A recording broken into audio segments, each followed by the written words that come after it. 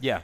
One of the two is going to win. 8 and 9. Yep. Yeah, I went to Roosevelt. I think you went to Arsenal Star. That one goes out for Wesley Ward. Roosevelt goes out for Brad Cox. There's just so much pedigree to suggest this horse is going to be ready to go here. It's a classy family through and through. You get Pratt, you get Cox, 7-2. That might be generous as well. I think you're probably looking a little bit shorter than that.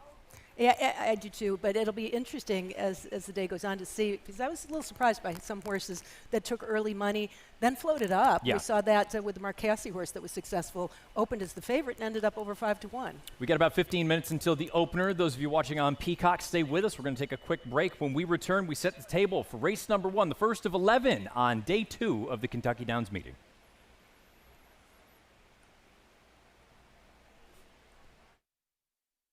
Breed and race in Kentucky. It's the ultimate home field advantage. Only 6.8% of U.S. racing takes place in Kentucky. But from their 5 racetracks, they account for nearly 20% of total purses and 17% of total wagering. And out of the 405 U.S. graded stakes, 93, a staggering 23%, take place in Kentucky. Breed them, raise them, race them. We all win. This is where it all begins. These are the recruits for next year. They're going to be part of our roster, part of our team. The pavilion, it was jam-packed. It has remained jam-packed. Phenomenal feeling in the pavilion, on the grounds, in the back ring. You have a chance to make 5, 10, 100x. Big sale with a lot of quantity, but they're going to sell over 4,000 horses here. We had quality racehorses today, I believe, that will go on and we'll be reading about in years to come. Keeneland sale. You got to be here. Jefferson's Ocean is aged at sea. On ships where unpredictable and unrelenting elements transform our bourbon. Darkened by pounding waves, kissed by ocean air, caramelized by equatorial heat. Bring it home and complete the voyage. Jefferson's Ocean, aged at the mercy of the sea.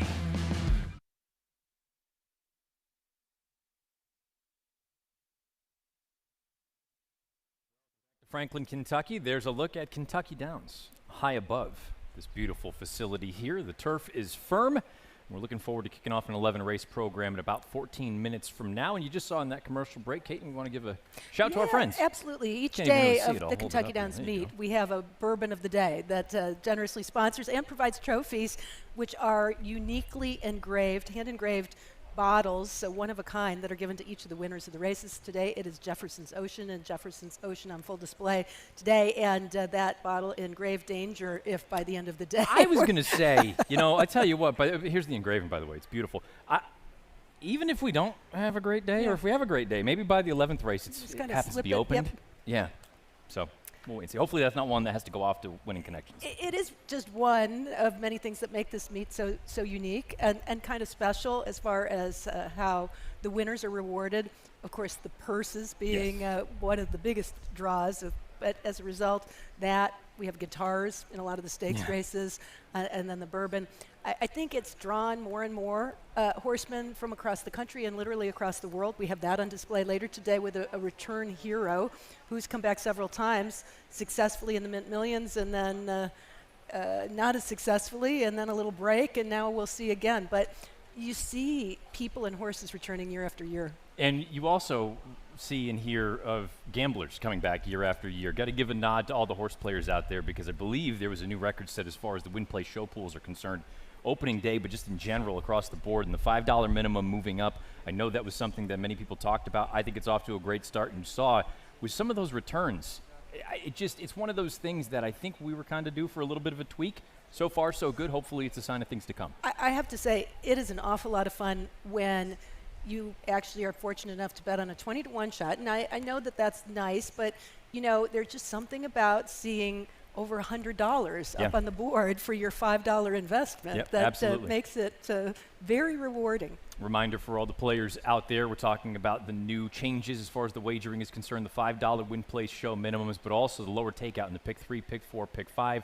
You have a new $3 late pick 3 as well to sink your teeth into. And we mentioned earlier there's a carryover in the $1 pick 6. We've got about 12 minutes until the opener. Let's send it down to the paddock where we join the rest of the crew here on site on this beautiful Sunday afternoon. Andy Biancone and Jess Stafford standing by.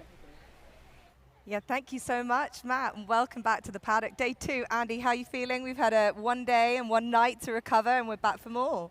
I'm fresh, I'm ready, I'm on the bridle. Let's get it done today, Jess. Made some good money yesterday, a lot of great wagering opportunities also, and to kick the day off, extra good wagering opportunities. Fillies who were purchased at sale for $65,000 or less, maiden special weight, an interesting field for sure. Yeah, Connection's looking to really make a good profit, especially with the small amounts that they paid at auction, which is, I think, is always a great trait where you find a bit of a bargain buy. And there's one horse that caught our eye because quite flashy and a good-looking sort, and that's the horse 4, who's got the big white socks, sock money. This is a horse for a team that knows how to hit the big time, the Kenny McPeak team. Brian Hernandez Jr. is on board. A daughter of Greatest Honor. What did you make of her first time up and what you see of her walking around?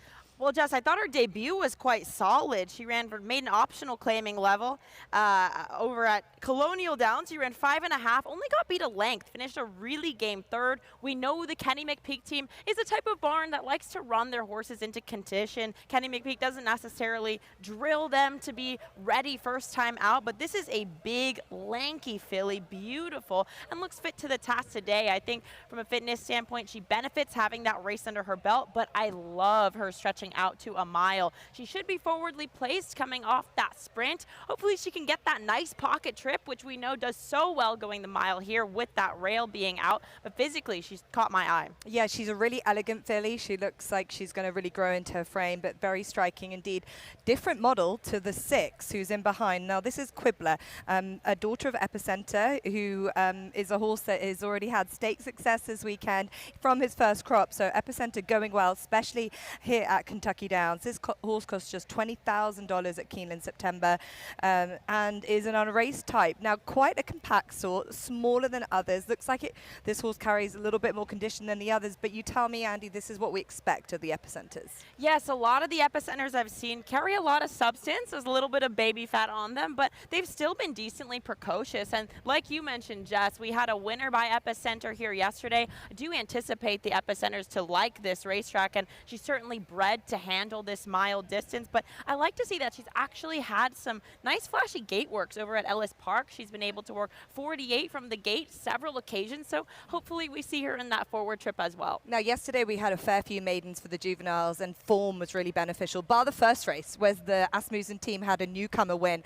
but in general, you wanted a horse that had a little bit behind them in terms of experience. Yes, absolutely, and like I said, always helps to sometimes pick a horse that's had the experience galloping on this track, and that's kind of why I gave a nod to the number 10, Lily Isabella, for Joe Sharp. Did no running first time out at Ellis Park, but I do think she was just maybe a bit lost in the sauce that day, maybe didn't appreciate the kickback she got on the dirt, but I like to see her get onto the grass today. She is by Olympiad, which is more dirt pedigree, I'd say, but she's out of an Australian bred mare, so I do think she could potentially like the switch to the grass. And as we know, Joe Sharp has a barn here. He's locked and loaded, and all his horses have had the experience galloping over the track. So the horses already making their way out. I think we both are keen on the 4 as they head out. Anything else to add to your picks? I'm going 4-10 here, Jess. Yeah, good way to start the second day here at Kentucky Downs as we head back to Matt and Caton. Ladies, thank you. You can see the horses making their way out into the track. Call the post is imminent for the opener.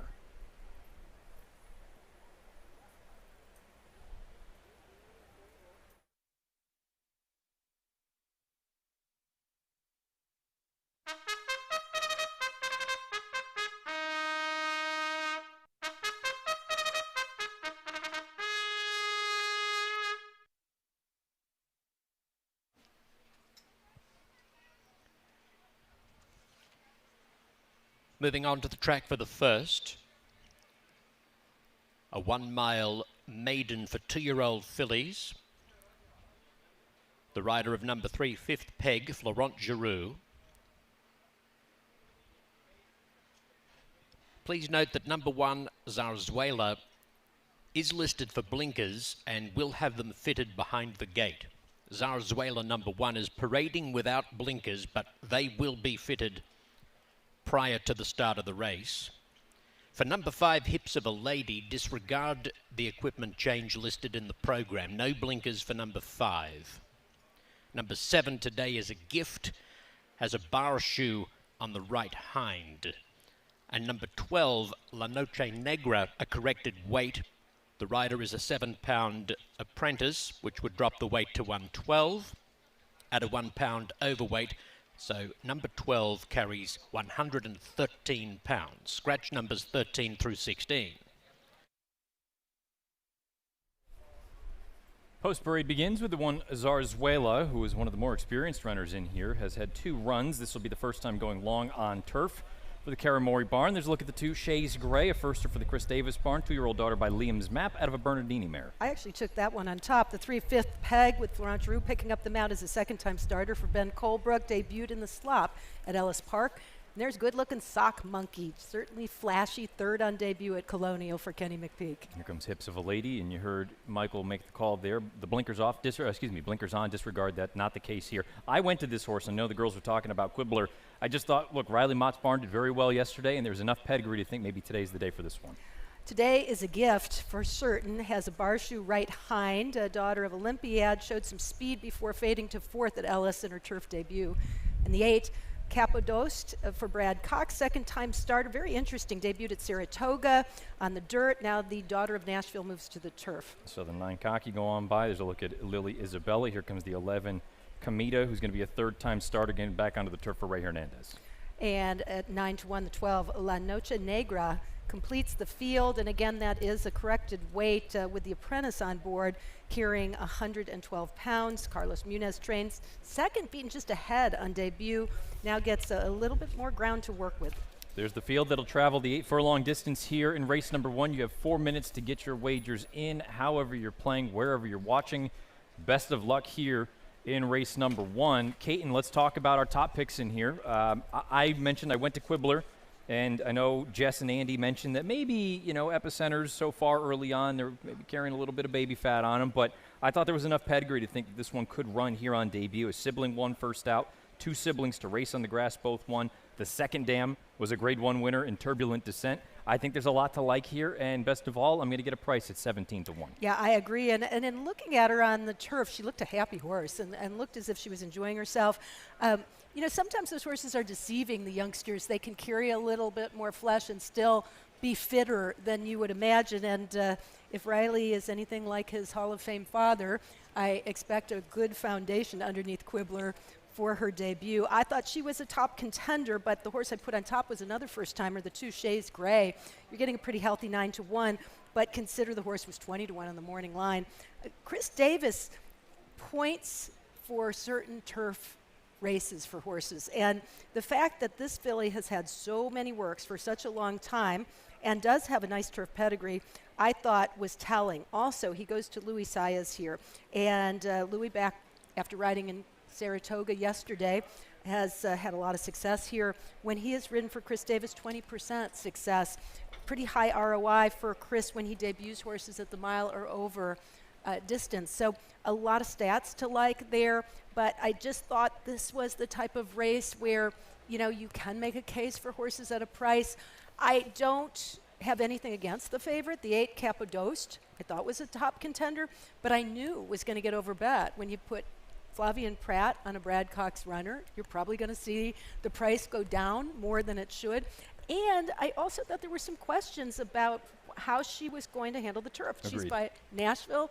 I don't know. It could go either way in my mind. So because of that, I'm less inclined to take the short price. Aside from the connections, there wasn't anything to me that screamed favoritism with the 8-horse. And at that point, especially here, with the options on offer, I just don't need to sink my teeth into a 2-1 shot that I don't really particularly love. No, so the plus side is it's Brad Cox with his maiden second-time starters, 32%. First time on the turf, though, goes down a bit to 18%, and that is for a high percentage trainer overall. And I also think that I don't know. Nashville, we're going to wait and see, right? And find out a little bit more perhaps after this runner, but that is the game with the new sires on the scene. how their offspring will take to it. This wasn't one that I was convinced was going to be better on the grass. Second choice right now is the 4 Sock Monkey coming out of the common race with La Noche Negra. I thought when you went back and watched the tape, while La Noche Negra ran very well, I still think if you want to take a horse out of there, I would take the 4, and it sounds like the girls in the paddock wanted to do the same. I don't think it was the cleanest of trips. I can't call it a troubled trip, but she never really had a true path to run in. She kind of bobbed and weaved throughout and still was making up ground at the end. I think added ground is really going to fit her quite well. 9-2, I still think you're buying a little bit short, but I expect her to run well. I agree, especially when you look at the price on the 12 La Noche Negra at 7-1. I mean, I do prefer Sock Monkey, but I also think that if you like Sock Monkey, then there wasn't that much that separated her from the 12. So I would want to be a little closer, I thought, to 5-1 or better before I dive in. But Sock Monkey did. I agree with our paddock patrol. I felt she was a little bit of a standout in appearances in the paddock. She's probably very flashy anyway with her markings, but she just looked fit and had that air about her. That was a nice run that would set her up, I thought, for improvement with the mile distance here. Caton and I taking some shots. Caton's going to go to the 2. I'm going to go to the 6. Michael Rona's going to take it from here. He'll wrap up the load and get to the call of the opener from Kentucky Downs. Thanks very much, Matt and Caton. A very good day to you. They're filling the gate for the opener. Shays Gray, Lily Isabella the next couple to load. Shays Gray a bit reluctant behind gate 2. One of 2 first-time starters in the field. Moves in now. Chamita is about to come forward. 5th Peg to be followed in by Sock Monkey. Capo Dost retaining favoritism, 2-1 the current quote. Sock Monkey a little hesitant behind gate 4. 1 mile the distance for these 2-year-old fillies. Sock Monkey edging forward now. Here comes Hips of a Lady. Quibbler will come up to gate 6. First time starter prepared by Riley Mott, who had How's Al Today successful yesterday. And the rider Jaime Torres and the sire Epicenter, combined with the win by Mid-American. La Noche Negra completes the line. Stand by for a start. Racing. Hips of a Lady drops out a clear last. Shays Gray, one of the first-time starters, very sharp, and goes to the lead clearly from 5th Peg, and on the inside Zarzuela. There's pace coming from Lily Isabella, and Today Is a Gift in the red colours. And they're followed at the top of the hill by Khaki, who's centre field outside of Quibbler. Sock Monkey is back towards the tail with Hips of a Lady. In the run down towards the 5/8 pole, Lily Isabella shares the lead with Today Is a Gift, followed by Chamita. Shays Gray on the inside after winning the break, eases back a little bit, sits just off the pace, and Capo Dost has the orange colours splitting horses, getting up to 3rd now, about 2 lengths off the pace, followed by 5th Peg as they approach the 3/8 pole. Next on the inside is Zarzuela getting shuffled back a touch.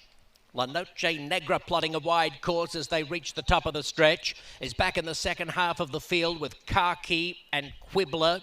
Sock Monkey. Zarzuela continues to lose ground, and Hips of a Lady is last as they swing for home in the Sunday opener. Today Is a Gift is the leader from Lily Isabella. They're nicely clear from 5th Peg and Today Is a Gift.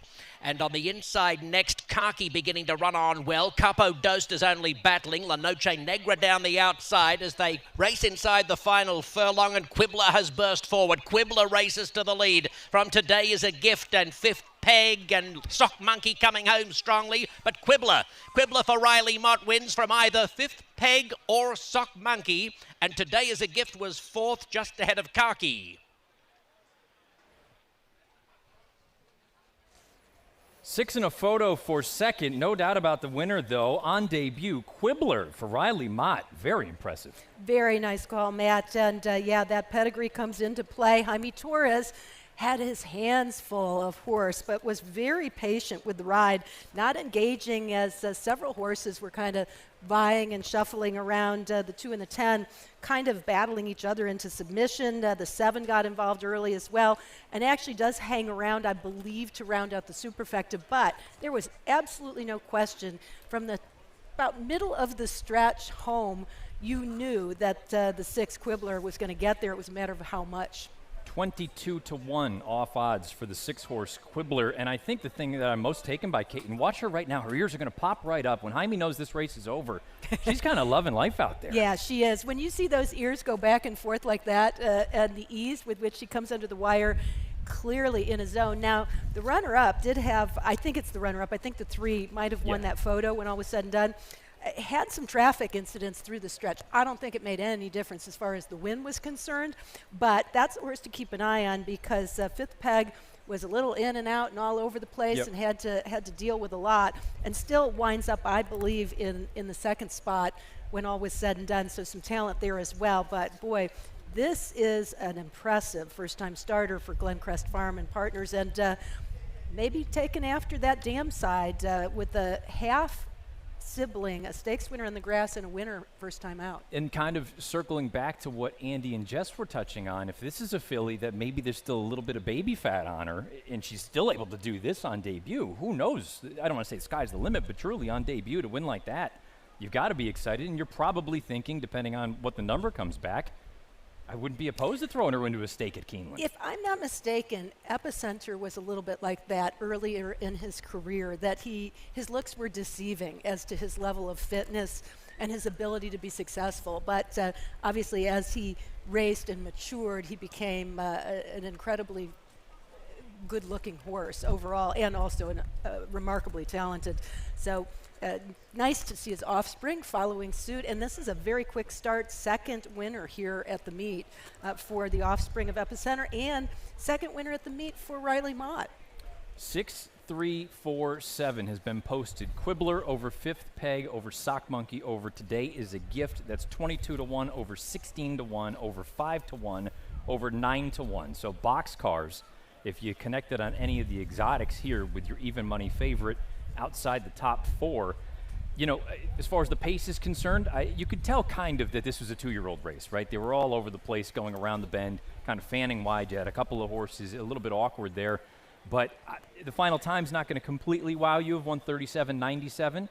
I'm sure the connections will take a look at her when she comes back and decide what to do going forward. But as far as the here and now is concerned, they've got to be pleased as punch. You know, it's always misleading, and I think a mistake to read too much into the fractions here at Kentucky Downs, because so much is due to horses in the early stages of the race getting over-eager. I saw with several horses heads up in the air, running in spots, and then backing off. If the riders don't feel the horses are paying attention, they're going to at least try to get them a good education in the process. It doesn't always result in a win, but at the same time, they take a lot out of it and move forward. But that was, I think, what was most impressive about Quibbler, just a much more professional effort than some of the others in here. We also always talk about pedigree, and it's obviously an important piece, but just because a stallion did one thing on the racetrack doesn't mean that their offspring are going to do that same sort of thing. And the same goes for the mares. I mean, I think back, I brought up the second dam being Turbulent Descent.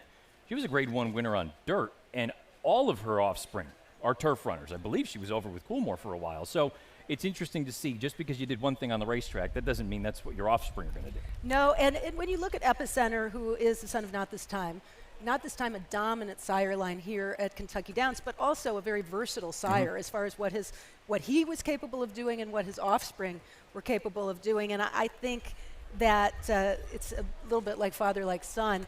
What Epicenter had was some brilliant speed as well, which obviously that type of influence is bearing out with his progeny. If I'm not mistaken, the biggest price that we've had so far in the first 2 days here of the 2026 meeting, $119 and a quarter. By you, Matt Bernier. So congrats to you. We'll take it. We're in the black.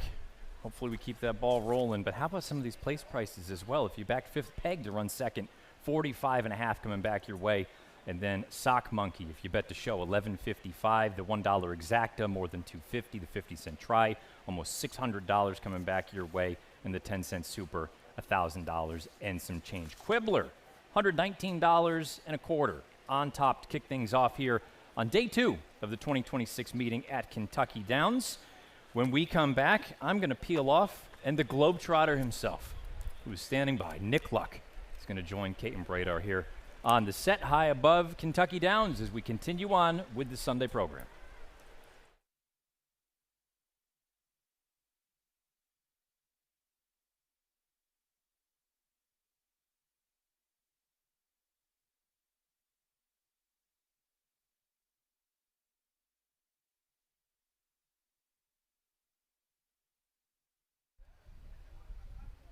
Racing. Hips of a Lady drops out a clear last. Shays Gray, one of the first-time starters, very sharp and goes to the lead clearly from Fifth Peg, and on the inside Zarzuela. There's pace coming from Lily Isabella, and Today Is a Gift in the red colours. And they're followed at the top of the hill by Khaki, who's centre field outside of Quibbler. Sock Monkey is back towards the tail with Hips of a Lady. In the run down towards the 5/8 pole, Lily Isabella shares the lead with Today Is a Gift, followed by Chamita. Shays Gray on the inside after winning the break, eases back a little bit, sits just off the pace, and Capo Dost has the orange colours splitting horses, getting up to third now, about 2 lengths off the pace, followed by Fifth Peg as they approach the 3/8 pole. Next on the inside is Zarzuela getting shuffled back a touch. La Noche Negra plotting a wide course as they reach the top of the stretch, is back in the second half of the field with Khaki and Quibbler. Sock Monkey. Zarzuela continues to lose ground, and Hips of a Lady is last as they swing for home in the Sunday opener. Today Is a Gift is the leader from Lily Isabella. They're nicely clear from Fifth Peg and Today Is a Gift. And on the inside next, Khaki beginning to run on well. Capo Dost is only battling. La Noche Negra down the outside as they race inside the final furlong, and Quibbler has burst forward. Quibbler races to the lead from Today Is a Gift and Fifth Peg, and Sock Monkey coming home strongly, but Quibbler for Riley Mott wins from either Fifth Peg or Sock Monkey, and Today Is a Gift was fourth just ahead of Khaki. Racing. Hips of a Lady drops out a clear last. Shays Gray, one of the first-time starters, very sharp, and goes to the lead clearly from Fifth Peg, and on the inside Zarzuela. There's pace coming from Lily Isabella, and Today Is a Gift in the red colours. And they're followed at the top of the hill by Khaki, who's centre field outside of Quibbler. Sock Monkey is back towards the tail with Hips of a Lady. In the run down towards the 5/8 pole, Lily Isabella shares the lead with Today Is a Gift, followed by Chamita. Shays Gray on the inside after winning the break, eases back a little bit, sits just off the pace, and Capo Dost has the orange colours splitting horses, getting up to third now, about 2 lengths off the pace, followed by Fifth Peg as they approach the 3/8 pole. Next on the inside is Zarzuela getting shuffled back a touch. La Noche Negra plotting a wide course as they reach the top of the stretch, is back in the second half of the field with Khaki and Quibbler. Sock Monkey. Zarzuela continues to lose ground, and Hips of a Lady is last as they swing for home in the Sunday opener. Today Is a Gift is the leader from Lily Isabella. They're nicely clear from Fifth Peg and Today Is a Gift.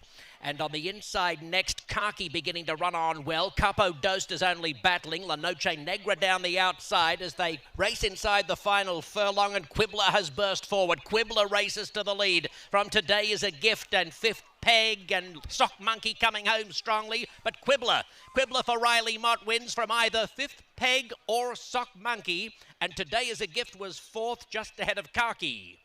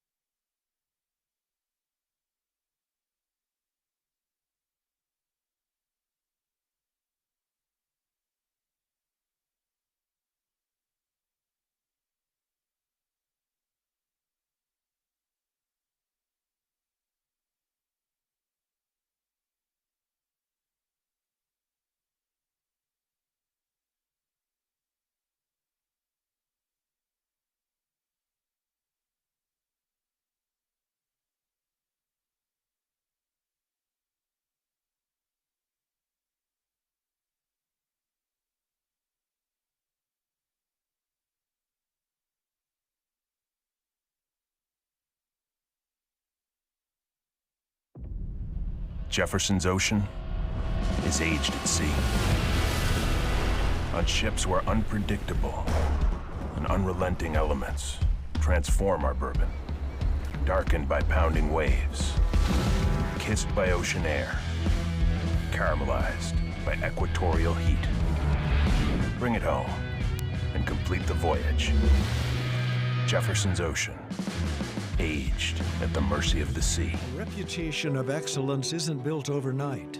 Day by day, year by year, decade after decade. For over 100 years, Claiborne's commitment to quality has led to unrivaled success.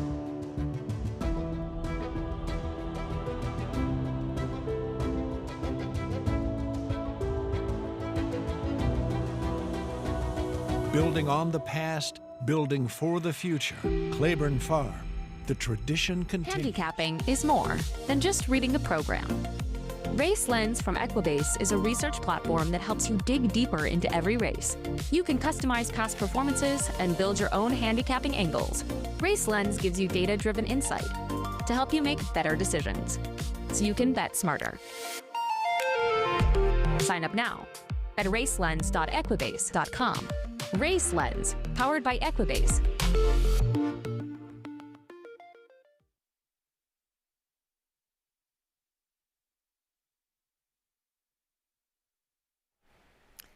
You won't want to miss that exit off the interstate as you're approaching or drawing away from the Tennessee line into Kentucky, as Kentucky Downs is right off the highway and right off the plane, off the work day yesterday for NBC, and now with us shortly before you head back to the airport, Nick Luck. Very happy to have you with us. We turned up the heat for you, just in your honor. Very happy to be here. It has been unseasonably warm in England all summer, only now just starting to get some rain. Fields everywhere are brown. So I have become somewhat acclimated, but it is broiling here on the state line, Kate, and I gather getting much warmer through the week as well. Well, you're kind of in the hot seat because Matt just left some big shoes to fill with the 22 to 1 shot winner. Did Matt pick that winner? Absolutely, right on top. I hadn't really gathered. My ears are still bleeding. I'm still looking for the winner, but we've come close, so you keep swinging. And the beauty of Kentucky Downs is it only takes one. Well, this is it. We saw some huge prize winners yesterday. I was downstairs talking to Ben Curtis's wife, Shauna, and she said, there with their little boy, he said, Daddy's been knocking at the door all day, can't quite get it to open, and then a huge prize winner of the last, so they were very happy. There you go. Well, we're going to give you a good test, 1.5 miles with the maiden 2-year-olds to get, or excuse me, 3-year-olds and up, fillies and mares to get warmed up I thought a race that had 2 horses that I kind of zeroed in on, and one in particular at 9 to 2 was my pick, Roiling. But what did you make of this race? Well, this is a combined group that are over 60, so even by normal maiden race standards, going long, it's a bit of a challenge. All sorts of form coming in from all parts of the country. There are some from high-profile stables that have had chances over 1.5 miles, and you think, well, they really ought to have done better than they've done. So even though my pick in this race is one of the more experienced ones, 0 for 8, Marcinkowski, the 4 here, I'm not sure she's fully exposed because it's only her 5th start for these connections. There's your pick, Roiling, in the saddling area, Clayton. So here's the thing with Roiling. Number one, she has been showing improvement. She's 0 for 7, but if you look to her last dirt race, which was in November of last year at Churchill Downs, and then the improvement this year with every start since. She moved to the synthetic and then most recently hit her best stride when she got on the turf. She doesn't seem to have a problem with distance, and in particular, Darren Miller's barn, very, very good. He trains at High Point Training Center, not far from Churchill Downs, and he just is very good at giving horses stamina, at figuring which horses are the types that are going to appreciate the marathon distances. So with that in mind, the fact she's a 5-year-old mare, so obviously has been something of a project, but perhaps worth waiting for, and that steady improvement makes me think that she does have some talent. She also, I don't think, has to be too far off this pace, which I don't expect to be fast, but I don't think that's a bad thing here. And she's a homebred as well. Good luck to her owner breeder, Tom Walters. There's Vicky Oliver, trainer of my selection here, the 4, Marcinkowski, daughter of Blame out of a Smart Strike mare. I think Vicky's done quite well with her. She's elicited a little bit of improvement each run. I think she's got to take another step forward again, but I think she'll get the 1.5 miles, and I think she's one of the only ones here likely to be able to adopt a prominent position from a relatively good post. And I can see her having quite a nice, relaxed, relatively unharried time of it on the front, and I do think she will stay.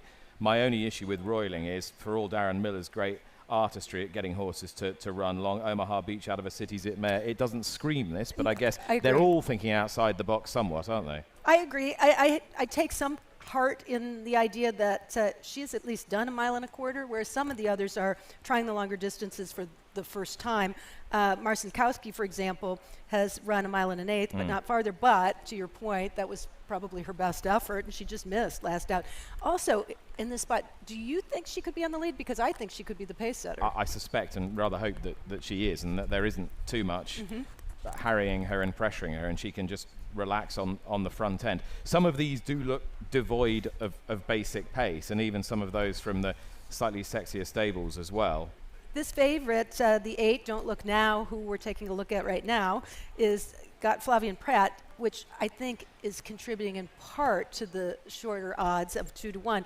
But that said, she also ran arguably the best race, particularly at a distance of ground. At Churchill Downs going 1.5 miles, she was third, and she was beaten 6 lengths, but she made up a ton of ground in there. Just hope that she doesn't drop 13 lengths off the pace as she did in that race. And there is Elida's Angel from Cherie DeVaux's barn. Wonderful day for Cherie again yesterday for All Golden Tempo. Ran a bold race in defeat. Englishman was just sensational at the Spa. This filly's never going to reach those heights, but Camelot out of a See the Stars mare, that's very much a 1.5 mile pedigree through and through. That is your archetypal, traditional, classic European pedigree. Indeed, and a half-sister to a really talented horse named El Cordobas. Elida's Angel making her first start since June. We go down to the paddock and get some more information from the ladies. Kaiten, thank you. Nick, thank you so much. Yes, nice group in front of us, Jess, and a wide open race. I feel like these fillies and mares are pretty evenly matched from a physical standpoint, so why not take a shot? Yeah, look, this is a very different race to our opener. Obviously, we've got horses that have had a fair few goes at this stage. Maiden for a bit of a reason, but some maybe trying to take the opportunity here at Kentucky Downs. Their connections might just think that this might bring a little bit more out of them. I just thought it was quite difficult to handicap, but also looking around, some maybe stand out a little more than others. A lot of nice, elegant looking fillies. Yes, and Jess already on a roll today, kicking the day off with a 22-1 shot paddock pick. Good job, Jess. Who caught your eye in here? Yeah, well, I did want to mention number 3, Elida's Angel, as mentioned by Nick and Kaiten. This is a European breeding by Camelot, the Derby winner out of Bold Lasser, See the Stars mare, who is also one of the most sensational horses that we've ever seen in Europe, and a middle distance pedigree out in out. And I just think, you know, the pedigree says this trip could be the making of her. But the barn question maybe the little bit of time off that she's had, but the physical appearance of her, she looks good, she looks in good shape, she's walking around with a lot of attitude, I feel, but as if there's a bit of confidence about her. She certainly does have confidence. And yes, as you mentioned, Cherie DeVaux, kind of a barn who likes to race her horses into condition versus having them super sharp right off the layoff. But with that being said, she's bred up and down to handle this 1.5 mile distance, and she does look well. You also like the number 2, right, Jess? Yeah, the 2 is a horse that's had a fair few goes on all different surfaces.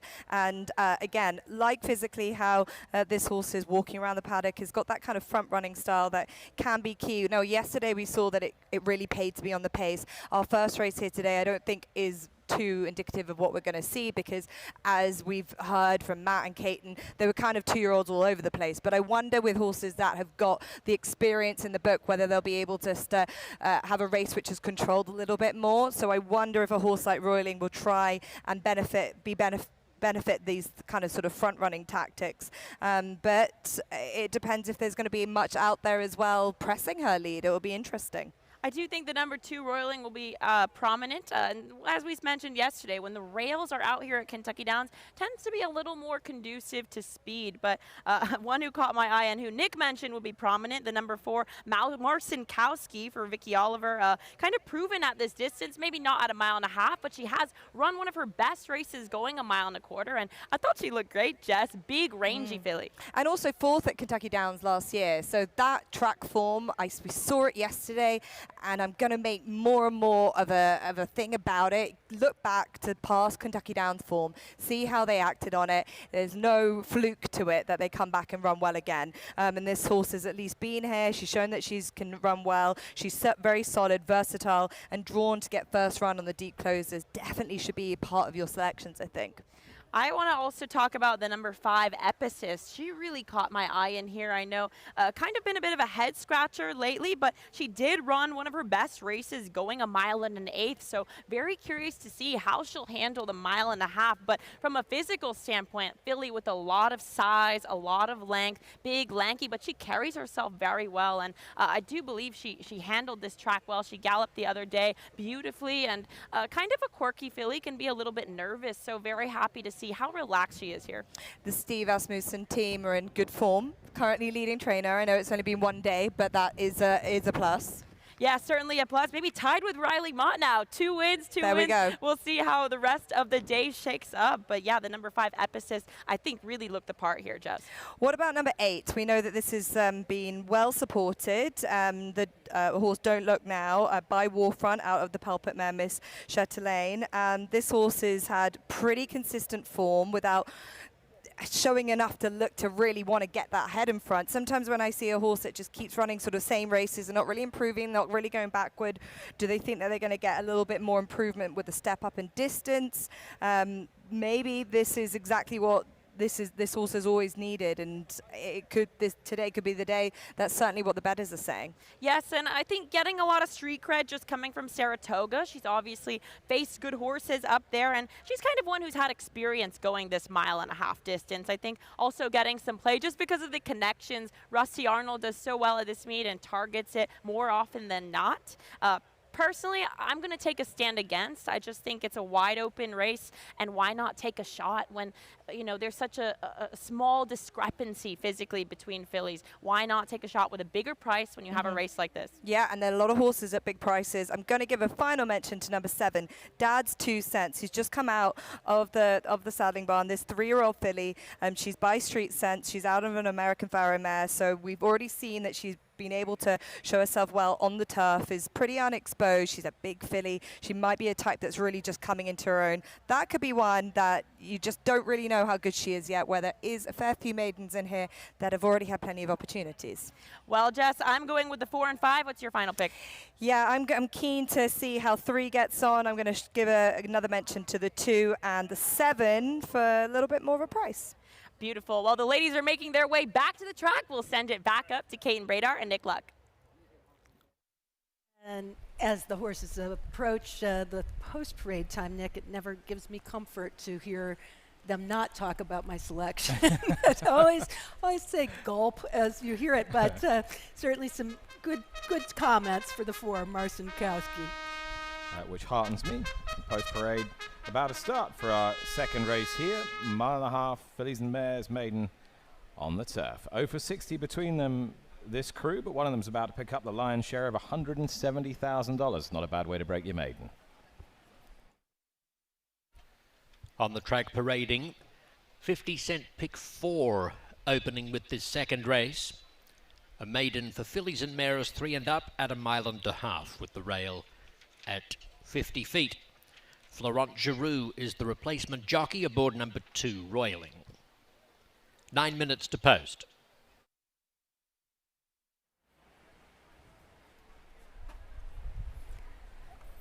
We'll start the post parade with Bougie on a Budget. Mia Nichols riding. This race kicking off that 50-cent pick 4. And we saw some huge payoffs on the pick 4, particularly the last pick 4 of the afternoon. Was definitely making for a great day for whoever had it. Bougie on a Budget, currently one of the longer shots on the board. With just 3 starts, she's done the least wrong and had the fewest opportunities to try the turf, but does look as if she will appreciate the 1.5 miles, a little bit more ground to work with and get herself going. Next up, the 2, Roiling, with Florent Giroux picking up the mount off a second-place finish. I like the improvement, the progression. I also think she's going to like the 1.5 miles. 3 is Elida's Angel from Cherie DeVaux's barn. Top stable, least exposed, least experienced, has run respectably both starts, needs another step forward. This second try at 1.5 miles. And here's Marcin Kowski trying 1.5 miles for the first time. It looks as though she's going to get it. Just her 5th start for Vicky Oliver, contender for the speed under Saez. The piss stick comes in for Jose Ortiz and Steve Asmussen, a horse that, as Andy described, has been a little bit of a head scratcher. Right now it's 6-1. Mrs. Chaffee's is also been well beaten last few, but tries a new distance at the 1.5 miles.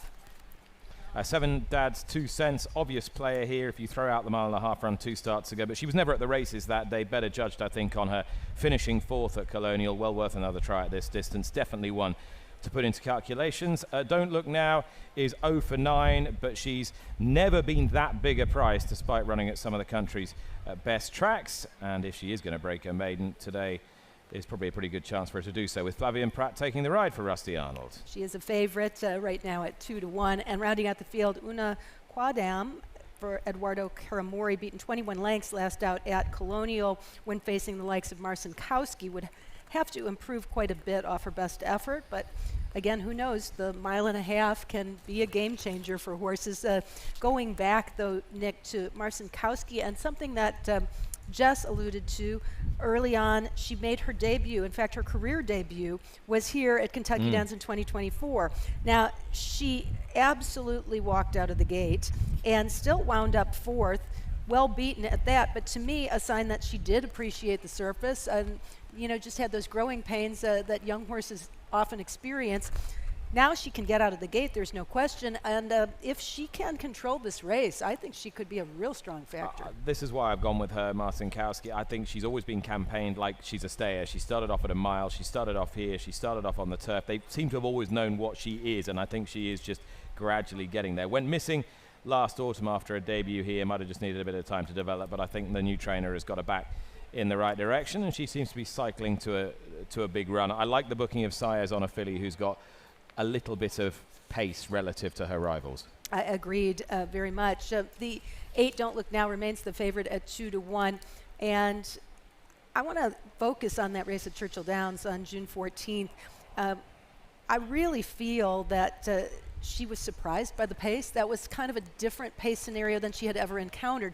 I don't think she has to be that far off the pace, but I just think it was a product of the very first time meeting that intense speed. When they went the half in 48, that is much faster than she had ever experienced. So it left her so much work to do that I think the finish position is a little misleading. And she had the inside, which is fine, but she didn't have the smarts or the speed to use the inside, so then that negates the effect of that, and really she was on the back foot thereafter. So she's probably quite well drawn given her run style, I would have thought here, because I can't see that she's going to be gunned out to try and make a go of things with Marcin Kowski and possibly Roiling early.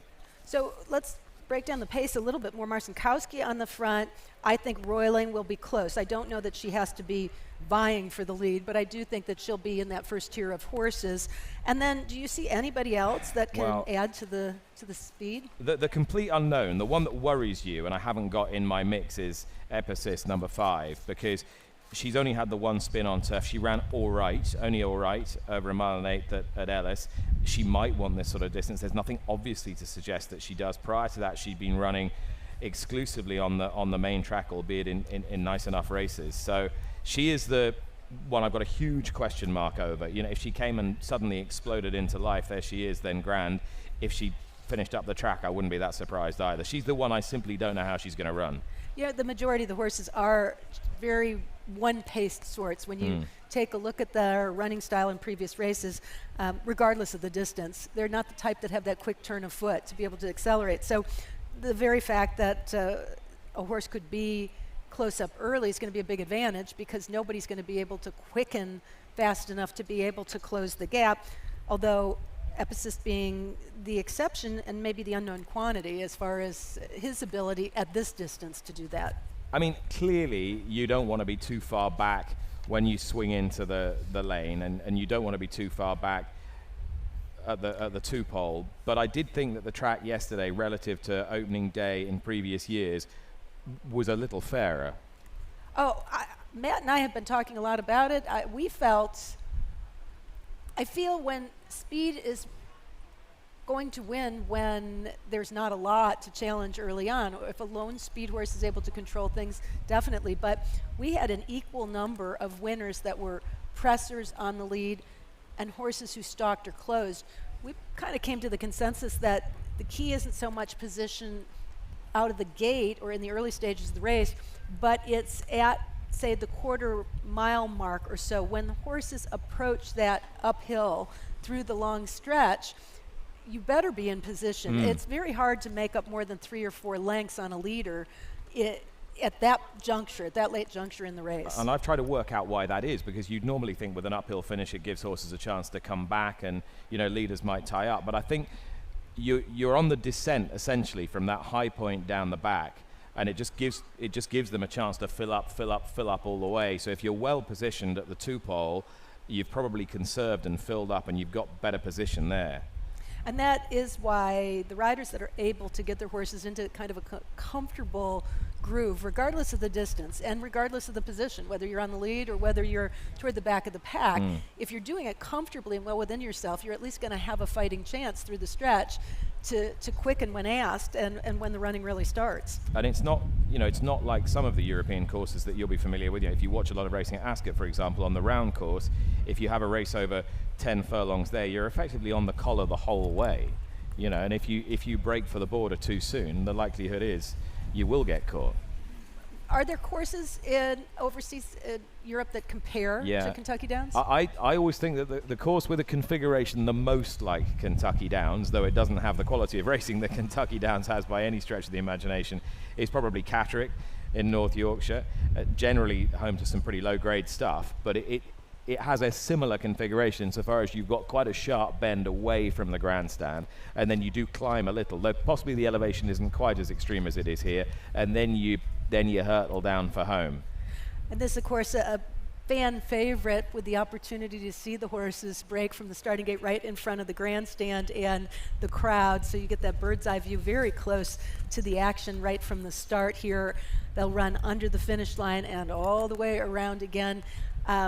I have to apologize to Joe Sharp because yesterday I said I saw him run twice, but he actually jogged 4 times yesterday morning around it, as did Edgar Morales. So you can kind of empathize, I'm sure they can, with the horses running in this mile-and-a-half race. They have approached the gate, so with that, we'll hand it off to Michael Rona. I am on the 2, and Nick is on the 4, and good luck to whoever you're on. 4 runners in line already. Marcin Kowski is about to come up with Mrs. Chofis.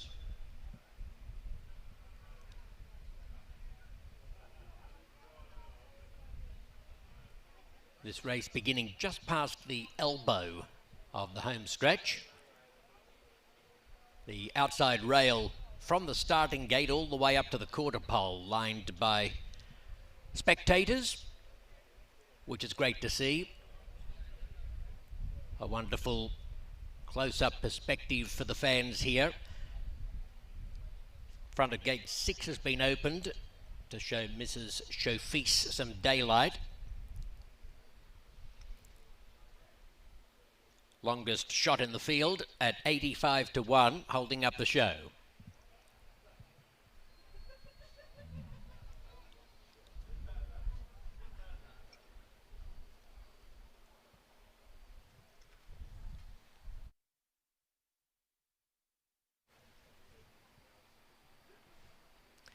Mrs. Chofis still digging in the heels, having a bit of a lash out with the hind legs, in fact.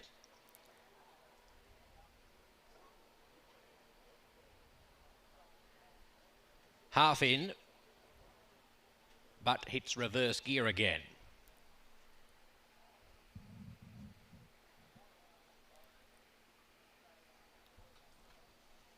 Looks like they might have her in there now. The loading process continues with Dad's 2 Cents and Marcin Kowski.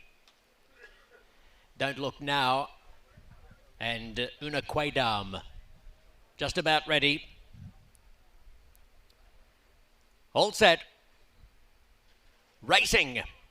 Mrs. Chofis, who didn't want to go into the gate, was not particularly efficient evacuating the premises, drops back a clear last early. Roiling and Marcin Kowski sharing the early honours from Dad's 2 Cents on the outside of Bougie on a Budget.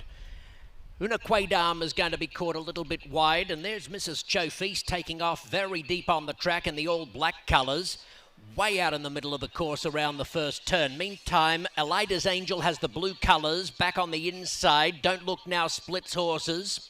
And towards the tail is Epicist. It's taken them a little while to sort themselves out. Marcin Kowski with 1 mile and a 16th to go is the leader by 3/4 of a length. Mrs. Chofis has gone all the way up to second. Roiling third on the leader's back. Dad's 2 Cents fourth.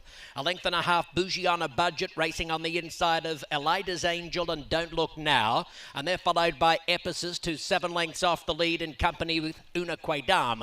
They cast the 7/8 pole astern, and Marcin Kowski shows the way from Roiling and Dad's 2 Cents and Mrs. Chofis.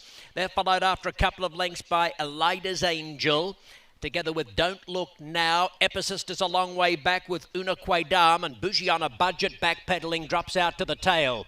5/8 of a mile left to go, and Marcin Kowski, the leader for Luis Saez, at an even bat by 1.5 lengths to Dad's 2 Cents, followed by Roiling. Don't Look Now making up a little ground to fourth in front of Elida's Angel. Epicist with a couple of lengths. Mrs. Chofis hoisting the white flag. Una Quaidam goes past her along the fence as they draw to the 3/8 pole, and Bougie on a Budget is toiling about 6 lengths away last. Marcin Kowski still with the front running roll. 1 length to Dad's 2 Cents with 5/16 of a mile to go. Giroux hugs the fence aboard Roiling, and here's Pratt moving up out wider on Don't Look Now in the light pink silks. Epicist being pulled to the extreme outside by Jose Ortiz. Marcin Kowski 3/16 to go, still with the neck in front, about to be challenged by Epicist. Epicist moves up smartly mid-stretch to join Marcin Kowski clear of Don't Look Now, and then comes Elida's Angel. It's Epicist on the outside, battling with Marcin Kowski, who's proving a tough nut to crack. Marcin Kowski on the inside, repelling the challenge of Epicist, and Marcin Kowski leads most of the way to beat Epicist 3/4 of a length. 6 clear of Don't Look Now and Elida's Angel.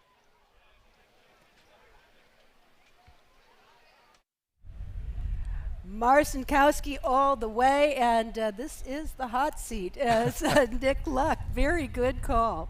Well, a fine waiting right in front from Luis Saez. I was concerned early that she was doing a shade too much, but I think he did manage to fill her up down the hill, managed to get position on the rail, and she battled back. Epicist was the unknown quantity, the joker in the pack potentially, and she has improved significantly for something different today, and I was worried when she loomed up, but Marcin Kowski does stay very well. And if they could just get her to rate that little bit better, I think they'll have some more fun with her. But frankly, Caton, they've won a fortune today.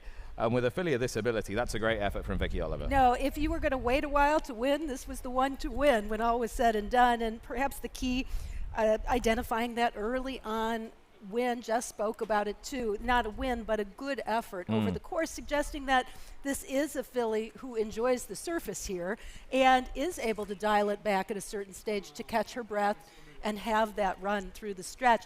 I'd also argue that maybe she's the only stayer for the 1.5 miles in this field. Quite possibly, and very determinedly ridden by Luis Saez. He knew exactly what he wanted to do. He identified the fact that she was happy on the lead, even if she sort of didn't naturally break with a great deal of alacrity. He knew what he had to do. Of course, when you do drive them from the gate like that, you risk that they're going to over-race and do a little bit too much, but he just does have that knack of being able to get them to breathe and relax through the mid part of the race, and that's got her home, and she's had enough to defeat Epicist.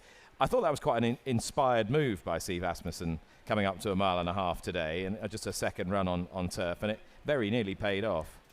Actually, very, very well. I think she just got just a little late in the final strides, 4, 5, 8, 3. And to be fair, Elida's Angel coming off that long layoff maybe a horse that appreciates the 1.5 miles when all is said and done, and maybe just a big ask off the layoff against horses who had more recent form. But 4, 5, 8, 3, the unofficial order in a time of 2:28.30. Marcinkowski at 6-1, Epicist at 7-1. Another very healthy exacta that we're looking at with the 8. Don't Look Now, the 8-5 favorite when all was said and done, and Alita's Angel at 3-1, completing the superfecta. Marcinkowski, though, with experience, 8 starts lifetime for Vicky Oliver, and Luis Saez, who was riding in New York yesterday, gets the first win of the meet. And he will be trying to execute, I would imagine, exact tactics on Glacius when he rides him in the Nashville Derby next week. A horse who absolutely fits in that race off the back of that win in Saratoga, and we saw what he did there. He drove him forward, and you thought surely the horse is doing too much, and he just kept pouring it on. He'll be tough. I think he's drawn the 3 post next weekend. I believe so. Yeah, that looks a really good slot for him. Daughter of Blame, out of the Smart Strike mare Vertura, was bred by Theta Holdings Incorporated and is owned by Elements Racing in partnership with Stanley Marcinkowski, hence the name. So a lot of celebrating there, I'm sure, from that winning camp. Luis Saez aboard the 6-1 winner, and good on you. We've seen a mixed bag so far through 2 races, certainly as far as distances are concerned, but also styles, with a 2-year-old coming from the back of the pack, and now a gate-to-wire winner at 1.5 miles. Yeah, well rated, stays well. I think you put your finger on it. She does appear to have some enthusiasm for the game. Yep, the game and the course. She was happy when she broke out of the gate. There was concern that it would be a tad fast, but she was doing it so easily. And then the fact that Louis was able to get her to kind of settle into that comfortable groove and sort of slow things down in the mid part of the race definitely makes the difference, as she is right there in the perfect spot all by herself when they turned for home, and able to survive that late kick from Epicist, late try as well, not bad. And again, the hit of string of horses for Steve Asmussen, who are running strong races, continues this meet. He is obviously loaded. I thought Flavien Prat had Don't Look Now in a perfectly good position, and she threatened briefly turning for home, but she didn't offer him a right lot, I didn't think. So Matt had a winner and left. Are you going to do the same, or are you going to stick around for this race? Well, I should race? just have the winner and leave, but I'm sticking around for a couple of races. Good going, because the next one, which I believe Matt is going to step in for, is a first-level allowance race coming up at 1 mile on the turf. And for what it's worth, that is one of my $5 plays in the next race, the 3 White Tigers. So I'm eager to see what the odds look like. Jaime Torres will be looking for his second win of the day. Brad Cox, blinkers off, and a horse who's had just 1 prior try on the turf, but showed a lot of promise on the dirt, but I think could be even better on the grass. Okay, so 3 White Tiger for you, hopefully at a big price for the hero of yesterday up at the Spa, Brad Cox. Yeah, they hope to take the momentum of the Travers over to here. Marcinkowski, $38.65 for the win, $17.20 to place, $10.40 for the show bettors. That's a nice double your money on that $5 show wager. Epicist, $17.60 to place. Don't Look Now, $5.95. And as far as the exacta goes, $52.25 for $1. That double, courtesy of Matt and Nick, $127.56 for $1. That will do quite nicely. We have a short break. Take a look at the replay, and Matt will be back to join Nick and the rest of the team to take a look at that second race with maiden fillies. First level allowance runners going 1 mile. Another new distance coming up in race 3 to kick off another pick 3.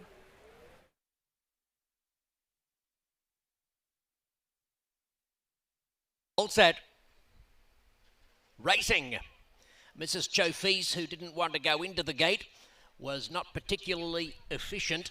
Evacuating the premises, drops back a clear last early. Roiling and Marcinkowski sharing the early honours from Dad's 2 cents on the outside of Bougie on a Budget. Una Quaidam is going to be caught a little bit wide, and there's Mrs. Chofis taking off very deep on the track in the all black colours. way out in the middle of the course around the first turn. Meantime, Elida's Angel has the blue colours back on the inside. Don't Look Now splits horses. And towards the tail is Epicist. It's taken them a little while to sort themselves out. Marcinkowski with 1 mile and a 16th to go is the leader by 3/4 of a length. Mrs. Chofis has gone all the way up to second. Roiling third on the leader's back. Dad's 2 cents fourth. 1.5 lengths Bougie on a Budget racing on the inside of Elida's Angel and Don't Look Now. And they're followed by Epicist, who's 7 lengths off the lead in company with Una Quaidam. They cast the 7/8 pole astern, and Marcinkowski shows the way from Roiling and Dad's 2 cents and Mrs. Chofis. They're followed after a couple of lengths by Elida's Angel, together with Don't Look Now. Epicist is a long way back with Una Quaidam, and Bougie on a Budget backpedaling drops out to the tail. 5/8 of a mile left to go, and Marcinkowski, the leader for Luis Saez, at an even bat by 1.5 lengths to Dad's 2 cents, followed by Roiling. Don't Look Now making up a little ground to fourth in front of Elida's Angel. Epicist with a couple of lengths. Mrs. Chofis hoisting the white flag. Una Quaidam goes past her along the fence as they draw to the 3/8 pole, and Bougie on a Budget is toiling about 6 lengths away last. Marcinkowski still with the front running roll. 1 length to Dad's 2 cents with 5/16 of a mile to go. Giroux hugs the fence aboard Roiling, and here's Pratt moving up out wider on Don't Look Now in the light pink silks. Epicist being pulled to the extreme outside by Jose Ortiz. Marcinkowski 3/16 to go, still with the neck in front, about to be challenged by Epicist. Epicist moves up smartly mid-stretch to join Marcinkowski, clear of Don't Look Now, and then comes Elida's Angel. It's Epicist on the outside, battling with Marcinkowski, who's proving a tough nut to crack. Marcinkowski on the inside, repelling the challenge of Epicist, and Marcinkowski leads most of the way to beat Epicist 3/4 of a length. 6 clear of Don't Look Now and Elida's Angel.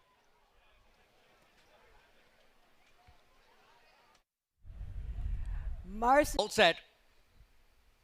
Racing.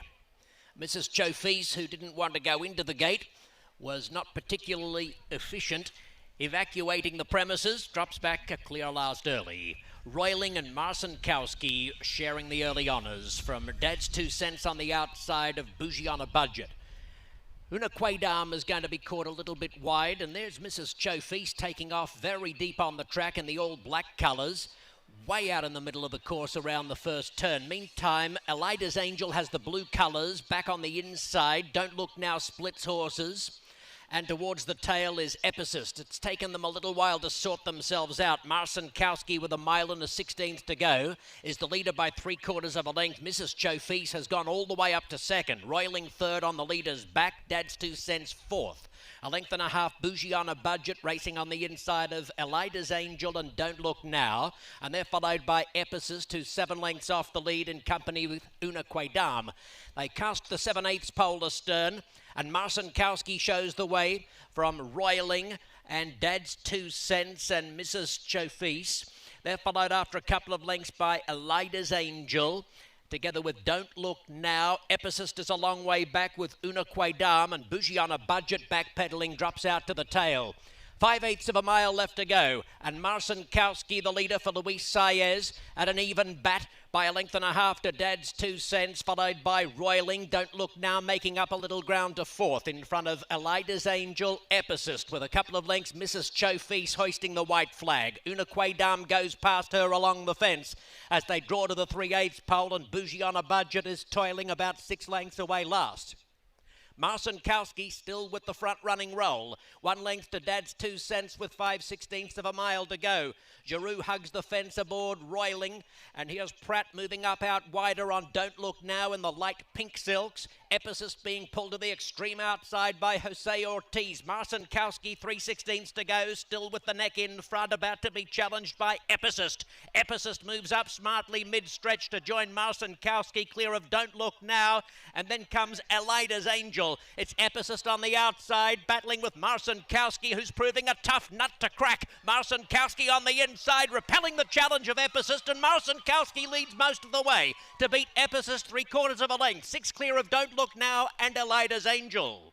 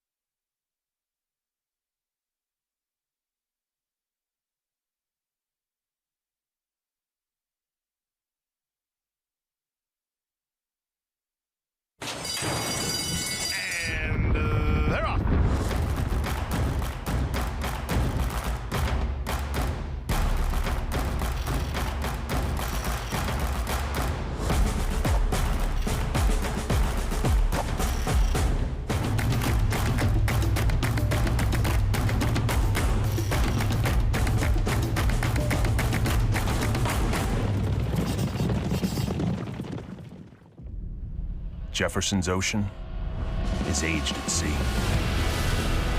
On ships where unpredictable and unrelenting elements transform our bourbon. Darkened by pounding waves. Kissed by ocean air. Caramelized by equatorial heat.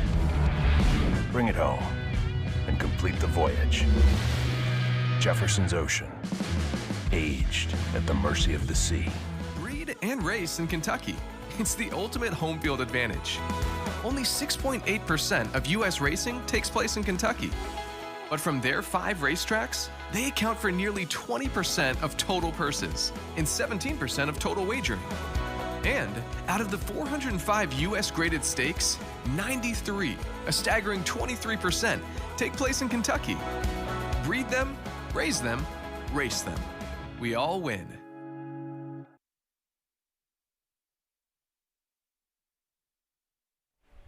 "15 minutes until the third race of the afternoon here, day 2 of the 2026 meeting at Kentucky Downs. As you get a good look at the overhead shot, we get ready to go the mile distance again here in race number 3. N1X runners. Caton's going to get a little bit of a breather here. I'm next to Nick Pluck. Brave folks here to cut you and I loose with a live mic at a desk together. Yeah, and for the next couple of races as well. So fasten your seatbelts. Hopefully we don't get in too much trouble here. There's a look at the field coming up here for race number 3 with the morning line to the right side. You can see the live odds on the left side of the screen. The 10, Golden Channel, 3-1 on the line, 3-1 odds currently in here as the betting favorite. First time as a gelding going out for the George Weaver barn. Last time at Saratoga, Nick thought it was good effort, forwardly placed, and we think that's kind of where you'd want to be, at least as far as the position is concerned when you hit the top of the lane. First time as a gelding and a gelding here and after, Matthew. That's one angle for this horse, the 10 Golden Channel. The other angle, and the angle I quite like here, is although I don't think really he's returned the victories that his ability warrants, he's a horse who'll appreciate cutting back from mile and 1/8 to mile. I think he gets the mile and 1/8 fine, but I think he'll be really comfortable at a mile here, and I think it will give Jose Ortiz the confidence, not that he needs it, to ride him pretty boldly. Worth noting, the only victory to date for this horse is in gate-to-wire fashion. You would expect him to be forwardly placed in a spot like this. Caton had mentioned before she took off, White Tiger was her first $5 win bet of the day. I've also gone to the 3 White Tiger, and that's where the pace scenario for me gets a little bit interesting because I would like to see Jaime Torres be aggressive with this horse and make Jose Ortiz with the 10 make a decision early on. I'd like him not to be quite so aggressive. But I see what you mean, and of course that raises the possibility that they could get engaged a little sooner than ideal. Yeah, and the blinkers coming off I think is an interesting move here for Brad Cox because you take a look at the overall pedigree for this horse. The second dam was pretty okay on the grass. The Constitution part on top I love. I think Constitution's one of the best, and it's hard to say he's underrated the amount of winners that he has, but he's just an exceptional turf stallion. That first try going long on the turf, the pace more or less came apart, and he was still kind of boxing on at the end. I don't much care about the dirt form, but it is worth noting he's finished behind Englishman and Golden Tempo in 2 of his 4 lifetime starts. I think he has one way to go. He's got to be forward, and hopefully he can just switch off a little bit with the equipment change. And hopefully the gelding operation and the cutback in trip will do the job for this horse, Golden Channel, who looks super relaxed. I would imagine, again, he's going to work out a good trip. It's just a matter of how aggressive does Jose Ortiz want to be. Do you take the race to the 3, or do you take advantage of that position, play the break? If the 3's intent, you flank him and hopefully get first run on any of the deep closers. You can see we've got some similar numbers going through the rest of our picks as well. My slight worry is that he's got pace to his outside, if that's the way they choose to ride high ceiling, and I suspect it will be. It slightly bothers me that he might just get a little bit roughed up to his outside. Which I think is entirely possible. This is a horse moving over to the turf for the first time in a long time, that being the 11 High Ceiling, who's 18-1 right now for Joe Sharp's barn. But his best races, even on the dirt, were when he was prominent, forwardly placed.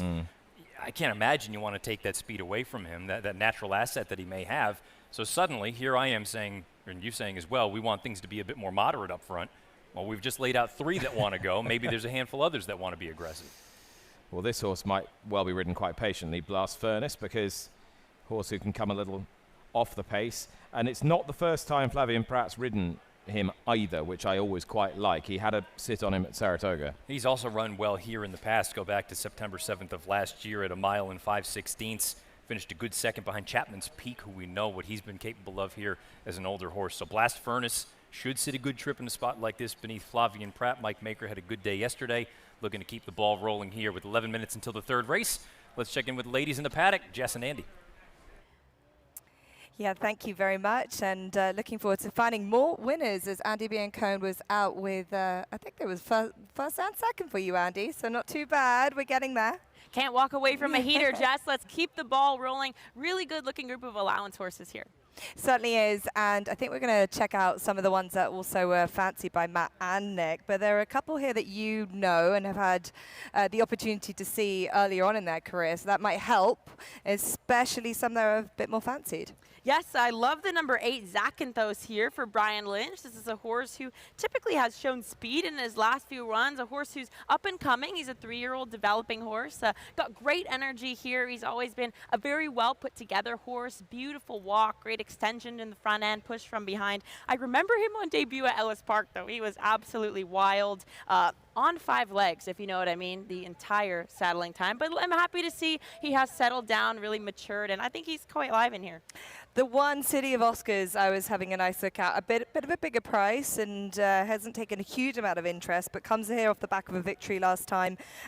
If you go back a couple of years, this horse actually had a really good second here at Kentucky Downs. So it has been a little bit a while now, and you have to really drug through the form. But there is some good confidence behind the return to this track. And I did think City of Oscars looked well, quite a big type, really more of a physical that you might not think would really adapt to this track, but at least we've seen that he can show it here. So I didn't think that City of Oscars should be forgotten in here. The 3 White Tiger, I know he's been mentioned up by the guys from Caton, I think, is keen on White Tiger. Now this horse has just been shaking the head a little bit, just looks a little bit either borderline aggressive or up for it or just a little bit uncomfortable. I don't know if it's one or the other. He's just been showing himself off a little bit, but it might be something that the connections are used to anyway. But the 3 White Tiger, if anything, is a horse that has got the attributes you'd think after that good and at least promising first run on turf last time. Another one who caught my eye in here, Jess, was the number 7 Long Branch Lou for Nolan Ramsey. If you don't know Nolan Ramsey, he is a super sharp horseman. He actually was an assistant to Mike Maker for a long, long time, so he's very capable at these kind of races, these long-distance turf races, 2-turn mile turf races. But Long Branch Lou, just the model of consistency. I feel like he always hits the board. He's a very game contender, and just looking at his disposition in the paddock, he just seems like a very honest guy, like a very kind eye, intelligent head. And I love his attitude walking around here, but he looks a picture of health for Nolan and the team, and I absolutely think he'll fire here. Yeah, I think this is a really good betting race. I think it's a race you've got to get involved in. There's plenty going for a lot of them. It's pretty tight. There's quite a good, healthy figures for some of them in terms from a betting perspective. What's going to take your pick, Andy, as they head out onto the track? Final picks, Jess. I'm going with the 8 Zakynthos and the number 7 Long Branch Lou. Okay, for me, City of Oscars to run well here again, and the 3 White Tiger. I feel like Tiger is a good name for this horse. He looks up for it. He looks pretty aggressive. Yes, he's certainly on his toes. The horses are making their way onto the track. We'll send it back up to Matt and Nick. Andy, Jess, thank you. We've got prices all over the place here. Yeah.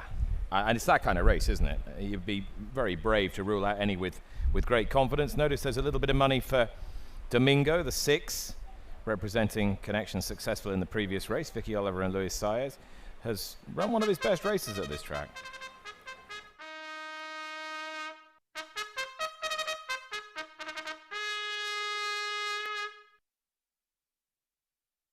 As the field moves on to the track for race 3, please take note of a jockey change in the final race, the 11th. Number 9, Arsenal Star, to be ridden by Tyler Gaffalione. Jockey change in the 11th race, number 9, Arsenal Star, Tyler Gaffalione. In this upcoming 3rd race, the rider of number 2, Love in Lights, is Mario Gutierrez.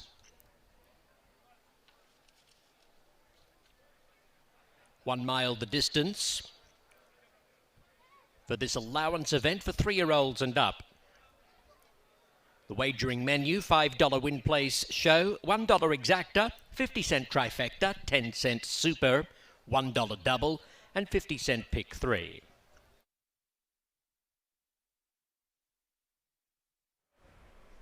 Post parade begins with the One City of Oscars from Mark Cassie's barn. This is a horse that won in gate-to-wire fashion at Colonial on August the 2nd in a race that really favored closers, so maybe ran a little bit better than meets the eye. One of the few horses in here with multiple wins to date. The two Love and Lights, you heard Michael make mention. Mario Gutierrez to do the riding here for the Anthony Stephen barn, second start of the form cycle. All right, 3 is White Tiger, selection of Matt here.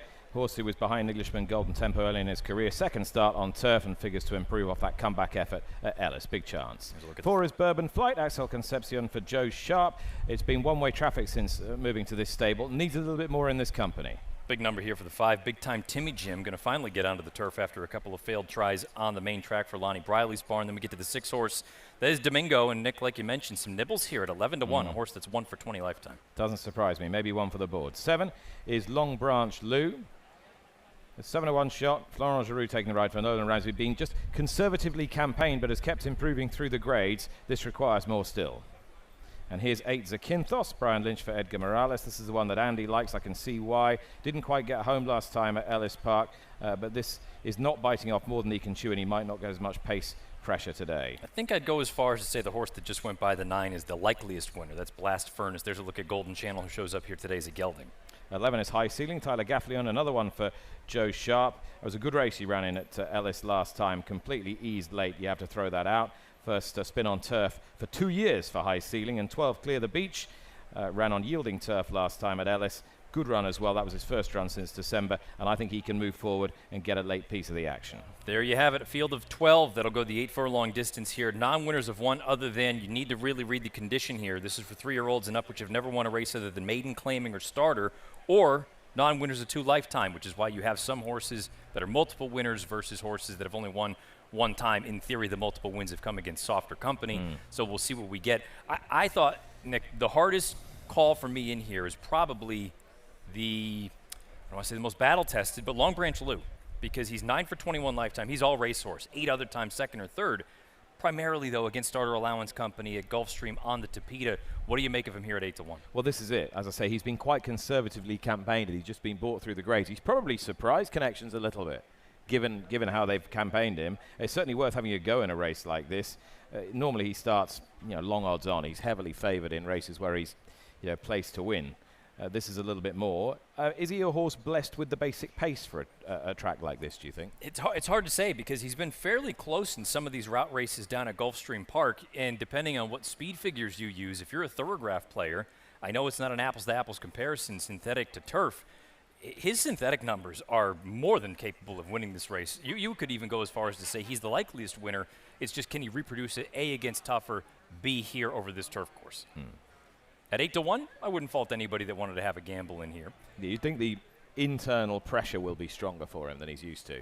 Very much so, especially the way those Tapeta races are run down in South Florida versus what you're going to see first coming sort of slightly on the uphill as they come out of the gate and then all the way down around the bend. They're certainly going to pick things up, I would think, in that interior fraction. There's a look at the 5 at 40-1, a big price. Big Time Timmy Jim, jury's out what he wants to do. They have tried to get him onto the turf the last 2 starts, didn't work out, but he was an open length winner last time, breaking his maiden for $50,000. Take a look at some of the prices in here. We know you like the 10 in here. Is there anybody at a number that kind of intrigues you?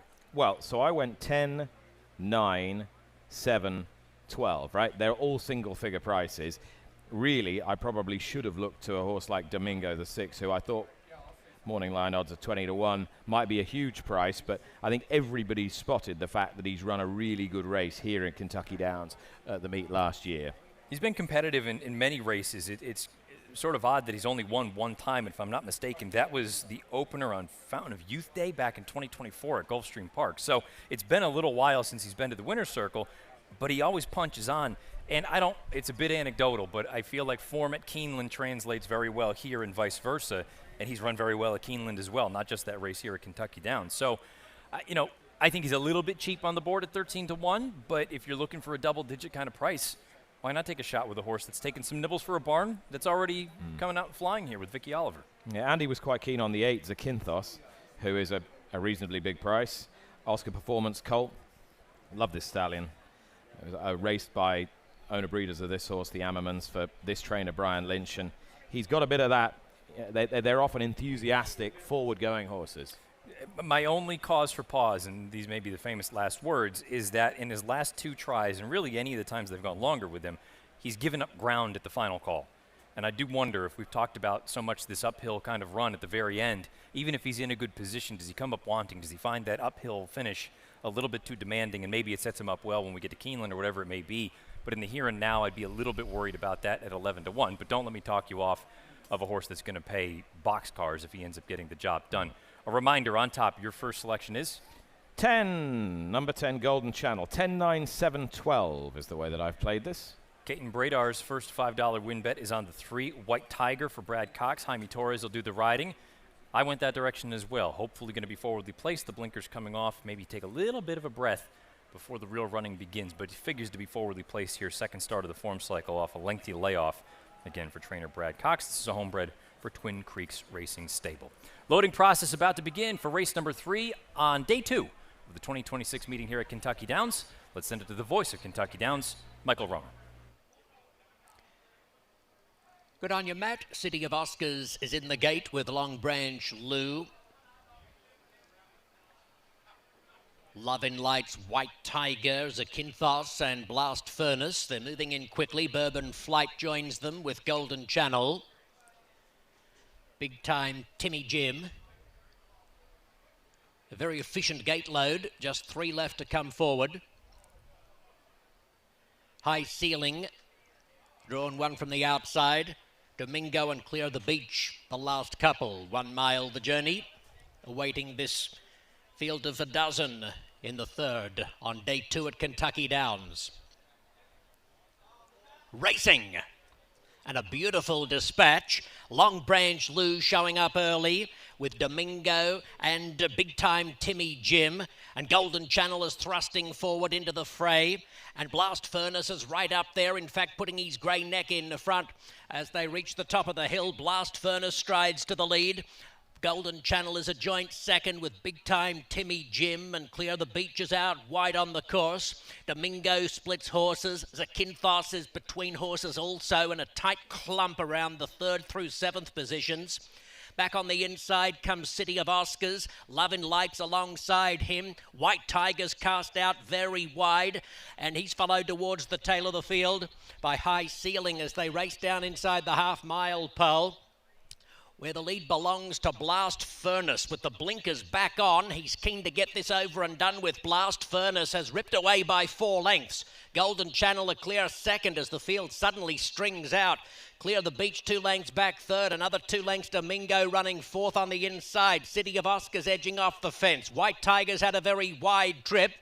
And in behind those horses comes High Ceiling in upper stretch, 3/16 to go. Big Time Timmy Jim has dropped a long way back. Bourbon Flight to the extreme outside's a mile from them, and Blast Furnace keeps striding boldly through the lane.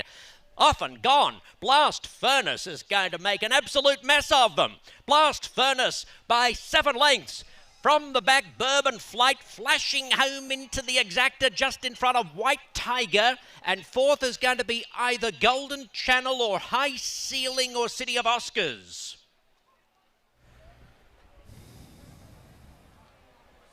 Well, you want to talk about a brave ride and a brave effort from a racehorse. Blast Furnace blasts out of the box, goes right to the top and doesn't stop. Stops the clock, as a matter of fact, in 35:36 for the mile. Yeah, back with Michael Maker, former trainer, put the blinkers on, put Flavien Prat on, and said, get on with it.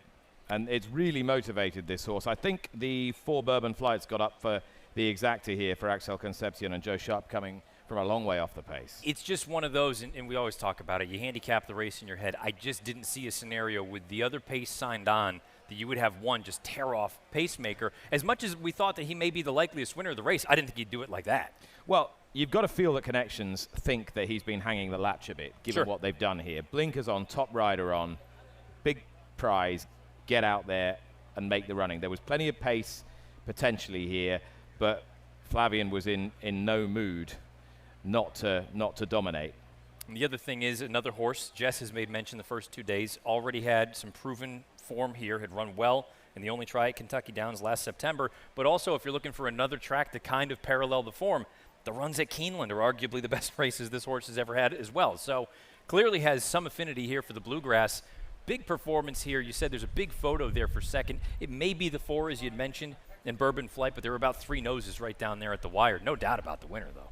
Yeah, and arguably the most credentialed runner in the field, Golden Channel, sat in second, sat respectfully off him. Jose didn't want to get into a duel with Flavien, and even he's had to give best for second. It's a barnstorming performance from this horse. He's taken a massive step forward in the headgear. If you want to talk about trying to bottom a field out, that is the definition of bottoming a field out, because your fractions, even though you did go down the dip, those are some of the fastest internal splits that we've seen over the mile distance so far. They stopped the clock in 46 flat, 46.01 for the half mile, 9 and 2 for 3/4.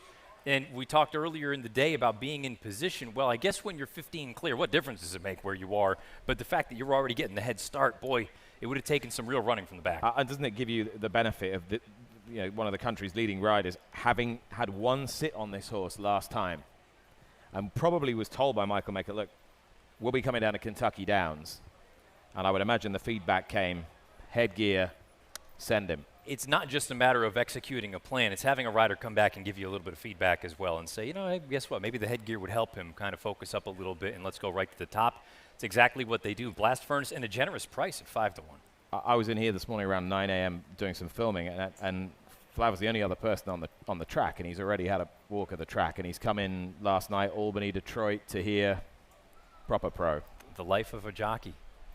9, 4, 3, 10 is your unofficial order in the top 4. Blast Furnace, the 9 horse at 5 to 1 over the 4. Bourbon Flight at 10 to 1 over the 3. White Tiger at 9 to 1 over the 10. Golden Channel at 3 to 1. How about the late money that showed up for the 12 horse, who went off your favorite at 5 to 2? Clear the Beach for Kelsey Danner's barn. Just never really got too close to things early on, and I think that ultimately. You can say what you want. I agree with you. I don't think anybody can really second-guess the game plan. You just maybe thought this horse would stop at some point and come back to the field. But it does emphasize the idea that being in a position, you don't want to let a good horse get too far out in front of you, because they might not stop. It's got him rolling beautifully. Completely motivated by the blinkers. Blast Furnace has led home the 1, 2, 3, 4 here. 9, 4, 3, 10.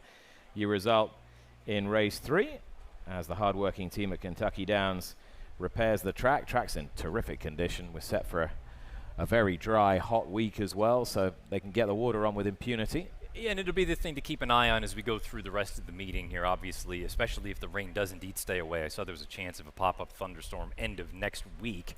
But other than that, you're going to be dealing mid-90s and sunshine. So this is a turf course that's going to feel the effects of it as we go on. It's also worth noting it rails out at 50 feet. That will come down at some point or be moved in. So you'll end up with some good fresh turf down toward the inside, something else that you always want to make note of, where the rail is, where the good going is. Because we've seen time and time again on big race days here in the United States, when the rail comes down and you've got turf that has not been touched for weeks on end, that ends up becoming a highway. 99 on Tuesday, Matty. Looking forward to it. Although I can't complain. I want to hold on to summer as long as I can. Well, back at home, it started to get chilly. You need to get long sleeves out. I'm going to enjoy a little bit of sweat here. The rain's coming in England now, finally. Finally? Yeah. You've broken the spell. It's been brutally hot. Yeah, heatwave's been pretty much 10, 12 weeks. I heard you and Caton talking a little bit about comparing to a surface back home. How out of line would it be to suggest this finish? How much different is the uphill finish at Ascot versus this? Yeah, that was the point I was making as to why horses couldn't make up ground from the two-pole to the line here if a horse gets a break on them. And I honestly do think it's because the jockeys have managed to get them filled up from 5 furlongs out to the two-pole. They've got them filled up and filled up. Take a breath. Yeah, and I think it suits a certain type of horse as well. At Ascot, if you're racing on the round course, you're on the collar from, 10 down. You're just climbing all the way. Yeah. And I think, let's talk about, as you take a look at the prices coming in, if you think about sort of a proper push-button turn-of-foot type, that doesn't really, I don't want to say it doesn't work here, but you got to have a horse with some bottom here. And I think back to Ascot with a horse like Notable Speech, who we've seen win the Breeders' Cup here. He seems like a bit of a push button and go, and Ascot clearly is not his cup of tea. Yeah, and I think this also suits horses who maybe have found it tough getting in a real scrap, but who do have quite a lot of natural zest for racing, but don't necessarily have that rapier turn of foot that we associate with some grass courses. So I always like horses like that who sometimes find it difficult to win when it gets tough. Places like Epsom, Brighton, Catterick, Bath, tracks that just sort of like drag you, draw you down into the race. I think that's what you get here. Blast Furnace fit the bill, 32.40 on top in race number 3. When we return, we get ready for race number 4 here on day 2 of the 26th meeting at Kentucky Downs. Racing. And a beautiful dispatch. Long Branch Lou showing up early with Domingo and Big Time Timmy Jim. And Golden Channel is thrusting forward into the fray.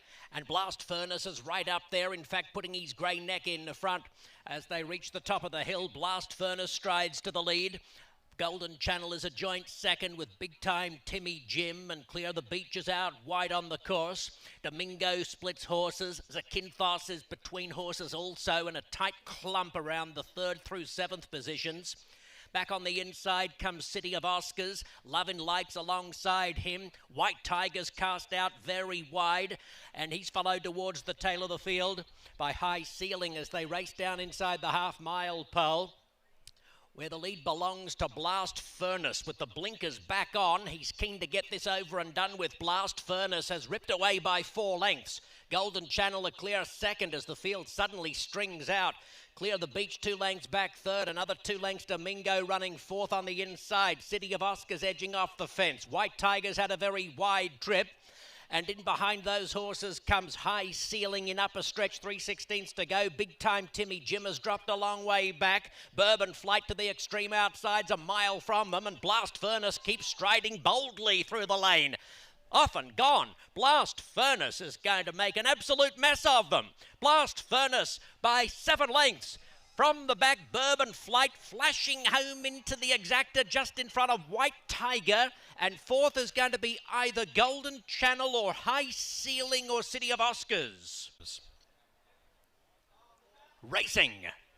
And a beautiful dispatch. Long Branch Lou showing up early with Domingo and Big Time Timmy Jim. And Golden Channel is thrusting forward into the fray. And Blast Furnace is right up there, in fact, putting his grey neck in the front. As they reach the top of the hill, Blast Furnace strides to the lead. Golden Channel is a joint second with Big Time Timmy Jim, and Clear the Beach is out wide on the course. Domingo splits horses. Zakynthos is between horses also, in a tight clump around the 3rd through 7th positions. Back on the inside comes City of Oscars. Lovin' Lights alongside him. White Tigers cast out very wide, and he's followed towards the tail of the field by High Ceiling as they race down inside the half-mile pole, where the lead belongs to Blast Furnace with the blinkers back on. He's keen to get this over and done with. Blast Furnace has ripped away by 4 lengths. Golden Channel a clear second as the field suddenly strings out.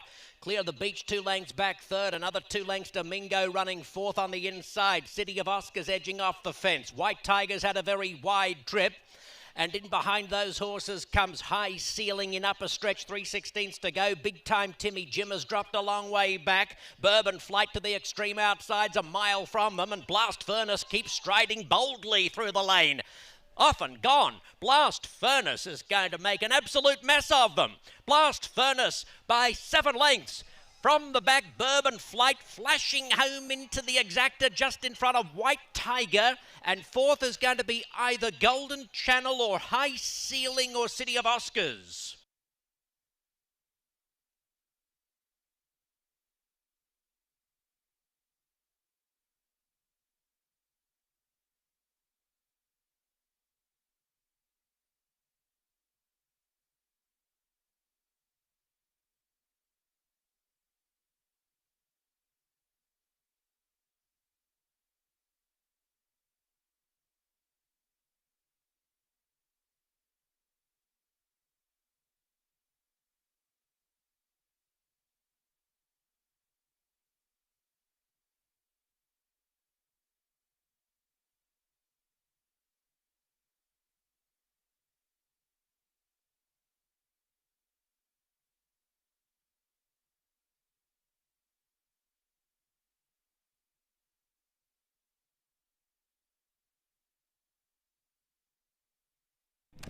This is a special place where champions from around the world aren't just celebrated.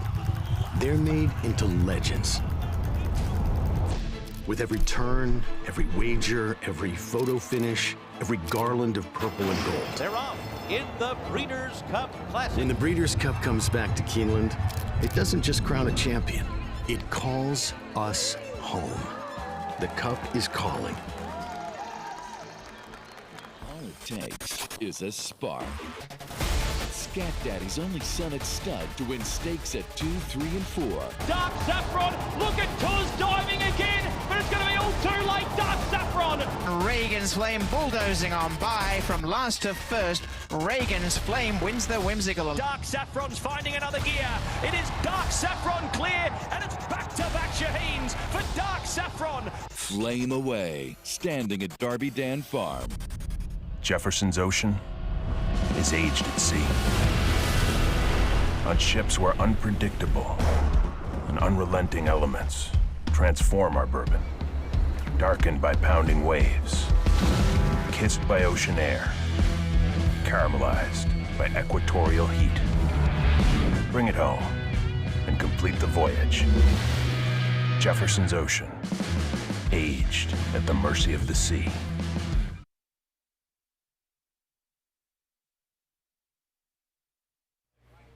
Welcome back to Franklin, Kentucky. 19 minutes until the fourth race of the afternoon here. Matt Bernier alongside Nick Luck. High above the racetrack. Not quite that high above Kentucky Downs, but we are high above. We have a good vantage point to check out all the action and good opportunity to dive into this race here. Scratched down to a field of 7 with the 8-horse Emma's Justice, who was the morning line favorite, being withdrawn. And, Nick, this is an interesting race because at face value, if you just look at the immediate pedigrees, not a ton to speak of. But you've got some decently high purchase prices, and you've got a couple other horses, one in particular I'm going to quiz you on in a little bit, that's got some deep pedigree into the second generation. But otherwise, kind of a guessing game. Yeah, normally speaking, at a track like this particularly, you'd think experience is going to stand you in extremely good stead. But the experience, such as it is nothing really to write home about. No, and that's why I think you're looking at a first-timer being your 8-5 favorite right now, that being the 7-horse New Purpose. This is a homebred for Godolphin, Brad Cox, Flavien Prat. We just saw Flavien win race number 3. American Pharoah, understood turf influence, I think, more so than anything. Not a ton on mom's side of the family, even for a Godolphin homebred, to suggest early or even the grass. Well, this is it. Or a great deal of obvious pace. I mean, most of American Pharoah's progeny on the turf want a distance of ground. So it's an interesting starting point for this filly, for sure. I would be shy of getting in deep at 8-5 myself. Yes. I'm going to say this probably multiple times going forward the rest of the 2 weeks ahead of us. I'd be a bit leery to get too short on any horse. I don't care what their credentials are. Burnham Square next weekend. Much as I love him, I don't know that I'd take a short number on him just because A, there are a lot of good horses that'll run against you, and B, you never know how things are going to unfold at a track like this. Here's my pick. She has run the once for Steve Asmussen, Maple Ridge. I just think that the extra ground is going to help her hugely. She was a pretty expensive yearling, $500,000 Keeneland September yearling. She's got a good pedigree. I think there was some encouragement to be gleaned from the run at Ellis, whilst at no point looking as though that was going to be her métier. And if that's just sharpened her for this, for a barn that's going well, then see her running a big race. And you agree with me? Yeah, I'm with you. I think the experience edge that you kind of alluded to is going to go a long way for a horse like this. You look at the pedigree. I think the Liam's maps, while across the board the percentages for the offspring are kind of equal, the quality, I think, of his turf runners is better than that of the dirt horses. And then you look at Mom, Newport Breeze. She won in her second lifetime start. This will be start number 2 for Maple Ridge. The second dam was a Turf Sprint Stakes winner. So you've got some pedigree on the bottom to suggest that this is actually what she's going to want to do. And given what we've seen from Steve's runners the first 2 days so far, I would expect this horse to be forwardly placed beneath Jose Ortiz. And you brought up the sort of inexperience and possibly the lack of sort of breeding to suggest pace early. I would be surprised if the 5 is not forward, if not outright on the lead. And then it's just a question, right, can she stretch that to a mile? I think she probably can. Yeah, at face value, I don't see any reason why that would be an issue. I don't know that you're going to get such a sort of enterprising ride that we saw from Pratt in the last race on this horse, but I still think you want to get her involved early on. There's a look at your 6-5 favorite in the 7. We've talked a little bit about New Purpose. I'm not I just think it's 6-5. You're buying at the top of the market in a major way here for a horse that I don't know if she can or can't run. Looks like she's going to do a good bit better with another year under her belt as well. Good front on her, this filly. American Pharaoh. I teased a little bit of a nugget. I'm going to test you right now. And I feel bad I'm going to put you on the spot. Oh, no. I feel I'm going to come up short, but I'll do my best. You never know. You never know. Woodmere, the 3-horse, who's taken quite a bit of play in here at 9-2 for Kelsey Danner. This is a second-time starter. Daughter of Charlatan out of a mare named Gladys. Gladys was by Medaglia d'Oro out of a mare named Lotta Roar. Does that ring any kind of a bell for you? Mare called? Lotta Roar. Lotta Roar. All right. Well, now you're cheating. You're looking. No, at I'm not looking. You're looking at the test results. I'm not looking at the test results. I have no idea. You're going to tell me. Mom is a full sister to Rachel Alexandra. Ah. So there's clearly some pedigree here to suggest that this one is going to be something down the road. Now, is it going to be the grass? Or, I think early days, we saw it often in the past at Saratoga, where connections would use longer races on grass just to get two-turn experience or route experience into them, because this time of year you really don't have two-turn opportunities for 2-year-olds. Maybe she'll move over to the dirt in time. Maybe she'll end up being a turf horse. But there is at least something to suggest that this is a filly, the 3-horse, that might have a bit of a bright future ahead of her. I should have known that, shouldn't I? Well, that's bad. No, I don't think it is. I put you on the spot. You weren't expecting a curveball for the second dam. You know, who is who. So I don't fault you for that. There's a good look at her at 9-2. I didn't expect the money to show up for her like this. Maybe it is just simply a matter of the experience that she has. Yeah, Woodmere 9-2. Yeah, I think that's one out of the back of the hand. Lady Carmen has the experience as well. She finished off well at Ellis Park, the 6. Just a question of whether she can get herself a little more competitive earlier here. Yeah, well, and that's really going to be the question for a horse like this, that I thought the finish was good, going to 2 turns on debut, but to your point, if you walk out of the box again and you spot whomever the pacemaker is multiple lengths, I think that is the one running style that so far has not proven necessarily fruitful on the win end.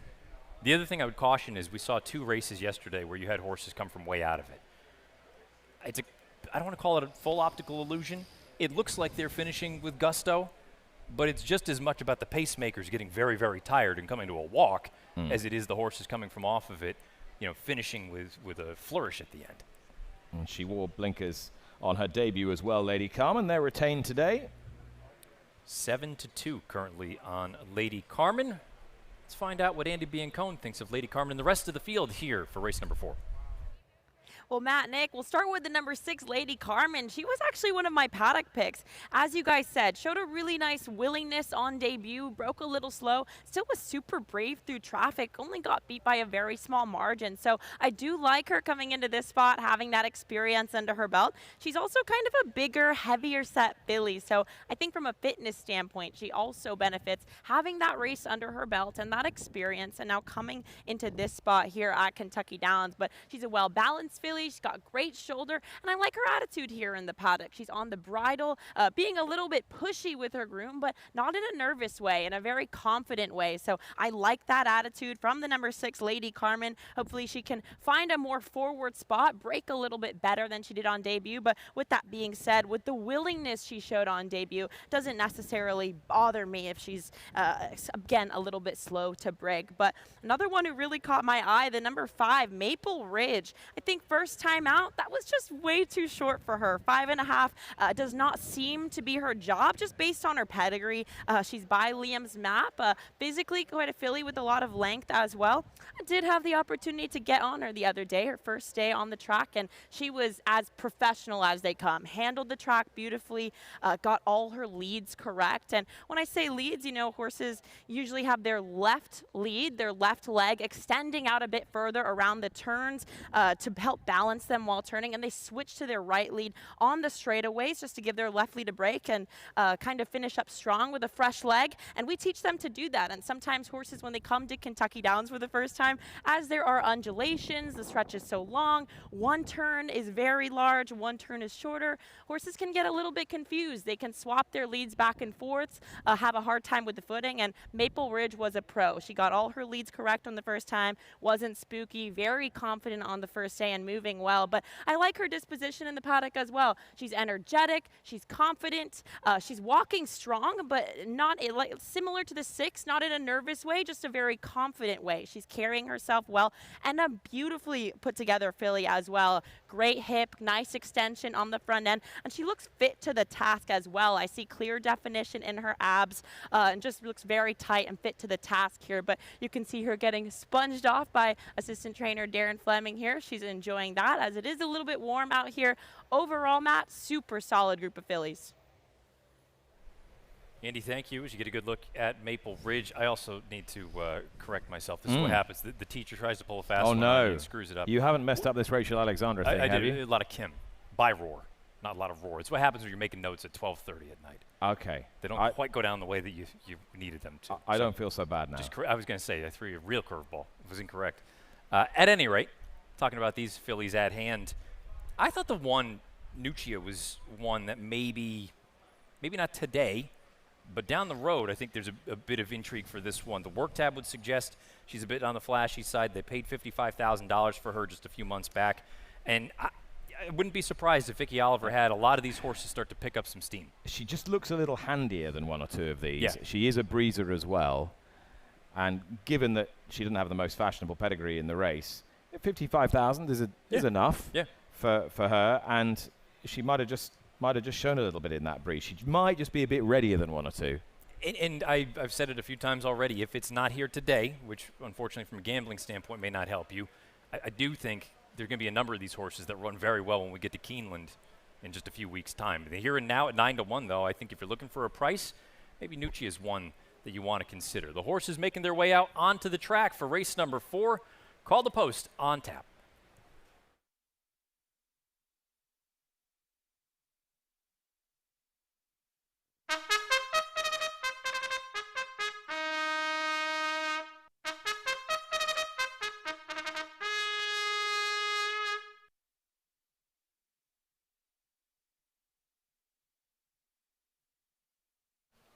Moving on to the track for race number 4, named in the memory of John Veach. This is a 2-year-old filly maiden at a mile with the rail at 50 feet. Race 4 opens a 50-cent pick 5. The rest of the wagering menu: $5 win place show, $1 exacta, 50-cent trifecta, 10-cent superfecta, $1 double, 50-cent pick 3. Scratch number 8, Emma's Justice. 8 minutes to post.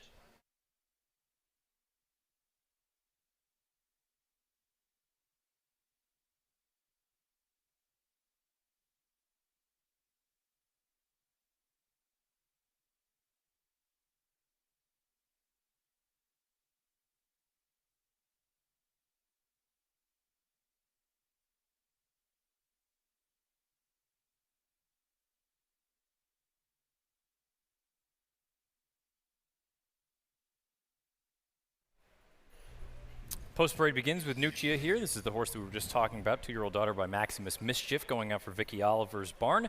Dovetail going to come up here momentarily for Rudy Brisset's barn. There's a look at her, the 2-year-old daughter by Greatest Honor, out of a point of entry mare. That is long distance if there ever was one. Here's Woodmere, quite a good-looking filly by Charlatan, well grown.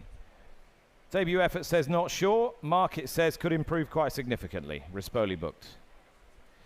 Here's Eloin's Honor. Debutante by Honor AP, and the outsider of the party today, Danny Sheehy in the saddle.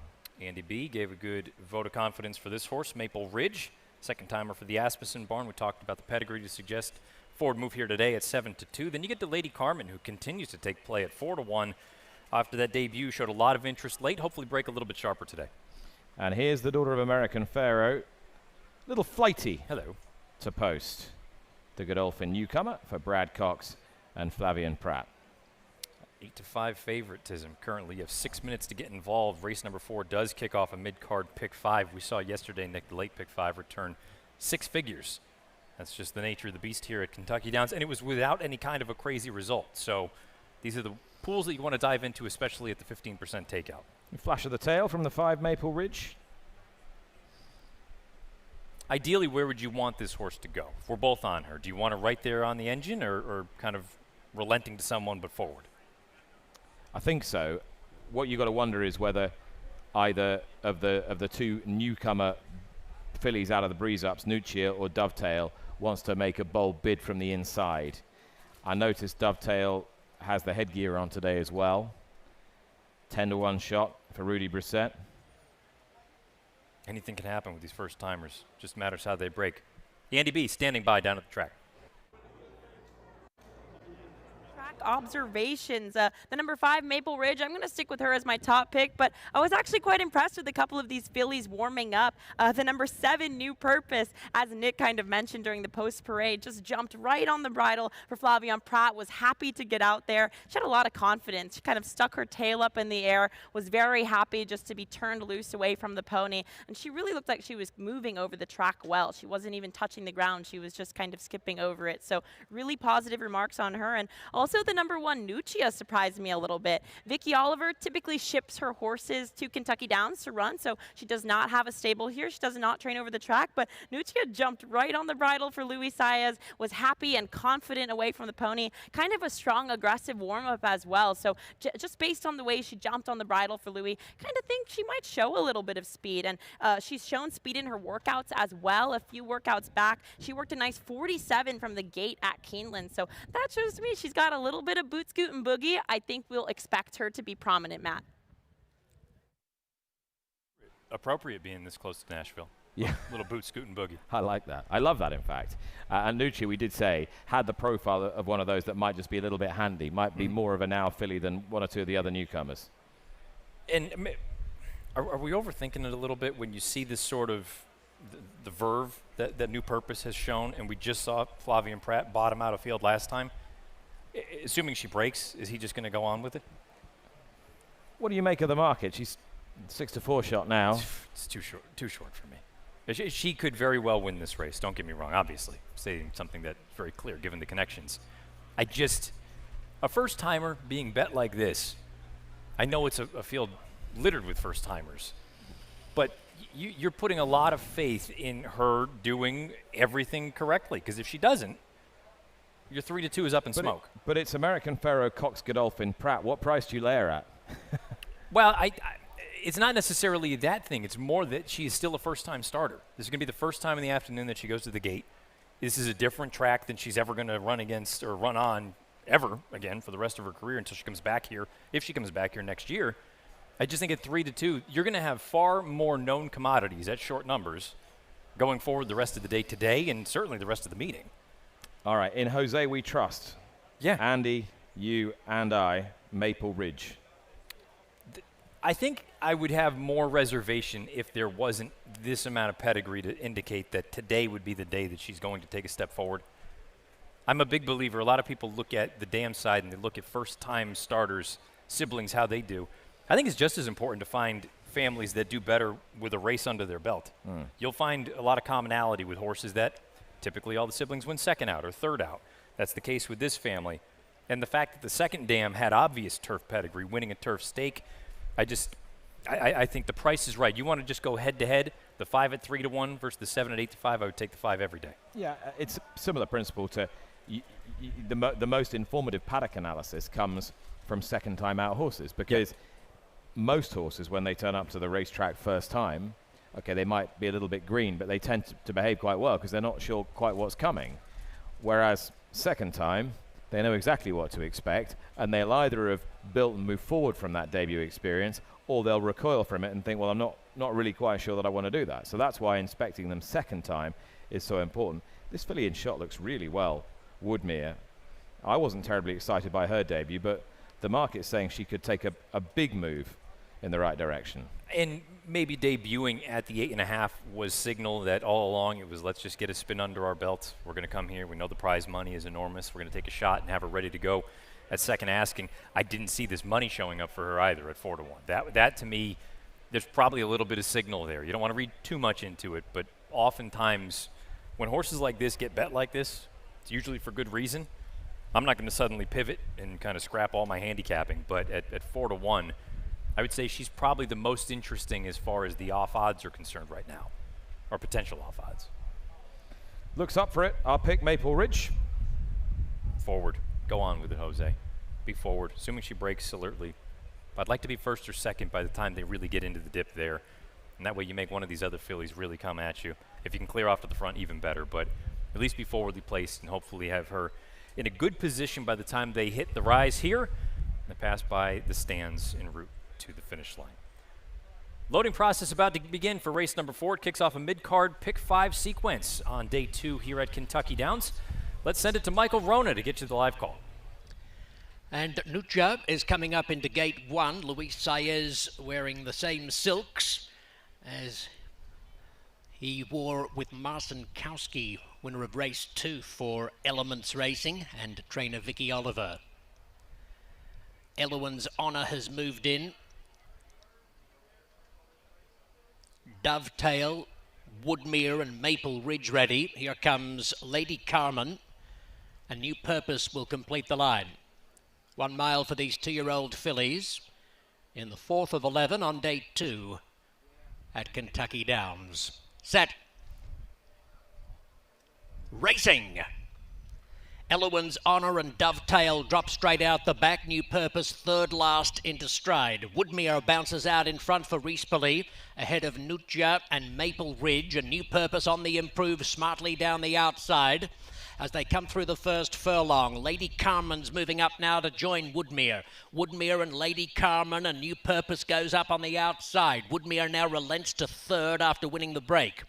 Nucha back running 4th in front of Maple Ridge. They were followed by Dovetail and half a dozen lengths to Elowen's Honor last of all. Down past the 5/8 pole, and Lady Carmen kicks away with a 3-length lead at a solid tempo. New Purpose running 2nd, 3 lengths clear from Woodmere. Another 2.5 lengths, Nucha in 4th. 2 more lengths, Dovetail racing along the inside from Maple Ridge past the 3/8 pole, and back at the rear, Elowen's Honor. The field of fillies covered by 11 lengths. And it's Lady Carmen dictating terms by 2 lengths. New Purpose beginning to edge closer for Pratt. And wider out Nucha, hooked out deep by Saez, staking her claim. Woodmere is in behind them from Maple Ridge. Dovetail the inside, and Elowen's Honor is last of all as they head for home past the quarter pole. It's New Purpose and Nucha on the outside, getting past Lady Carmen. Woodmere is next, Maple Ridge down the outside, Dovetail between horses. New Purpose has the lead and kicks clear past the 8th pole. New Purpose with a nice turn of foot by 3 lengths from Nucha, and then comes Woodmere and Dovetail, but New Purpose will score on debut. In hand late for Pratt. The Godolphin Blue salutes. Dovetail grabbing 2nd. 3rd between Woodmere and Nucha.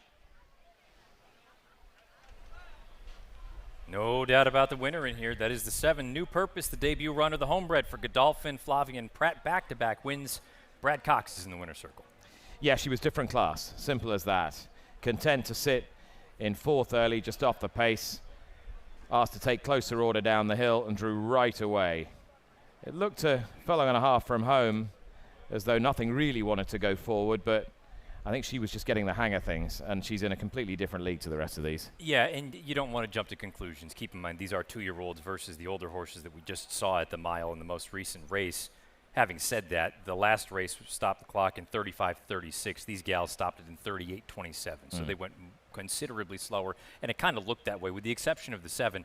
Everybody else, a bit of a stagger fest at the end. It was. They just steadied it up, coming down the hill, just bunched up a little bit, and you thought, well, this has got a chance, that's got a chance, but Flavian knew what he had underneath him, just allowed her to ease into the race from that wide gate, rode straight to his draw.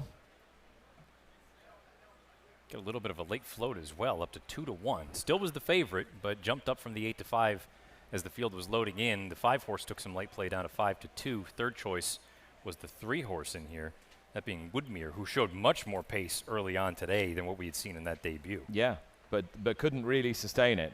Dovetail's run a very good race on her debut. She was a breeze-up purchase back in March for Rudy Brissett. She's run okay. Nuchia's run okay as well, but they did appeal as among the more ready ones of the newcomers, but Andy gave a positive mention to the way that New Purpose was moving on the way to post, and you can see she floats across the ground. But I think from a gambling standpoint, well done, tip of the cap. I was wrong. You all were right if you're cashing right here with the 7-horse. I would take advantage of the 1 and the 2 going forward. I thought they ran credibly here on debut. Demanding surface to debut on at the mile distance, both trying to rally from a little bit off of it. I think when you get to Keeneland and a more traditional flat surface, I think they're probably going to be interesting at what should be decent prices when you get to Lexington. Raking Your Maiden on debut for $170,000, the daughter of American Pharoah. Godolphin Cox Pratt, best bred horse in the field. We chose not to keep it simple. Yeah, I know, and maybe that's being greedy. Like you said, at what point do you go the opposite direction? It's just maybe I am just a greedy horse player, and I don't want to completely just hand it over to connections that do extremely well on debut with these type of runners. Also want to kind of tie it into the opener. Quibbler won on debut at the mile distance. They stopped the clock in 37.97, so roughly about a length faster than these gals did right here. Not markedly quicker, but just something, a little bit of a data point going forward to compare. For sure. Let's get a good look at New Purpose coming in. Flavien Prat back-to-back wins after a good day up at the Spa yesterday on Travers Day, coming here and picking up right where he left off. He's got the mid-card double under his belt and kicking off the mid-card pick 5 in formful fashion. Race number 5 coming up here shortly at 6.5 furlongs. That'll be the second leg of the sequence. It'll kick off a mid-card pick 3 as well with the low 15% takeout. But getting the picture taken is Team Brad Cox, Team Godolphin. New Purpose by American Pharoah. Flavien Prat getting the job done here on debut, winning like a good thing in race number 4. Very professional, broke pretty alertly, was able to kind of come to hand, sit a little bit, took over around the far turn. It never looked back, getting the job done as the 2-1 favorite. Second finisher was Dovetail, the 2 at 9-1. The 3 Woodmere showed much more pace here today than on debut, finishing third at 3-1, and then the 1 Nuccia on debut, rounding out your superfecta at odds of 7-1. Your second choice, the 5, outside the top 4. Final time again, 138.27. For those of you that are into the figures and trying to figure out who did what going forward. New Purpose 1580 on top. If you played Dovetail to place, got almost $24 back with the $5 minimum, and then Woodmere rounding out the trifecta, $6.85 for every 5 you bet to show. $1 try comes back 30 and change, 50-cent trifecta, just a shade under $55. 4 down, about 7 still to go here on day 2 of the Kentucky Downs meeting. I'm going to slide out. Kate and Bradar is going to come back in. Nick, always a pleasure. Safe travels back home tonight, and I'll see you in a few weeks in Lexington. Matty, thanks very much. Look forward to it. Always. Till full stars. 28 minutes until race number 5.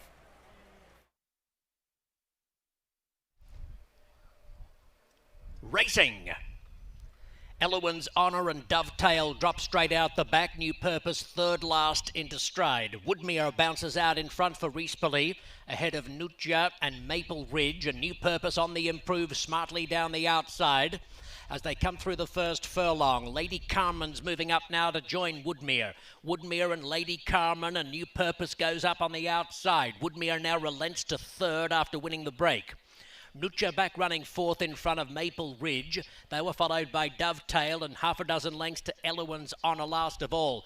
Down past the 5/8 pole, and Lady Carmen kicks away with a 3-length lead at a solid tempo. New Purpose running second, 3 lengths clear from Woodmere. Another 2.5 lengths Nuccia in fourth. 2 more lengths Dovetail racing along the inside from Maple Ridge past the 3/8 pole, and back at the rear Elowen's Honor. The field of fillies covered by 11 lengths. And it's Lady Carmen dictating terms by 2 lengths. New Purpose beginning to edge closer for Pratt. And wider out Nuccia, hooked out deep by Saez, staking her claim. Woodmere is in behind them from Maple Ridge. Dovetail the inside, and Elowen's Honor is last of all as they head for home past the quarter pole. It's New Purpose and Nuccia on the outside, getting past Lady Carmen. Woodmere is next, Maple Ridge down the outside, Dovetail between horses. New Purpose has the lead and kicks clear past the 8th pole. New Purpose with a nice turn of foot by 3 lengths from Nuccia, and then comes Woodmere and Dovetail, but New Purpose will score on debut. In hand late for Pratt. The Godolphin Blue salutes. Dovetail grabbing second. Third between Woodmere and Nuccia. Racing. Elowen's Honor and Dovetail drop straight out the back. New Purpose third last into stride. Woodmere bounces out in front for Rispoli, ahead of Nutja and Maple Ridge. A New Purpose on the improve smartly down the outside as they come through the first furlong. Lady Carmen's moving up now to join Woodmere. Woodmere and Lady Carmen, a New Purpose goes up on the outside. Woodmere now relents to third after winning the break. Nutja back running fourth in front of Maple Ridge. They were followed by Dovetail and half a dozen lengths to Elowen's Honor last of all. Down past the 5/8 pole, and Lady Carmen kicks away with a 3-length lead at a solid tempo. New Purpose running second, 3 lengths clear from Woodmere. Another 2.5 lengths Nutja in fourth. 2 more lengths Dovetail racing along the inside from Maple Ridge past the 3/8 pole, and back at the rear Elowen's Honor. The field of fillies covered by 11 lengths. And it's Lady Carmen dictating terms by 2 lengths. New Purpose beginning to edge closer for Pratt. And wider out Nutja, hooked out deep by Saez, staking her claim. Woodmere is in behind them from Maple Ridge. Dovetail the inside, and Elowen's Honor is last of all as they head for home past the quarter pole. It's New Purpose and Nutja on the outside, getting past Lady Carmen. Woodmere is next, Maple Ridge down the outside, Dovetail between horses. New Purpose has the lead and kicks clear past the 8th pole. New Purpose with a nice turn of foot by 3 lengths from Nutja, and then comes Woodmere and Dovetail, but New Purpose will score on debut. In hand late for Pratt. The Godolphin Blue salutes. Dovetail grabbing second. Third between Woodmere and Nutja.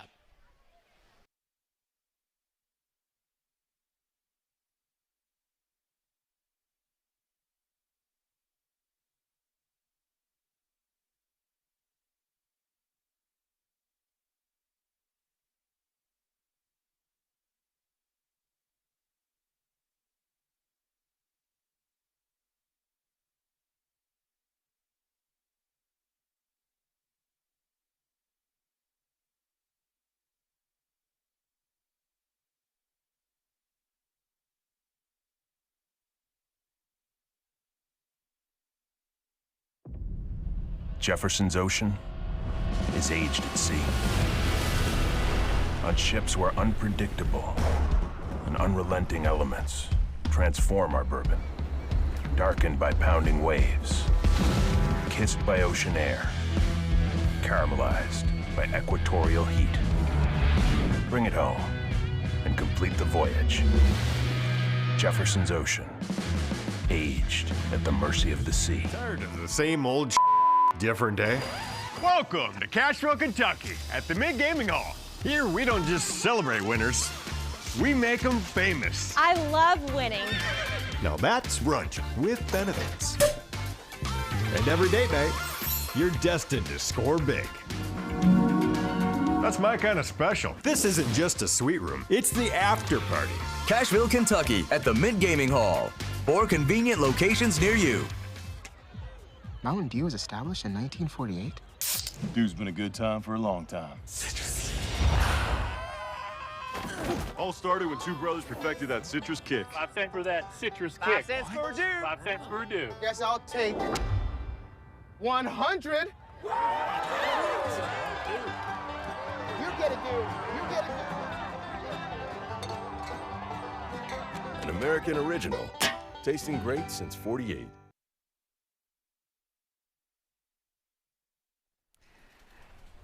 Taking a page from our European friends as far as taking care of the turf course, we have a team of, I guess, stompers would be a good word, or just patting down the divots as they're kicked up.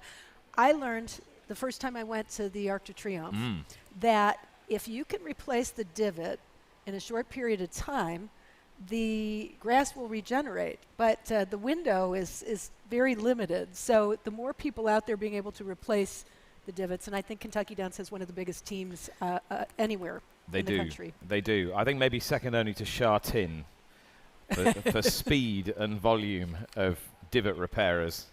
And they have a lot of ground to cover on this course. Chartin as well. Very exciting day thus far, and I think it's starting to cool off just ever so slightly. Believe it or not. I'm going to take your word for it. Yeah, there's a little tiny gentle breeze, a little bit of cloud cover.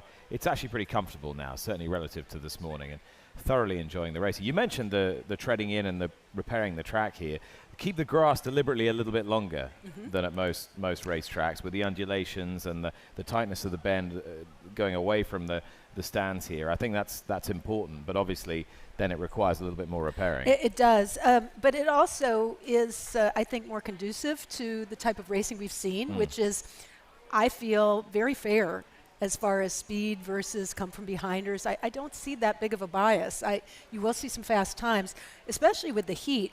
And as Matt and I talked about yesterday, as the sun starts to go down, especially with the longer blades of grass, as the sun starts to go down and it gets a little bit cooler, you'll see this slow down just a little bit as far as the times are concerned. And I think it's a product of perhaps the temperature of the grass and the ground and maybe the density. I don't know. I was not very good in science, I have to admit. Again, I'm very much taking your lead with this, Kate. I skipped too much time to go to the racetrack, admittedly. Fifth race is the Jefferson Oceans Allowance. It's a first-level allowance at 6.5 furlongs. And again, our thanks to Jefferson's Ocean for their beautiful trophy that's presented to each of the winners, a customized hand-engraved bottle saluting the winners at Kentucky Downs, and also providing the drink of the day, which I saw many people out in the grounds taking advantage of. I wish I could tell you that I could give you the bottle as a parting gift. But so what is the actual composition of the drink of the day?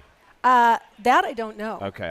When I'm off after this race, I'll go find one and bring it back to you. You can report back. Thank you very much. Got to get you through the card. Absolutely. I need all the help I can get at this stage of the game. I'm still looking to catch up with you guys as far as winners are concerned. This race is another where I have a $5 win wager. We keep swinging away, and in this case, the 8. Petronella, who sits on the board at 7-1, is my top pick. I liked Petronella quite a bit here for Brendan Walsh. Had a prior try at Kentucky Downs very early on, her first start. Daughter of Not This Time finished second, just about broke her maiden that day. I think she's a better horse today, and I think she'll benefit from a little bit more experience. She has had some time off, but she ran well fresh on her debut, so I think she's up to it. Yeah, just had a little bit of time, but as you say, has gone well off a break before, so fingers crossed for you with Petronella. Tyler Gaffalione riding for Brendan Walsh. Tyler with so much experience round this track. I've gone for the 2 here, currently showing at 6-1. Should have Yezi Hazelwood for Wesley Ward. Wesley had a horse run extremely well here yesterday on opening day, and she broke her maiden at this track last year, showing a lot of speed from a wide gate. Now, she's performed perfectly creditably since, but to my mind, Kate, she's just going to be too fast for these. She's been running perfectly respectably in stakes races at Keeneland and Saratoga. 2 back, got a bad break from an outside post, and actually ran quite respectably in the end. Last time, showed the speed at the Spa, and then faded late. But she's, in against fast, talented stakes horses. Today, she's taking a drop in grade and going marginally up in distance. A lot of the fancied horses around her are coming back from a mile, and I think she's just going to have too much speed for them. For what it's worth, if you look at the race that should have won, and Petronella was second in that Kentucky Downs race last summer, it was an extremely good race. The 3rd place finisher, Getting Serious, came back to win. The 4th place finisher came back to win. So a particularly solid group in that maiden race. It'll be interesting to see where the 2 stand with some time since that last, but a lot of other horses to talk about as well, and a lot of factors to consider. And with 17 minutes to post, the 5-2 favorite is the 3 Peppermint Dash, a horse we haven't even touched on yet, coming in from Southern California. We have yet to see very many of those runners so far, and we have yet to see any hit the winner's circle. But Mackinac, another horse that we saw at Kentucky Downs with a win for Rusty Arnold, I thought would get some play, and right now at 3-1, the second choice.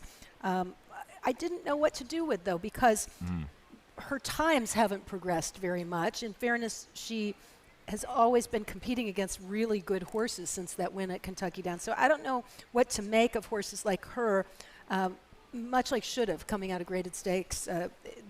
Maybe some class relief makes a difference. And Mackinac, number 1, Saez, market saying yes. You just worry about the layoff in reasonably deep company here. But Peppermint Dash is the 5-2 favorite. Not a massive surprise with Flavian Book looking for a quick hat trick.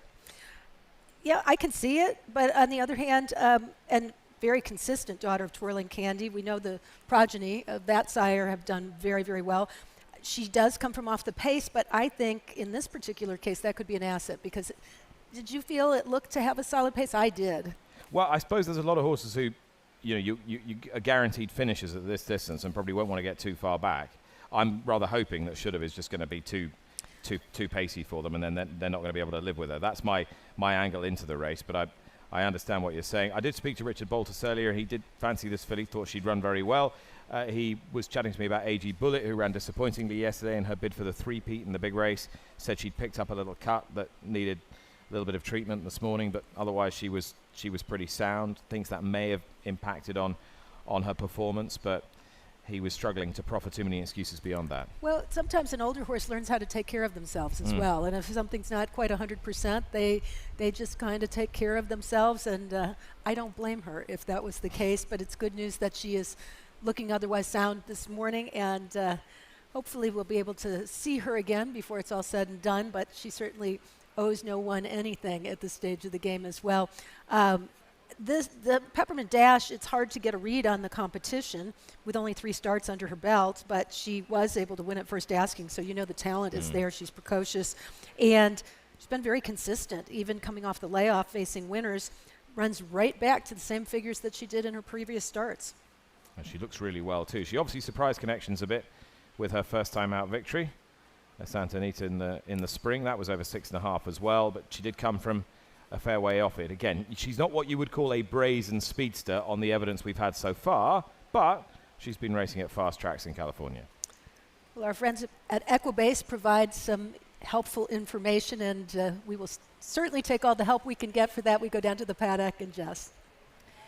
Thank you very much, Kate. And yeah, Ben from Equibase joins me again. We heard yesterday a little bit more about Racelands, but I know there's so much on Equibase to help handicapping and to help everyone here to get that little bit more of an insight. Ben, what else can you provide us? So one thing we do for Racelands, it's called the Race to the NHC. So you just go to equibase.com/NHC. And if you have an active Racelands subscription, you can play. It's free weekly feeder tournaments. Top 2 in each weekly feeder contest do make it to the Racelands Final 50. And those top 2 finishers in February will earn a seat to NHC and a travel voucher and a 4-night stay at Horseshoe Casino. So just our way to get involved with NHC. Also tons of great promotions for new or inactive customers to hop in for Racelands. So check that out at equibase.com/NHC. Yeah, and I think today has been a really great betting day. We've had a lot of competitive fields, and we've had some good payouts as well already. This race looks a hard race to handicap. We do have some horses that have got the form at Kentucky Downs. Where did Racelands look at to try and get your edge? Racelands landed on the 3. So in Racelands, you have individual research. So I mean, any single statistic you could ever find. But this 3 Peppermint Dash, a 3-year-old Twirling Candy filly shipping in from Del Mar, trainer Richard Baltus. So you can find out jockey and trainer stats. And over the past 5 years, Baltus and Pratt went at 38% in all races, 25 wins from 65 starts and 74% in the money. So obviously Flavian Pratt won the last 2 and 5 wins yesterday at Saratoga. He was 8-1 on the morning line, but a little bit shorter right now. And the 8 looks pretty interesting as well. Had a second here at Kentucky Downs and now it's 7-1. I was going to say Flavian Pratt, to see the 2 wins early has probably helped, but the Racelands had already picked that out before the wins had come. So right. I think that's probably added to your confidence. It has, yeah. So going 3 Peppermint Dash. Ben, always great to see you. And number 3, Peppermint Dash. I'm going to head to Andy and ask how Peppermint Dash is handling the preliminaries. Well, Jess, Peppermint Dash seems to be handling the preliminaries just fine, walking around here with a lot of confidence. Compact filly, well put together. I think 6.5 should suit her very, very well, and she's certainly bred to handle Kentucky Downs. She's by Twirling Candy, a sire who typically has a lot of success at this track. Paddock pick-wise, though, I really like the number 2 Should Have for Wesley Ward. This filly has been running in some pretty salty competition, both at Keeneland in the spring and Saratoga over the summer, but she broke her maiden here at Kentucky Downs last year, so she is a horse for the course, and wouldn't surprise me if Wesley Ward was targeting this for her. Wesley Ward very capable off this kind of layoff. Hits at about 25% for a 61 to 180 day layoff, but Should Have is an absolute tank. Very deep chest, broad in her shoulders, strong hip, and looks very confident, Jess. One of 4 previous Kentucky Down winners in this field, and that is no mean feat at all. To have one is quite interesting for those that like to follow the Kentucky Down form, and I know I sound like a broken record, but it is good. But when you have to try and separate 4 in the field, trying to work out what was the strongest of the races, who's actually improved since then, and actually since that their victories, a lot of them have struggled a little bit, so maybe coming back for all 4 of them might be a benefit. Yeah, absolutely. And a couple of the others who caught my eye are horses who have won here at Kentucky Downs. The number 9 Lit Ship for Joe Sharp. Like the blinkers going on for her. Joe Sharp hits at about 16% when he adds blinkers. And see her now, she's just wearing a tiny cheater cup, and those might just help her stay in contention early on. But I do think she'll appreciate the added ground here, stretching out to 6.5. Maybe will just be a little better than 5.5 for her. And I also like that this is her 3rd start off a little bit of a layoff. So fitness-wise, this should be her best, and she's another horse who's proven here. Tell me a little bit more about number 12. This is Irresistible, who I've seen has been walking around getting a little bit worked up. I noticed, you know a little bit more about her, and you know, we can see Steve in there just handling her at the moment, just trying to keep her relaxed. She looked like she was just becoming a bit of a handful. Yeah, she certainly was a bit of a handful walking around, but she seems to have settled down nicely now in hand for trainer Steve Asmussen. Big, beautiful filly. Of everybody in here, she's certainly one of those with a lot more size. Very interesting to see her getting onto the grass. She has had 1 run on the grass early on in her career at Gulfstream Park, which is a 1.16 mile event, and she made actually a good showing of herself. Gulfstream is typically a turf course that is very conducive to speed. She had no pace to work with that day. Still closed to finish 4th by 2 3/4 lengths. She's been running on the dirt at Ellis Park and Saratoga, so salty competition there. And another one who I like that this is her 3rd start off the bench, because fitness-wise, this should be her best race. Have you galloped her? No, I have not, and I honestly don't know much about her, but she is beautiful. Yeah, so no blaming Andy at this stage, but she is a horse that does look well in herself. Number 10, Lady Revenge, is a horse that I have liked walking around, has been looking well in herself. 2 starts, 1 win. Just one of the more least exposed horses in the field. Moving to the turf looked to be a big benefit. That was a really nice run last time out. Always in a good position, and will be interesting to see how this horse will adapt. Just hard to know how much more improvement there is to come, but I thought physically looked well in herself, and another one that's just very calm and relaxed. I've loved these chestnut fillies this weekend for some reason. They're the ones that keep catching my eye, but look at the way that she just struts around. She's very chilled considering how hot it is today, but she's a type that, even though that there is a little bit of length to her, she still looks fairly compact. Yes, she does.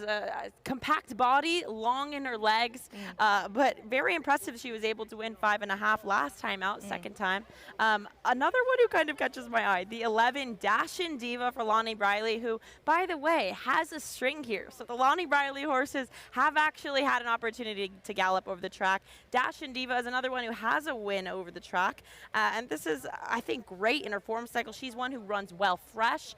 So I like that she's had a little bit of a freshening since her last race at the fairgrounds. She's always been a flashy filly, but I like to see how much she's grown and developed at this point in her 4-year-old season. And Edgar Morales also has a nice win here this meet, hitting at 25%, 1 win for 4 rides. Very capable rider here. Looks like one of the projected leaders as well. I mean, today I've been watching it. It's been fascinating. The riders know when to kick and to put that little bit of extra pace and just go and control the race. The last 2 races we've seen them put lengths into the field. I thought, is it going to be the same as yesterday, you know, be on that rail? Nothing's really coming from off, are they? It doesn't matter if you're a maiden or you're more of a seasoned pro. It just seems to be the way that this track is riding. Right, and sometimes it does come down to a rider's race, and really you do need to pay attention to the riders who are riding this track well. Want to give a little shout out to Yedsit Hazelwood. I know he's rode his first official day at Kentucky Downs yesterday, but he actually came and galloped some horses for Wesley Ward just to get a feel for the track. So very cool and hardworking of Yedsit. Yeah, certainly so. Right, the horses are making their way out of the paddock. I found this tricky, Andy. I'm going to press you for your selections. Oh my gosh, this was a tough one, Jess. I think gun to my head, I'm going with the number 2, Should've, as well as the number 9, Lit Ship. Yeah, and I'm going to go for another former Kentucky Downs winner with you there, number 9, Lit Ship. But I say one of 4 previous Kentucky Down winners in this field. So potentially that's where you should be going, as we've seen it's helped to play with that form. But 9 just about edges it for me.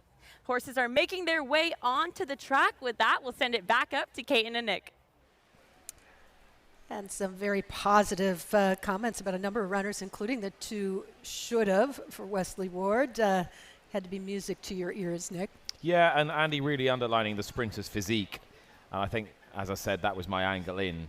She would just be too quick for these on a surface that's dry.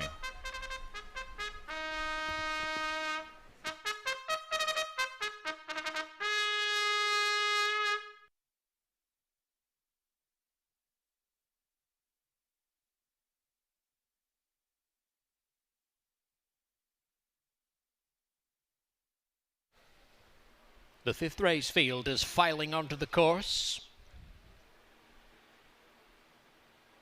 for a filly and mare allowance at 6.5 furlongs, the rail at 50 feet.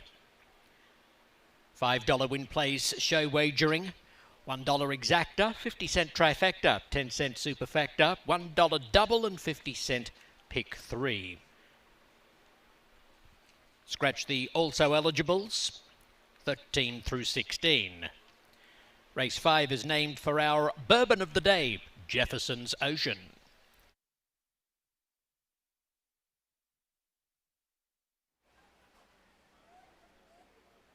And we start the Jefferson's Ocean post parade with the 1 Mackinac. First time Lasix for Rusty Arnold, undefeated in 1 try at Kentucky Downs. Should have the pick here at 5-1 for Nick and for Andy. First time Lasix. There's Peppermint Dash, the favorite. Yeah, cutting back in distance, Peppermint Dash, shipping in from Southern California for Richard Boltus. Here's Winning Streep. John Service trains a filly who's been really consistent and should be forwardly placed as she cuts back to 6.5. Yeah, put her in the mix as well. The 5, Catillard, coming in off a 3rd place finish on the dirt. She'll be running late.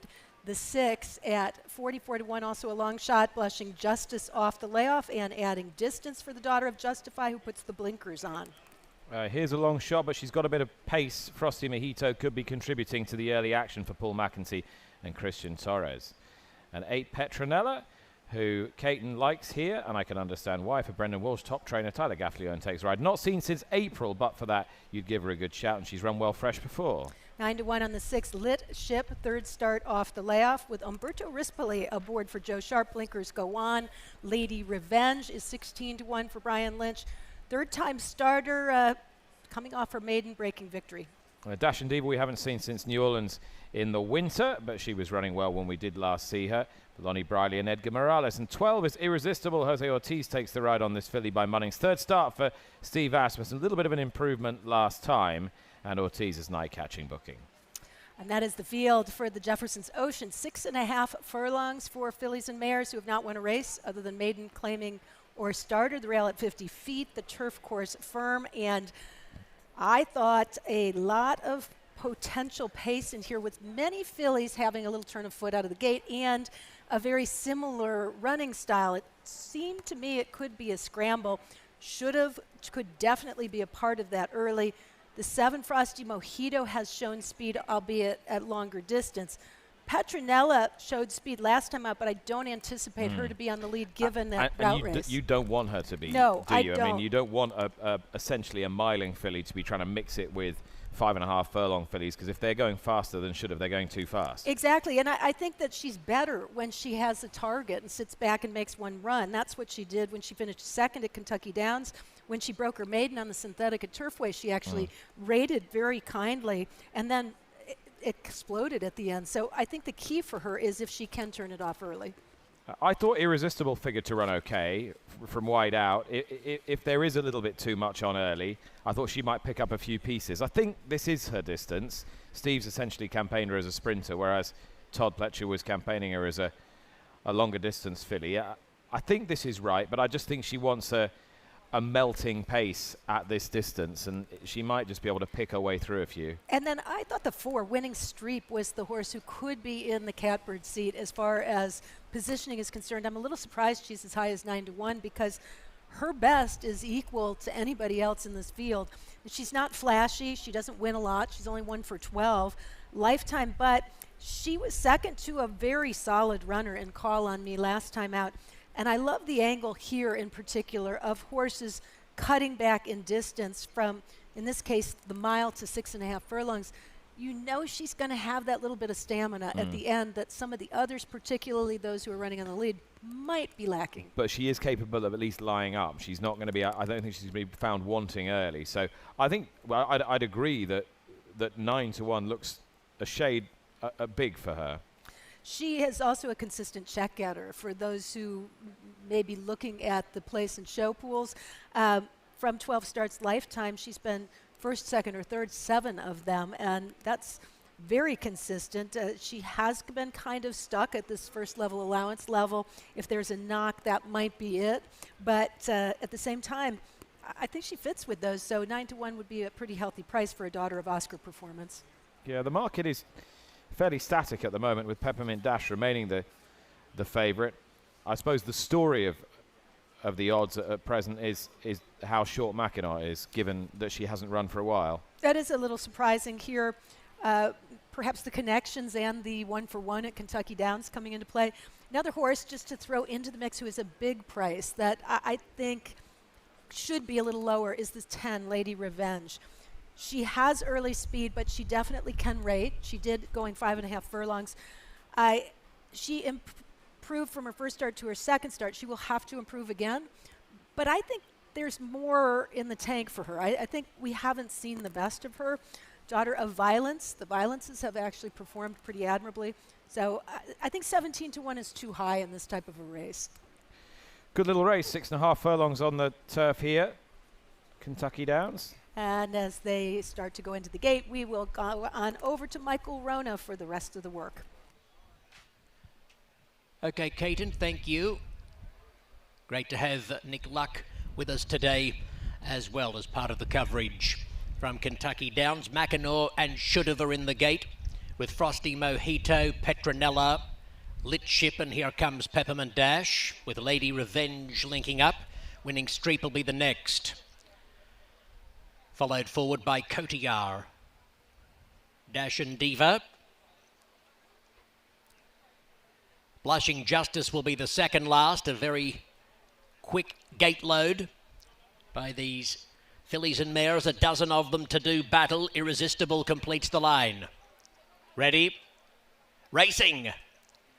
Frosty Mojito, Petronella, Should've all the way nicely with Irresistible and Lady Revenge not too far away. It Should've on the inside, sharing the early lead with Petronella, Lit Ship 3 wide, and Dash and Diva hung out 4 wides, easing back to 4th, followed on the inside by Mackinac. And Lady Revenge is between horses. Irresistible is next, winning Streep along the inside. Frosty Mojito's getting a long way back with Blushing Justice, and Peppermint Dash 5 lengths behind the second last horse. Should've is ahead in front of Petronella. 2 lengths to Lit Ship running third on the outside of Mackinac, enjoying a beautiful trip. Then 2 lengths after Dash and Diva, 3 wide as they pass the 5/16 pole. Cotillard is towards the inside, and between horses next is Blushing Justice heading for home from Irresistible, winning Streep back towards the inside, and Lady Revenge is in the middle of the ruck. 3/16 left to go, and it Should've with the lead. Should've from Lit Ship, who's coming home solidly, and Cotillard is forcing into the clear, and Mackinac's right behind the leader, and out wide is Winning Streep, and then Lady Revenge, still Should've. Should've's in front of Mackinac, Lit Ship, and Cotillard, and Winning Streep, and Should've wins. Mackinac a neck away second. Lit Ship up for third, Cotillard fourth, just ahead of Winning Streep. Should've did, and returns to the place it all started as she broke her maiden at Kentucky Downs and takes it all the way on the front, facing quite a bit of pressure throughout the race from various horses. Down the stretch, though, looking best of all. Mackinac kind of running in spots to wind up in second, but boy, straight and strong was Should've. I think Mackinac's run really well here, first time up, but the market suggested she would run well. Should've is a filly who just found this tempo so much more comfortable than the stakes races she's been contesting at Saratoga and Keeneland, and she was finding it easy there, and others who'd been used to running over a mile were just finding themselves taken out of their comfort zone. And Jens at Hazelwood rated her pace, rated her energy well. This is right at the limit of her stamina, isn't it? The 9's come through for third, Lit Ship. It looks quite a strong form for the grade. And a very healthy price as well at 6-1 on Should've for Lale Stables and Wesley Ward. And Yetsit Hazelwood, who was a sensation as an apprentice among the finalists for the Eclipse Award and continued as a journeyman among the leading jockeys in the nation as far as victories are concerned. I think I voted for him. Picks up, I did as well. I am today, anyway. I did as well. He has that rare combination of ability to adapt to situations, but also aggressiveness to get out of the gate, which we saw on display here, getting position, but then getting a horse to relax. And give him some credit, too, as far as the work ethic. As we heard from Andy, he was getting on horses for Wesley Ward, also having the opportunity to get to know the course a little bit. I know he did that yesterday as well. So well done for Yetsit Hazelwood and for you and our team of handicappers, as well as Should've returns 6-1 odds. Mackinac second, Lit Ship in third, and the 5 Cotilliard rounding out the superfecta 2-1-9-5. The favorite running out of the money, so we should see some nice returns again. It's a big run from the 4th, Cotillard.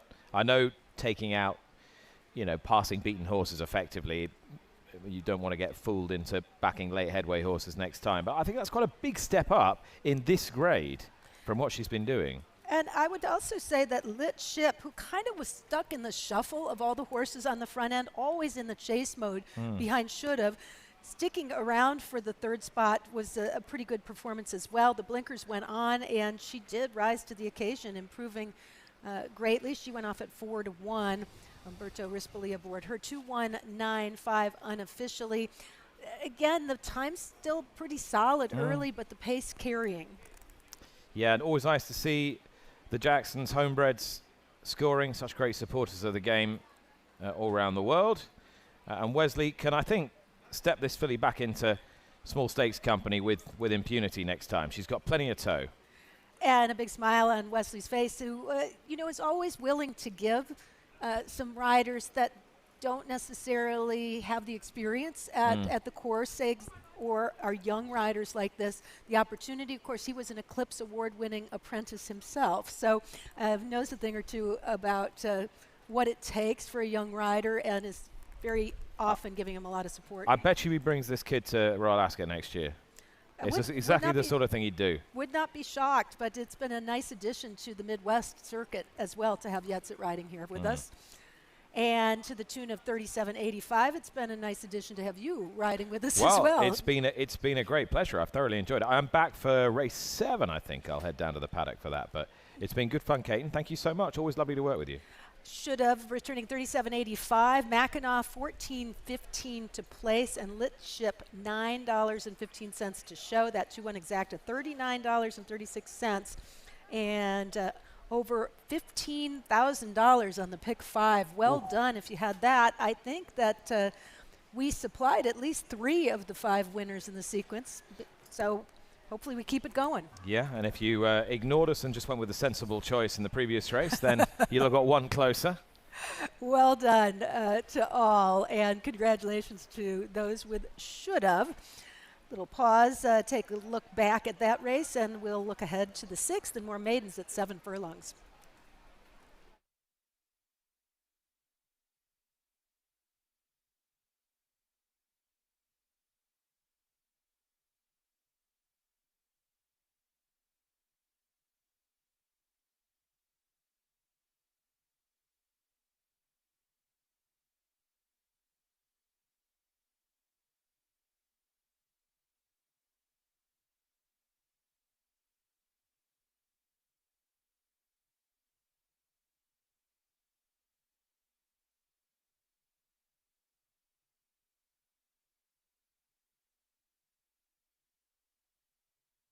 The line. Ready? Racing. Frosty Mojito, Petronella, Should've all the way nicely, with Irresistible and Lady Revenge not too far away. It Should've on the inside, sharing the early lead with Petronella, Lit Ship 3 wide, and Dash and Diva hung out 4 wides, easing back to 4th, followed on the inside by Mackinac.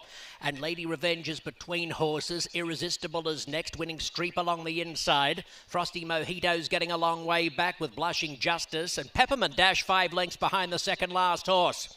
Should Have is ahead in front of Petronella. 2 lengths to Litship running third on the outside of Mackinaw, enjoying a beautiful trip.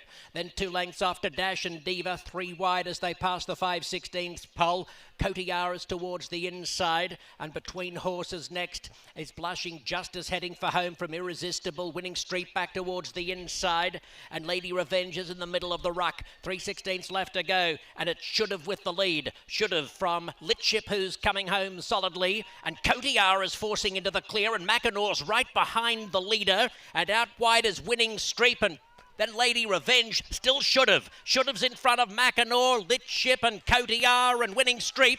And Should Have wins. Mackinaw a neck away second. Litship up for third. Cotillard fourth, just ahead of Winning Street. It's the line. Ready? Racing. Frosty Mojito, Petronella, Should Have all the way nicely, with Irresistible and Lady Revenge not too far away. It Should Have on the inside, sharing the early lead with Petronella, Litship 3 wide, and Dash and Diva hung out 4 wides, easing back to fourth, followed on the inside by Mackinaw.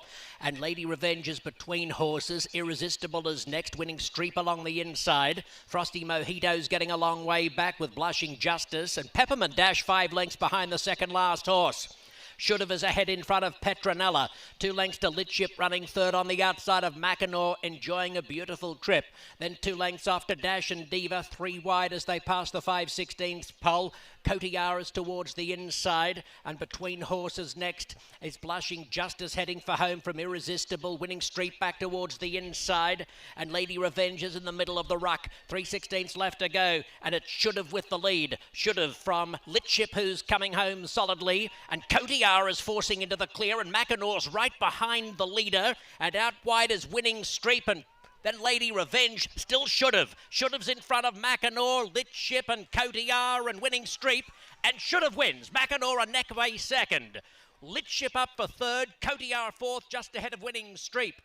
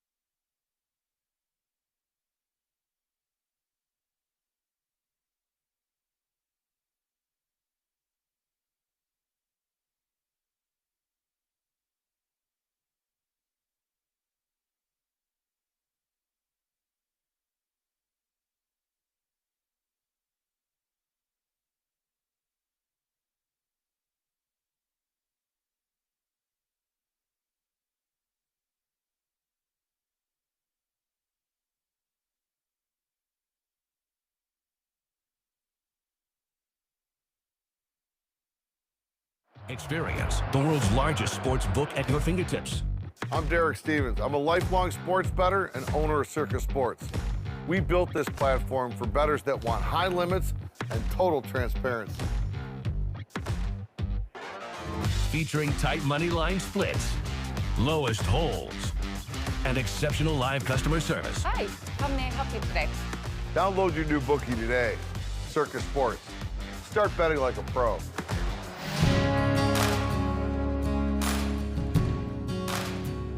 I enjoy seeing things grow. It's a fun process to be able to put a seed in the ground and seeing what comes from it.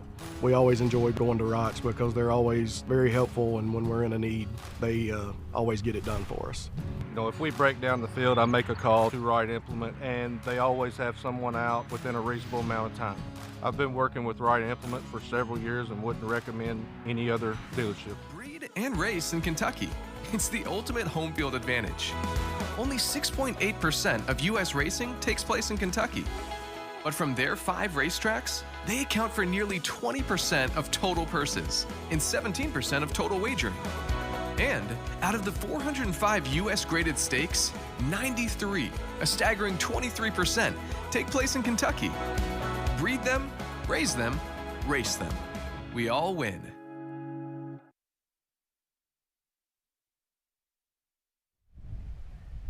About to make the turn here on day 2 at Kentucky Downs. Race number 6 is 20 minutes away. It'll kick off the $1 pick 6, which has a carryover a little bit north of $16,000 here. 3-2 favoritism, 1 of 2 in here for trainer Miguel Clement. He's My Kind, the 8 horse, who's 5-2 on the morning line, a little bit less than that. The other Clement runner in this spot is the 2, Bayfront, who was 5 on the morning line, 9-2 right now. So far, everything seemingly jiving. Kaiten, of the 2, you prefer the 2. I actually do, but I also assumed that the other Miguel Clement horse would garner more attention on the tote board with Flavien Prat on board. And at first glance, maybe the form looks a little better, but the more you look at it, the more you can make some excuses, legitimate excuses for the 2, Bayfront, who was a first-time starter. I love the pedigree of Bayfront. I also like the fact that despite a lot of trouble and perhaps some greenness as well, he still managed to finish second at Colonial. And I feel like the 7 furlongs is a benefit now. You shortening up from the mile, you know he's going to be fit, whereas some of these others are going to be pressed as far as distance is concerned. They've never tried it before. I just feel he's an improving sort, and I like Tyler getting on board as well. Stamina should be no issue for Bayfront with that turn back in distance, made that good middle move. One of my bets came in here, one of the first of the $5 win bets. I didn't think Cash Alley would be 4-1. This horse opened up at 3-1. Got a little bit of a float here, but this is the Wick Beckman horse that was kind of the unknown commodity in this field. Was effectively eased, dumped the rider, as a matter of fact, on debut back in the middle of February. Now shows up. Blinkers go on. First time as a gelding. Depending on when you downloaded your past performances or what you may be looking at, may not show up. But this horse is a gelding. And you look at the pedigree, there's a lot to suggest this horse is going to be good and be good early. 3 siblings, 1 on debut. I'm effectively taking today as the career debut. And many of the siblings that were winners did well going long up in Canada. Belichick won the Breeders' Stakes up there at Woodbine. A couple other horses are graded stakes placed as well. And Whit Beckman's done very well here at Kentucky Downs. Limited data, but 20 starts, 4 times a winner, 772 ROI. I'm going to go out on a limb and say that the early money is a positive, but you don't want to go overboard and suggest that it's the end-all, be-all. But I'm a bit encouraged to see this horse open up as short as he was. You know, we saw this yesterday in play. I think it was the last race, where a horse that we didn't expect to take quite as much money opened as the favorite. The Cassie First, and yeah. then floated up to 5-1 when all was said and done. I would not be surprised to see something similar happen here. And, you know, I used Cash Alley as, I think, one of my top 3 because I thought that you can't really gauge anything from that debut. But the fact that he was bet in that race was a very good sign. Plus, Whit Beckman's very good off layoffs like this. So he goes to Ben Curtis. I think that's a huge positive. They have a very high ROI together. And he is a gelding. He's had time. He gets the blinkers. The interesting thing is that the blinkers on is a little bit of a mixed message as far as Whit is concerned because his strike rate is pretty low. But I always think that's a misleading statistic because it's very dependent on the horses in question and the reason for the blinkers going on. But whatever the case, I think Cash Alley's very live in here at 4-1. So I definitely am including him in the mix with both of the Clement horses. And then I thought the 11 was another one to take a look at. Yetsit Hazelwood looking for back-to-back wins. Owen Hardy with limited starters here has a 3-year-old that moved to the grass after not showing anything on the dirt sprinting, and going long on the turf improved dramatically. Then came back at Ellis Park against a pretty salty group, and I thought ended up in a speed battle that proved to be his undoing. If he can relax the way he did in his start at Horseshoe, I think that he could be a factor in here. He's got a little turn of foot, but I think if he can settle a little. His last work was very, very good, and you know he has fitness on his side as well. To me, the thing that intrigued about the 11, we both have him in 4th, is the turn back, because he's gotten a little short at the end, and like you say, he needs to settle a little bit better, but the turn back to 7 from those longer races, I don't expect the finish to be an issue for him at this point. He's got the bottom. Yes, he was emptying out and getting a little bit short at the end, going a mile and a 16th. Even with the uphill climb here at the end, I don't think that'll be the issue here today. Just more a matter, is he good enough or not? Oddly enough, we have the same 4 here, just kind of shuffled up in order. what was the real separator? I know you touched on it a little bit, but is there something to knock about the 8-5 favorite right now, or maybe not knock, but something to kind of go against here at such a short price? You know, I kind of thought, well, first of all, I wasn't convinced that the 7 furlongs did him any favors. I thought that, you know, he was able to be powerful at 3/4 of a mile, both, and I thought better when he was sitting just behind the leaders and made a move. I didn't feel like he had a lot of excuses, although in fairness, he was 5-1. So, but when he finished second that day, I did think that he had an opportunity to win and didn't. Maybe he wasn't quite ready for that at that point. I forgive the last race because of the pace battle, but I am a little concerned that he's going to wind up forwardly, like on the lead, battling with somebody again and have a similar type of situation. This probably isn't fair because he's still lightly raced. He's only run 3 times. But I haven't seen a market improvement in any of the races. No, I agree with that as well. I think he does just enough to make you think he can be good, but he doesn't quite step forward. Yeah, and the jury's out. I don't want to just sit here and say this is gospel, this is what he's going to be for the rest of his life. But after 3 starts, if you haven't done anything different, and he's had different running styles. We saw on the lead last time, came from off of it on debut and in that second start, and they all kind of net out the same. Whether you're looking at Byers, you're looking at Thorograph. Thorograph, he's getting marginally better with each and every start, but it's not like he's taken any kind of massive jump. And I get a little bit worried about horses like this. And who's to say that even if he runs back to that 75, that somebody else doesn't just run a better race than he does today? You know, the other part is he's been 3 sprints in a row and kind of had the similar types of results. And now he comes back again in a sprint race. Whereas Bayfront is going from a route race to a sprint race. So for me, this is something different for him that could trigger even more improvement going forward. I don't know if maybe we've seen what his stablemate is capable of. Another thing, kind of a feather in the cap of Bayfront, 2 horses from that most recent start at Colonial have been next out winners, the 3rd place finisher as well as the 6th place finisher, and they both improved fairly significantly on the Beyer scale from 66 to 74, from 57 to 65. So you've got some positives there. Even the last place finisher came back and jumped up 6 points next out. So I'm with you. Of the 2 Clermont runners, I would prefer the 2, and that was before we found out what their prices would be, and who knows if it stays this way, but I would lean more 2 than 8. If I'm going to go with the favorite, I have to believe that he's the best horse going in there right off the bat.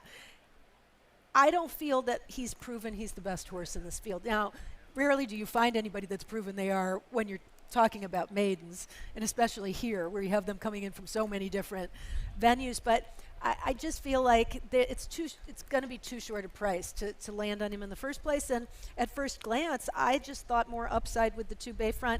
I actually think if I were switching off of my original pick or reshuffling, then the 10 would be the way I'd go, because the 10 to me also, again, offers a lot more upside. It's sort of what you don't know versus what you already know. Based on some of the double will pays, you would think the 10 floats up a little bit from this 4-1, but we'll wait and see as you get a good look at Cash Alley. Speaking of getting a good look, Jess Stafford is down in the paddock. Jess, what can you tell us about the field for race 6?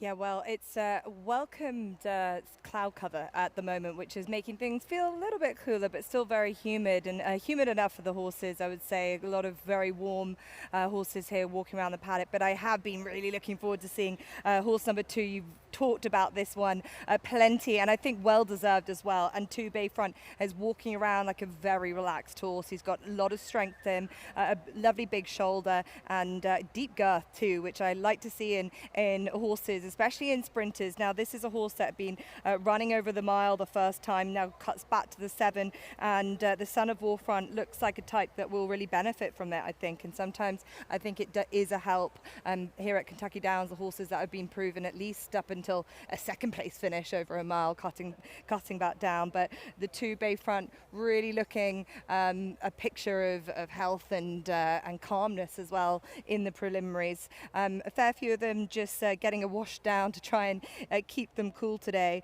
Some of the others to mention, horse number 1, Just Buy It. This is a horse that has had the 3 starts. I think the return to the turf looked like a real benefit, but that was 184 days ago, so it has had a little bit of a break, just now back into the groove on the track here today. It is a fair bit of time, but I think the yard knows how to get one really ready for a race like this, and the son of Vino Rosso, as I said, has showed on 2 occasions that the turf is definitely the preference. Was a 5th here at Kentucky Downs last year, and that was in a turf maiden over the 6.5 furlongs. That was an okay performance, but definitely has improved since then. Some of the others to note, I thought it would be well worth mentioning the 8. He's My Kind, of course, coming in for plenty of support. This is a son of Hard Spun, who has put up 3 very decent performances on sprint trips. Last time over the 5.5, that was a very much of a fair effort. And the 8 today, as a few of the others, has just got that little bit more warm. It's quite a leggy type compared to some of them. Obviously, has been sprinting, but might not necessarily have the definite build of a sprinter that I normally see, but he's got plenty of attitude as he comes past me. And as I said, this is a horse that has shown a fair, adequate use of form over those sprinting different distances. Number 10, Cash Alley.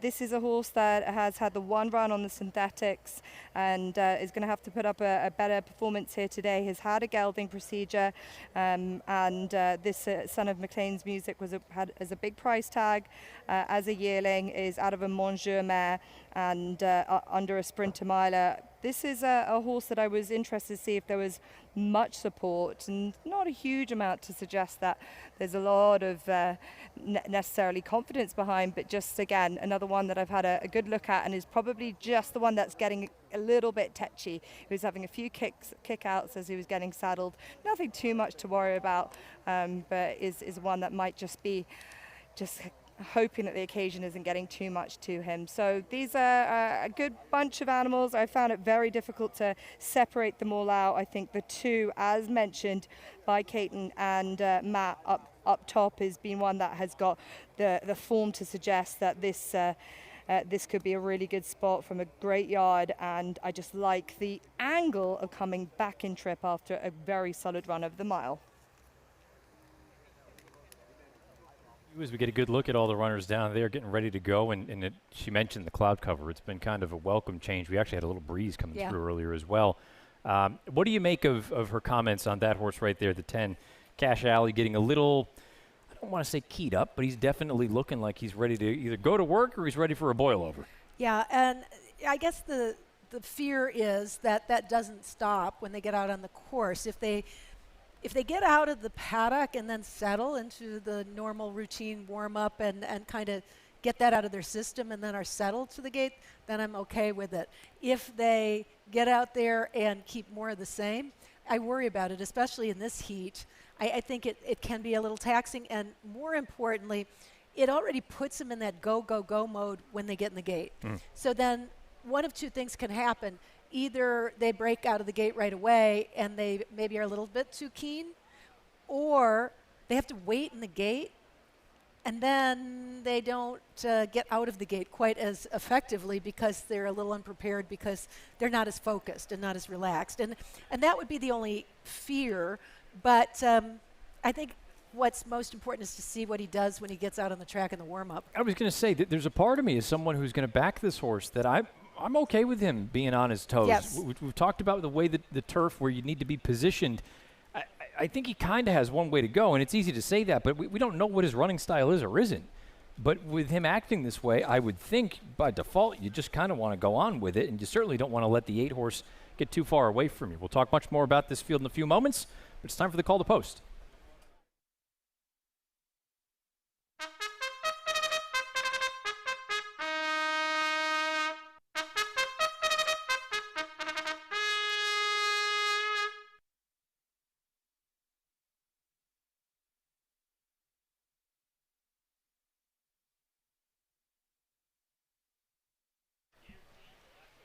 Out they come for race number 6.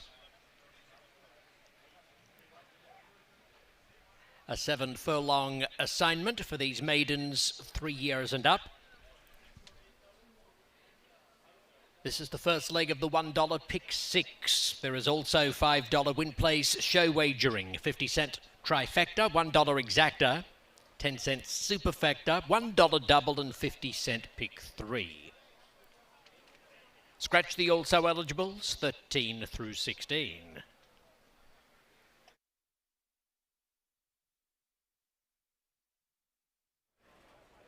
Post parade about to begin here for race number 6. We'll go that 7/8 distance. There's a look at Just Buy It for Vicky Oliver. Figures to be forward. I don't know how forward, but coming off the layoff, you would expect this one to be a little bit on the fresher side. Son of Vino Rosso. There's a look at the 2 Bayfront. This is Kate, your top selection.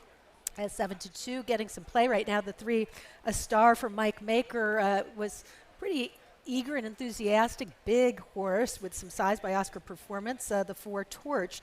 For Joe Sharp, I really like the look of in the post parade. First time on the turf for the son of McKenzie. Monster Cookie, I just had one of those downstairs by catering. Fantastic there. Nice price at 13-1. Lifeboat, first timer at 21-1. Going out for the Rusty Arnold barn. 3-year-old son of a Stern out of a Street Boss mare. Machado, a bit of a long shot by McLean's Music, trying the turf for the first time with the Asmussen duo. Steve training, Keith riding. He's Mike Hind, current favorite at 2-1 for Miguel Clement. Third last out after showing the way at Saratoga. King of Heat, I don't even have a guess for you. You could tell me anything, that this horse loves it here or needs one off the long layoff. Then you get to Cash Alley. We floated up to 5-1, going the direction I like to see. I like the look of him out on the course for what it's worth. The 11, Cantus for Godolphin and Owen Hardy with speed and fade at Ellis Park going longer, but I'm hoping he relaxes a little here. And the 12, He Has Game, tries a turf for the first time. This is a horse that I know he's 60-1, but I think you need to take another look at. He's going to factor into the early pace, I believe, from the outside. He's a first-time gelding, first time on the turf, off the layoff for a trainer who won on opening day. There's the field of 12 that'll head to the post. You have 3 minutes to get your wagers in. 7/8 of a mile. It kicks off the $1 pick 6. Again, a carryover there of more than $16,000 after no one correctly identified 6 of 6 yesterday. As a matter of fact, nobody went 5 out of 6 in the pick 6. That's why we had all those giant payouts in the other multis. You got a good look right there at the 4 horse that went on by. That is Torched for the Joe Sharp barn, coming off a bit of a layoff. First time here for the new outfit, but right now the favorite is the 8 horse at odds of 2-1. He's My Kind, 1 of 2 in here for trainer Miguel Clement. The other one being Caton's top pick, the 2 Bayfront. If you're watching along on Peacock, stay with us. We're going to take a quick break and we'll come back for the load of race number 6.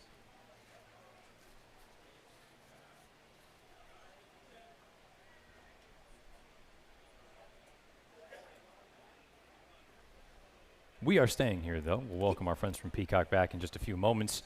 Caton, what do you feel about this field as far as your prices are concerned?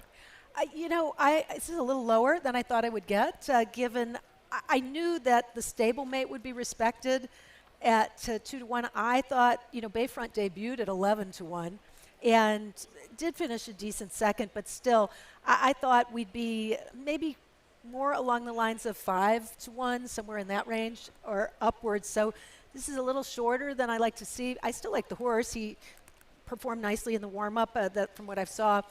The horses that impressed me a little bit that I had question marks about, but I do like what I'm seeing from them, include the 3, A Star.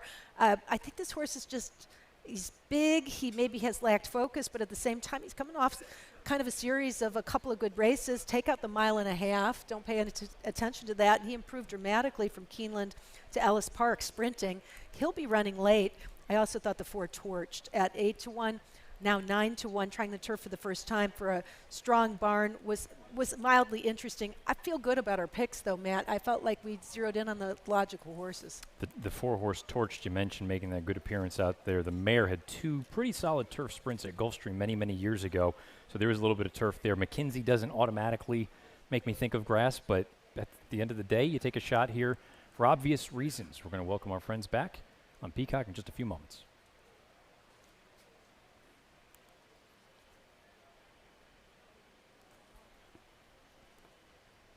If you're watching on Peacock, welcome back here. Kentucky Downs race number 6 is just about a moment away.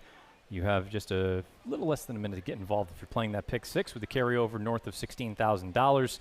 Caton, let's just kind of assess things. Final picks. I went to the 10, who opened up at 3-1, for a moment floated up to 6.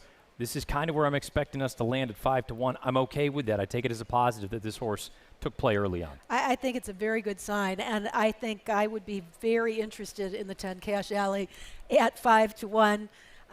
My pick, Bayfront, I hope continues to float up a little bit, currently 7-2.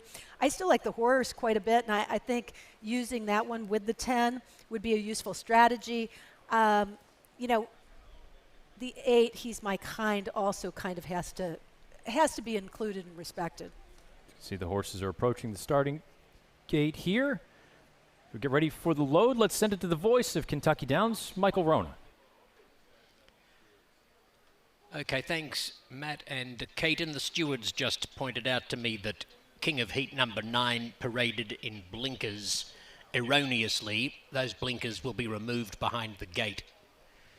King of Heat not listed for blinkers, so that'll be rectified prior to the gate load, which is getting underway now, with Just Buy It and Machado, the first couple to line up, joined by Bayfront. The Sunday Silence Silks on He's My Kind.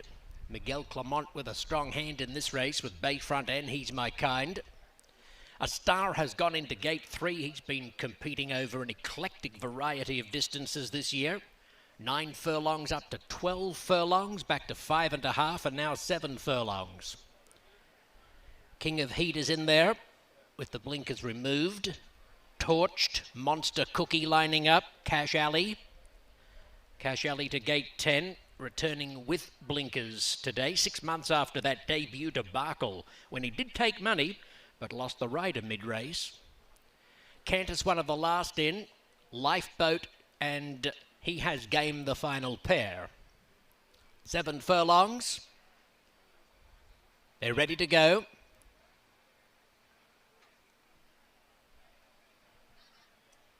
Racing. He's My Kind is away quickly with Just Buy It along the inside.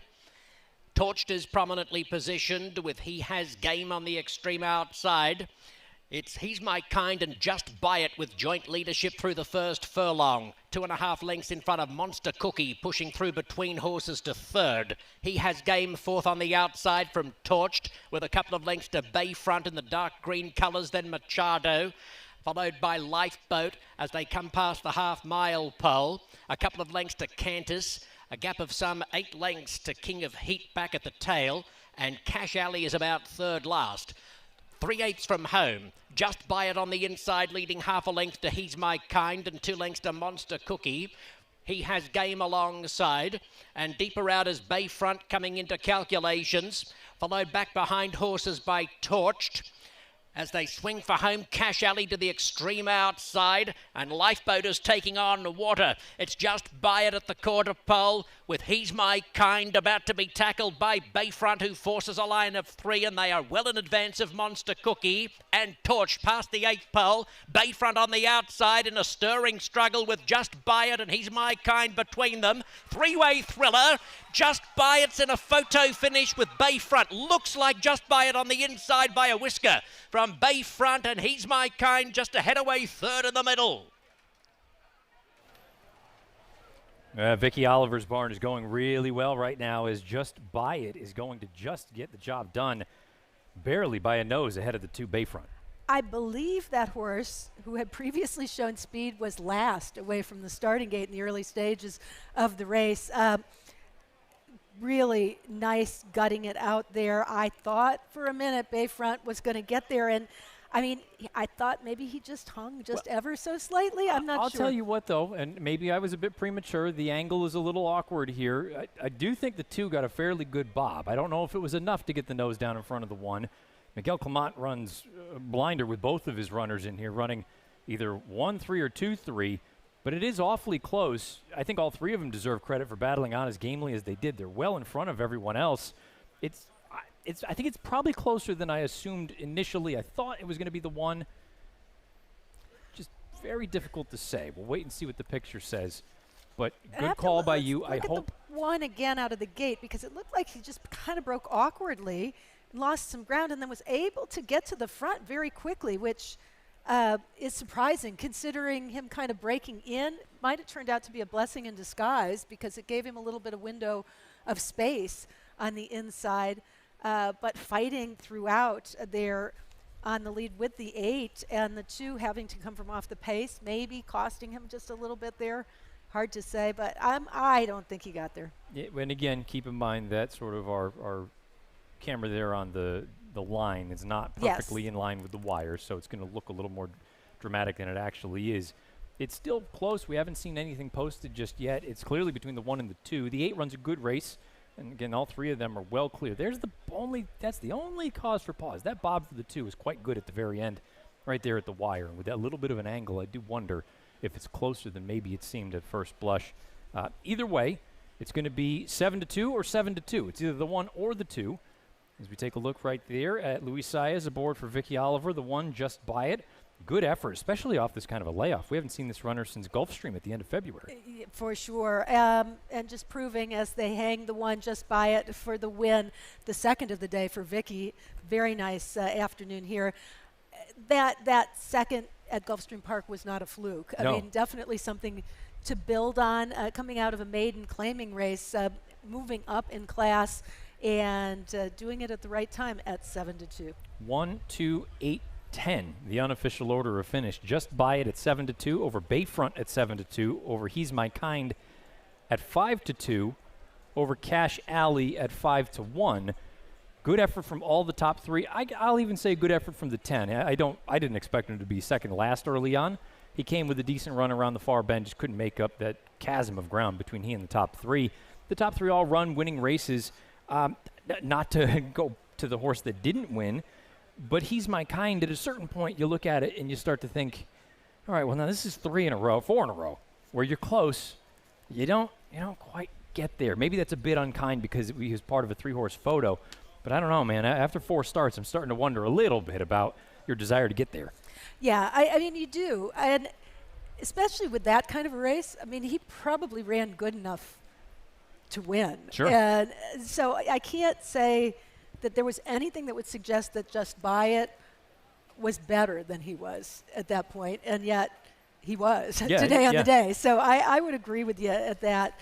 It'd be interesting to see how the public views it, or if they go back to the well after 2 near misses, so to speak. Yeah, he's the kind of horse that you can rely on to run his race. It just so far in 4 starts, it's been just good enough to be in the mix, but not get the picture taken. Meanwhile, this horse, you would think you're going to get a forward move, and I know maybe it's a bit, I don't want to say premature to say that, but Vicky's barn's going very well right now. They're all running good, and typically we see her take another step forward at Keeneland. So maybe this is a harbinger of things to come. For sure.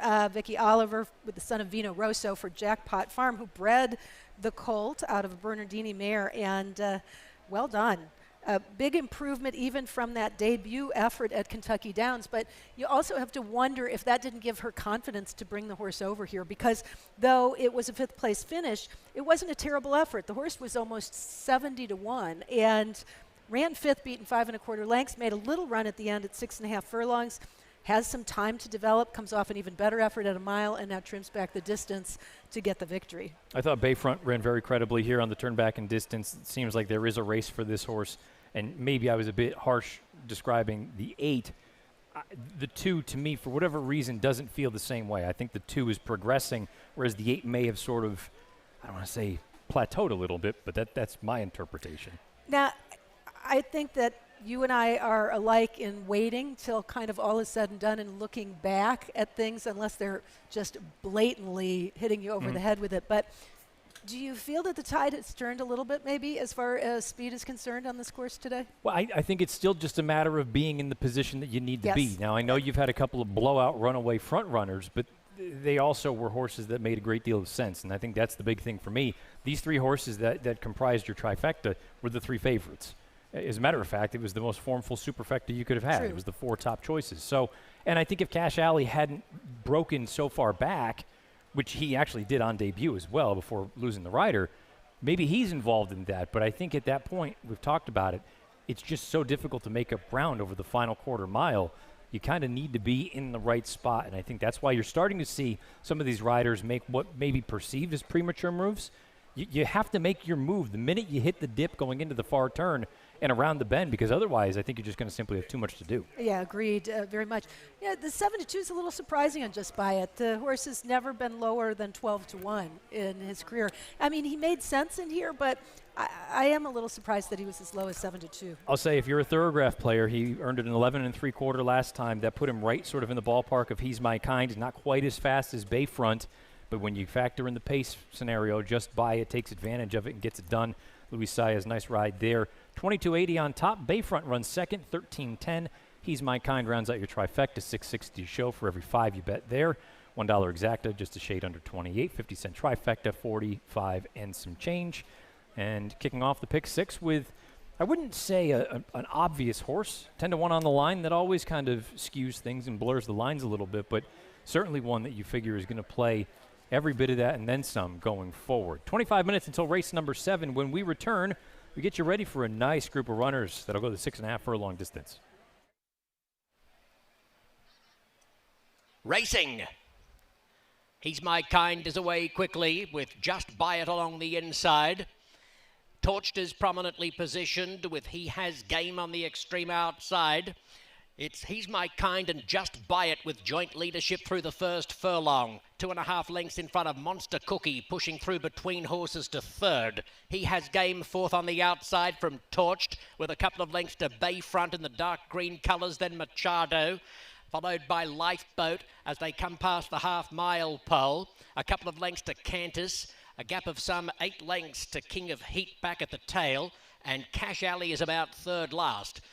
3/8 from home. Just Buy It on the inside, leading half a length to He's My Kind and 2 lengths to Monster Cookie.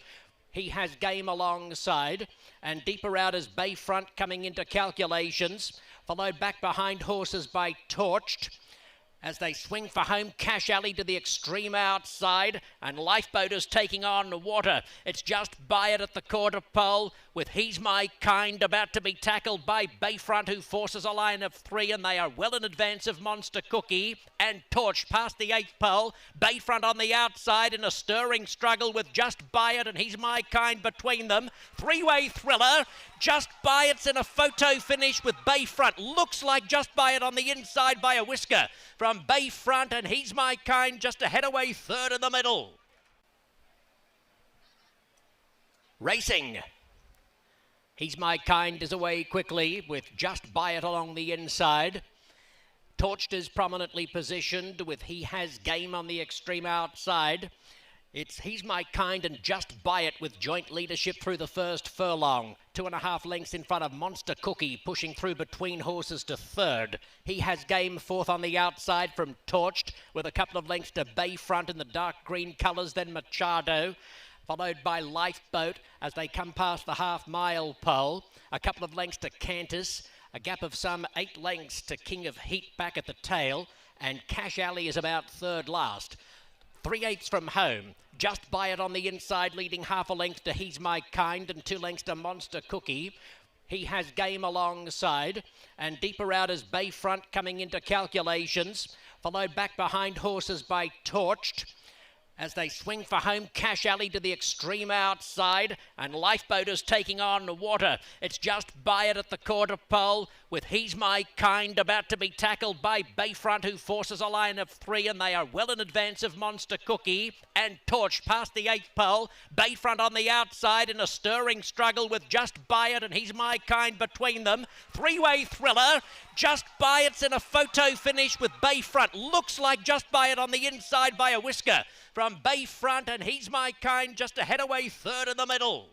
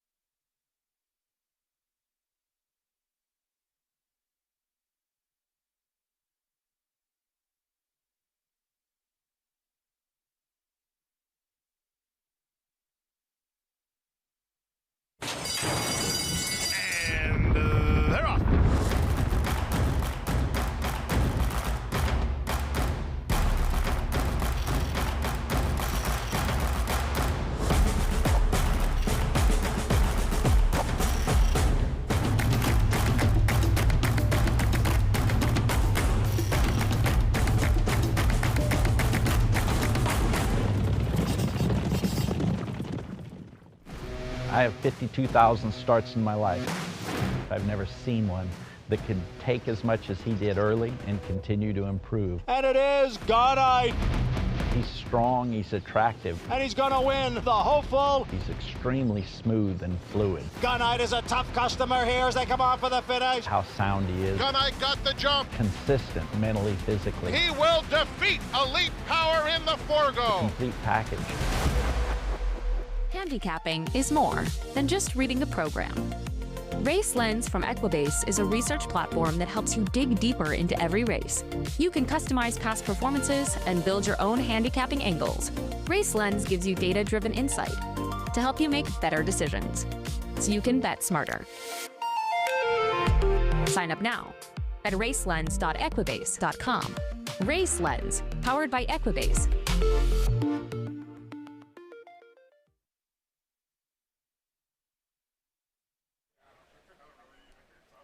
Late Pick 5 time here on this beautiful Sunday afternoon in Franklin, Kentucky. Thank you for joining us wherever you're watching, however you're playing. If you're joining us on Peacock, thanks for doing so.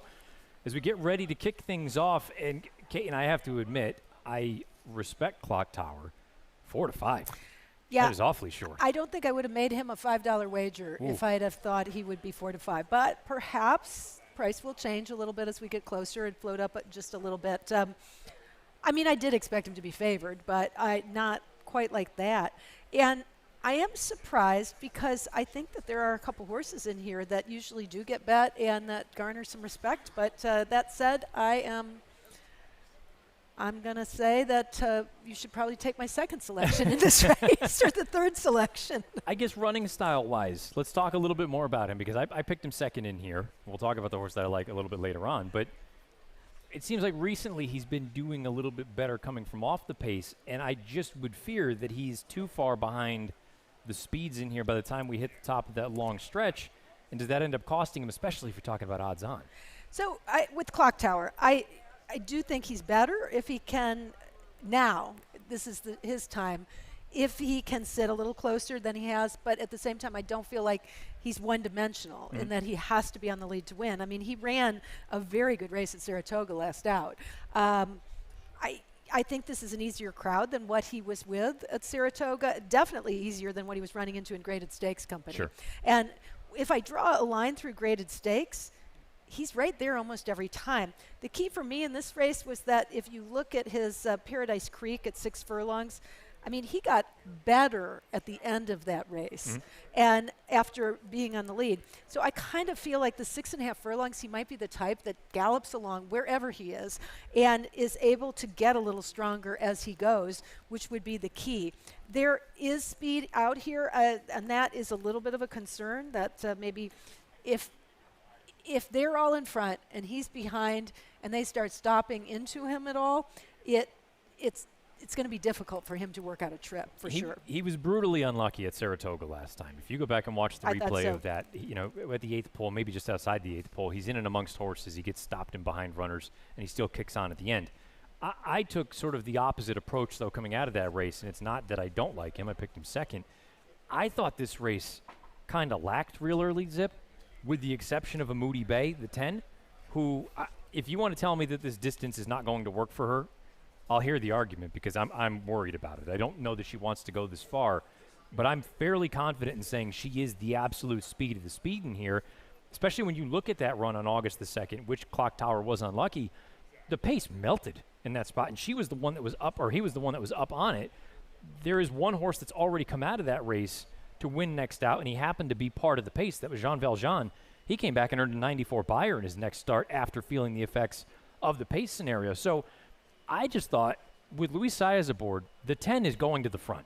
If you want to say the distance is going to bite him in the rear end, I'm willing to hear it. But given the price at 11 to 1, I'm going to gamble on the 10 over the 1. Oh, the 10 is the pace setter. There's no doubt about it. I was a little concerned about the distance.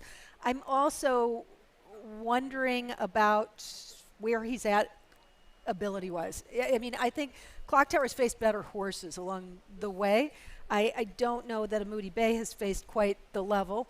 And I also think that there's a possibility that Keewaydin, just to his outside, who is not as good a horse, I don't think, but he's capable of carving out some fast fractions.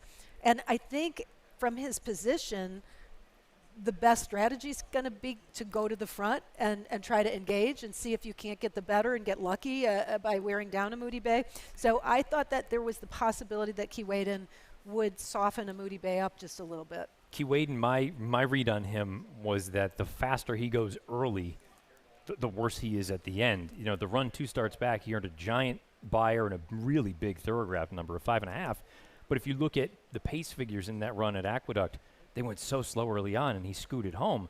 He basically ran the same pace figures in that race at Saratoga on August the 2nd, and he was 8 behind a Moody Bay. I'm of the opinion that if you're trying to run with the 10 and you're the 11, you have no chance at the end. I think you have to kind of hope somebody else goes with him, because if you try to do it, I think you're just kind of cooking your own goose. Well, I agree with you in principle, but I also think that his only shot is to go. And that he seems like a need the lead type of horse. So that was my thinking as far as the pace was concerned. And then the 2 Out on Bail is not going to be too far behind. I actually think that Out on Bail is an interesting possibility, because he could sit kind of that perfect in-between trip with Flavien Prat for a Hot Barn and Mike Maker, first-time Lasix. You know, he doesn't have to tangle on the lead, but he won't be that far off the pace. And I will say, here I am saying that, you know, it's 10 and then everyone else from a pace standpoint. The way that Flavien Prat has ridden today, he's been very aggressive in most instances. All these guys and gals read the form as well. They know what it looks like on paper. Maybe this horse is far more forward. He's off a lengthy layoff, Lasix for the first time. The Maker Barn's going well. Maybe they're looking at it saying, let's go on with it. A Moody Bay may not get the distance. We should be able to get it. He's shown a turn of foot, particularly when fresh. I think that plays into it for Out on Bail. The horse that's interesting, I'm curious your take on Chasing Liberty being entered for the $100,000 claiming price, because he's been a very useful horse with earnings of over $1 million. He's exiting Stakes Company for the first time in a long, long time. He has won at Kentucky Downs. If there's a negative, it's his style. He likes to sit back and make that late run, but we know he likes the course.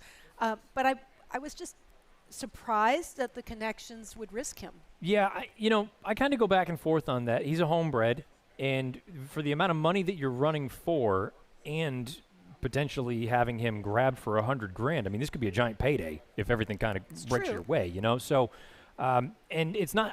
This isn't an instance where I think he's in for the tag because maybe they think he's lost a step. I mean, his run 2 back, he's a stakes winner at Laurel.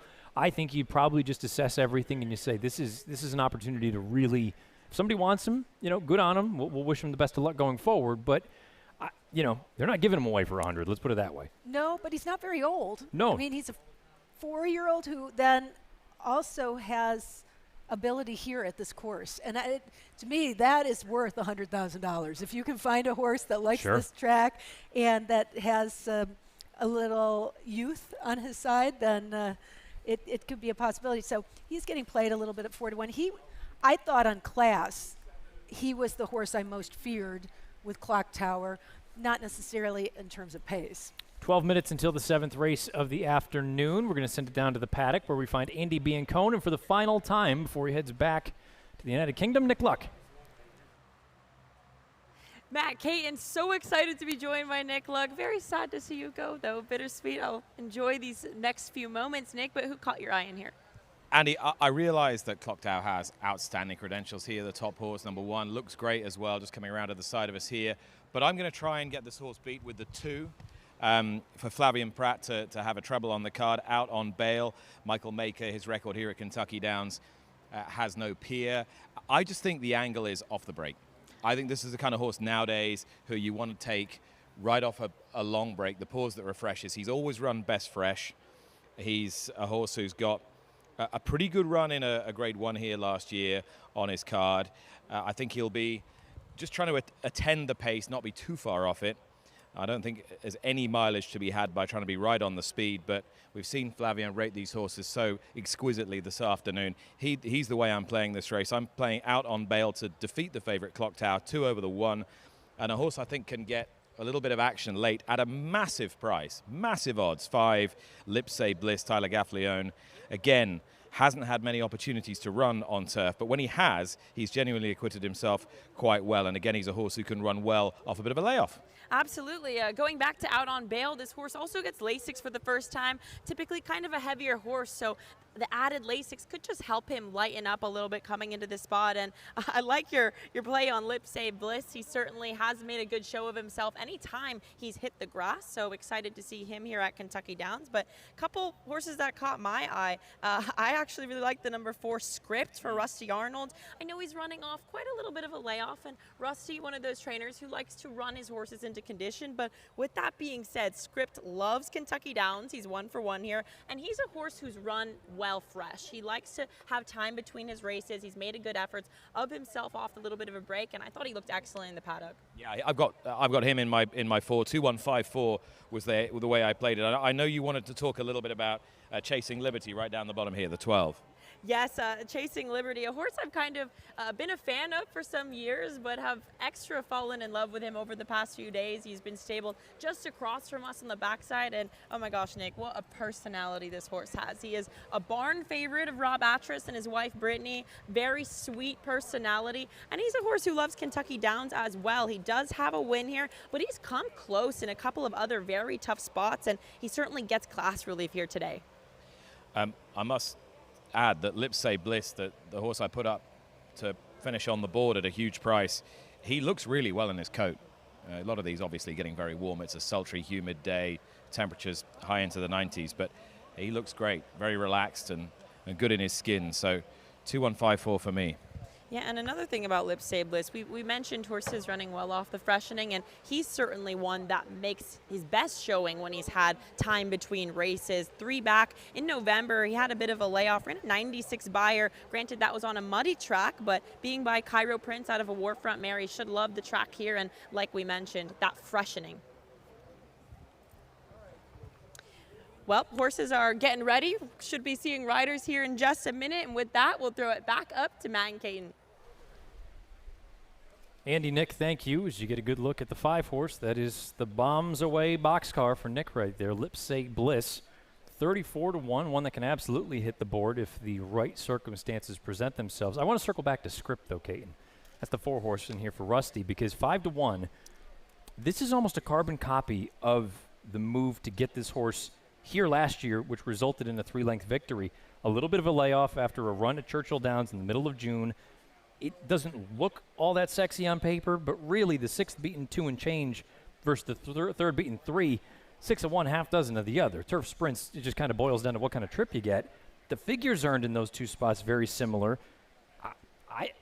My only fear was that he was just going to have too much work to do by the time they hit the top of the lane. That was kind of my thinking as well, and the reason I didn't put him in my top 4, although I did take a good hard look at him. The other thing that's worth mentioning is the race he ran on the synthetic in February at Turfway. The horse that won, GT 500, was in the running lines of a horse yesterday who just about won Maycox Bay. I think is a quality horse. GT 500 came back and more recently won in group or graded company in Canada, and is, I think, a top performer or among definitely graded stakes caliber horse. So that race is deceivingly tough, the 4 ago. He ran 3rd in the Holiday Cheer on the synthetic behind Joe Shiesty, who's a multiple stakes winner. You know, he has shown that ability that puts him a little ahead of some of the others in here. It's just a matter of getting the trip. And, you know, it certainly isn't out of the range of possibilities if all the horses we talked about before do go for it. But I think he's going to have to work to be in that spot.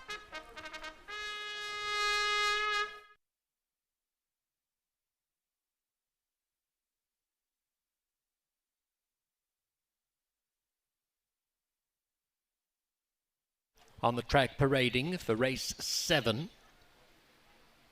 An allowance optional claiming event for 3-year-olds and up. 6.5 furlongs with the rail at 50 feet. There is $5 win place show wagering. $1 exacta, 50-cent trifecta, 10-cent superfecta, $1 double, 50-cent pick 3, and this race opens a 50-cent pick 5. Scratch 3, we're in trouble. the rider of 6, it's Bourbon 30, Adam Beschizza. Here's a look at your 6-5 favorite out there in the post parade. Clock Tower feeling himself. The 2 out on bail. Beautiful gray out there. Lasix on for the first time for Mike Maker. The 3 is Scratch. The 4, Script, will be up next at 5-1 for Rusty Arnold, wearing the colors of Stone Farm. First start since June. 1-for-1 on Kentucky Downs turf course. The 5, Lipsey Bliss, hasn't raced since February, moves back to the turf, and has put in some good late rallies.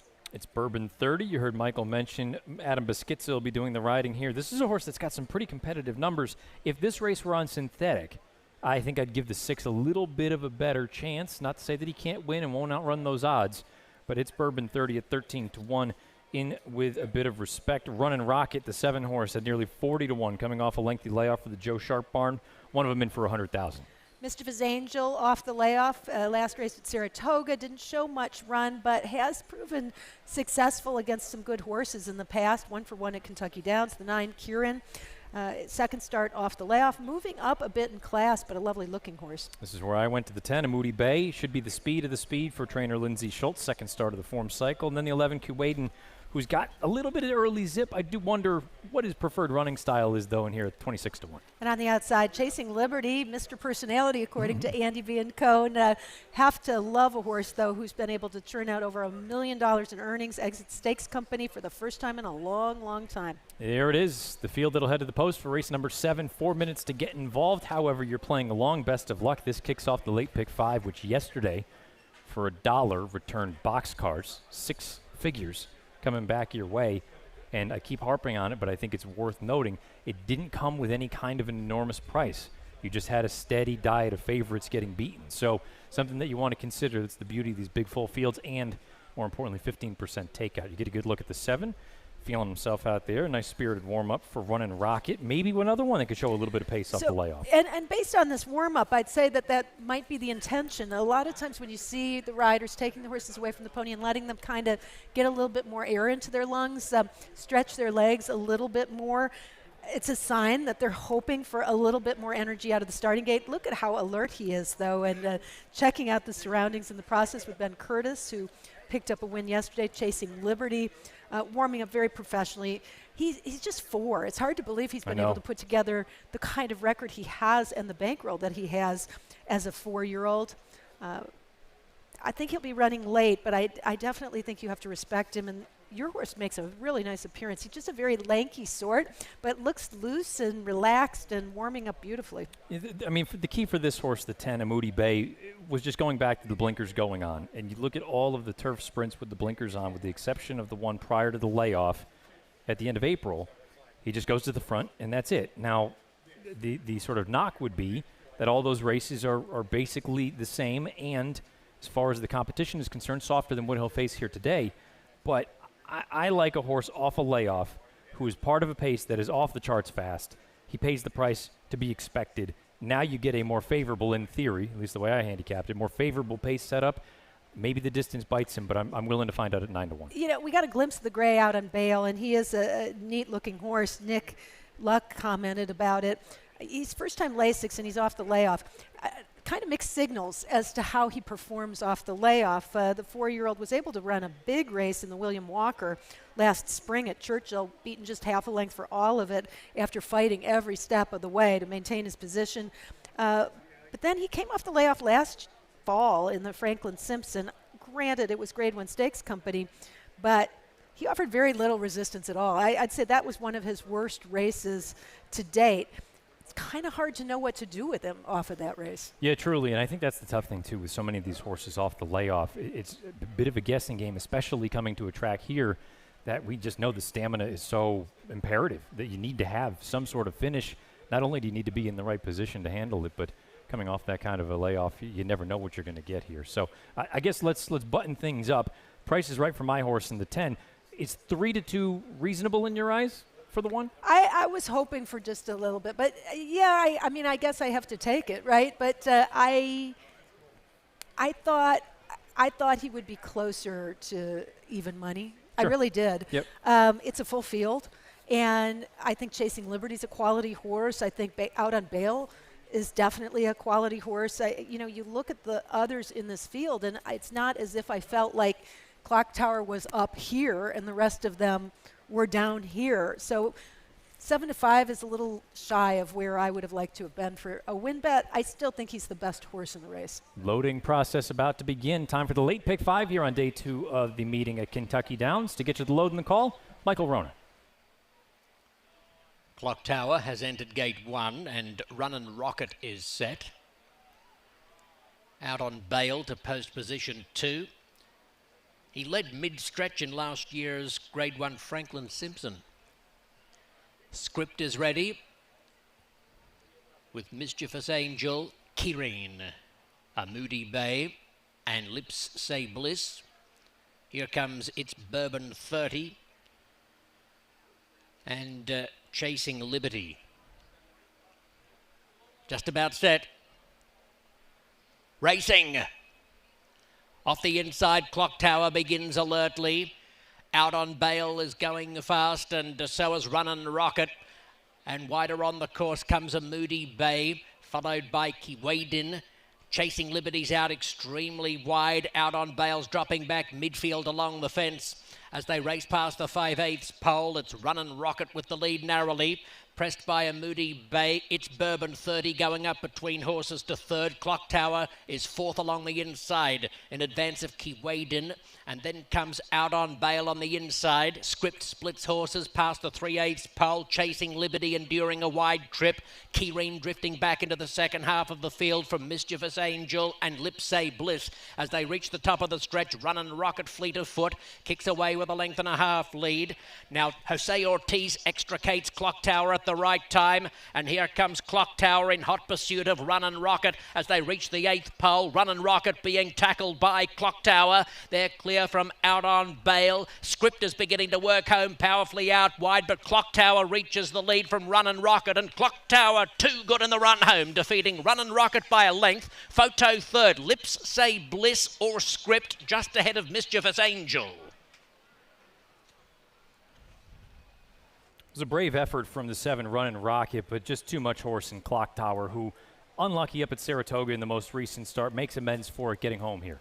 You have to give some credit to Runnin' Rocket, who dug in and tried against a very good horse. Certainly outran his odds, but Clock Tower, proving best here, and obviously loves this course too. He kind of just kicks it in a little bit in the final strides, like he knows exactly where the wire is and what he needs to do to show off at the finish. And you had mentioned sort of that warm-up for the 7, indicating probably going to be forward. There were a few horses that went forward, including the 1. I think when he broke as sharply as he did, being able to kind of gather him and sit that pocket trip worked out beautifully. The 7 runs a blinder in here at nearly 30-1. And I think you want to give some shouts to some of the other horses underneath. If I'm not mistaken, Nick Luck's horse at least gets inside the top 4, that being the 5 horse, Lips Say Bliss. But the one I really want to key in on, and I think going forward to Keeneland, is the 4 Script. Yeah, because he made a good amount of ground up late, and we've just seen it's so hard to do over this turf right now. And you could see in the early stages that the rider almost had to push him to just try to keep him in a position where he could have a chance. So when you have to do that to a horse in the early stages of the race, it's harder still for them to have something left at the end. The fact that he was digging in and had so much to do, I thought was a very positive sign. I also am very happy that we at least got 6-5, because the way it was going, I was starting to think it was going to be in the deficit column. Clock Tower gets the job done. Nick Luck sends us off, hopefully, with that 5 horse cracking the top 4. I think he's very, very close. Right now, unofficial order is 1-7. We know that much. We'll see what the picture says for the remaining slots. Really just a giant effort from the 7. Yeah, it gets the show. There it is. Nick Luck running third with the 5 at 23-1. Lips Say Bliss. Script rounds out your superfecta. Unofficial order 1, 7, 5, and 4. Clock Tower and Jose Ortiz getting the job done here.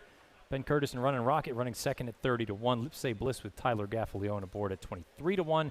And then Script with Axel Concepcion aboard at 5-1, rounding out your superfecta. Final time 1:16.02 seconds. A very competitive number at this 6.5 furlong distance. Yeah, I thought this was a very formful race. It finally, one of them kind of turned out the way I kind of thought it was. The one thing that I thought was a little unusual was that the 10 was, I wasn't surprised the 10 was on the lead, but I was a little surprised the 7 was able to be engaged and actually get the better of him in some of the early stages of the race. Yeah, and maybe the 10 didn't take to the course, but at the same time, I was clearly wrong that there were going to be other horses that showed some real gas, and the minute the 10 didn't make the lead, I kind of figured, well, that's a wrap there. Curious, I'd have to go back and watch the trip for the 2 Out on Bail. I don't think he ever really got a call or was involved at any point as far as the real running was concerned, but again, only seeing the race live, you'd have to go back and go through the fine-tooth comb. But there's a look at Clock Tower with Wesley Ward and company getting the job done at 6-5. Brutally unlucky up at the Spa last time. Makes amends for it here in a big, big way. Second winner of the day for Wesley Ward, and I believe this might be the first for Jose Ortiz since getting here from Saratoga yesterday, but probably not the last that we'll see, as the son of Not This Time wins for Mrs. Fitriana Hay, who I think I wouldn't be surprised to see that we saw Wesley with the camera holding up, that perhaps he was talking directly to her to put her in the winner's circle. Yeah, if I were a betting man, I would bet on Jose Ortiz winning a handful more races here over the next few race days, as you get a good look at Clock Tower heading back. And now he is 2 for 2 lifetime here at Kentucky Downs. He's 4 for 13. He's an interesting horse because, stretching him out, he gets a little short at the end of those runs, but when you see him run this well at 6.5, I think it at least makes you wonder a little bit, do you want to play the game of, do we try to stretch him out to a race that maybe fits closer to a mile, or do you turn him back to 5.5 furlongs? That'll be a question for another day, but the here and now, $11.35 on top. Well done there, Caton. Good call with Clock Tower getting the job done. Running Rocket, 43 and a nickel coming back your way if you bet that horse to place. Lipsay Bliss, next long shot special, running third in there, $13.75 to show for every 5 you bet there. $1 exact, it comes back 34 even.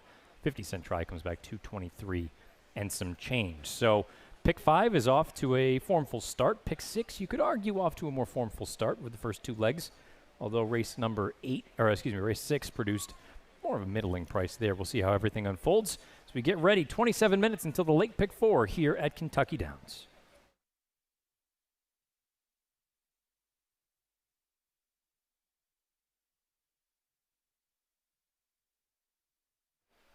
Just about set. Racing. Off the inside, Clock Tower begins alertly. Out on Bail is going fast, and so is Runnin' Rocket. And wider on the course comes a Moody Bay, followed by Keewaydin. Chasing Liberties out extremely wide. Out on Bail's dropping back midfield along the fence. As they race past the 5/8 pole, it's Runnin' Rocket with the lead narrowly.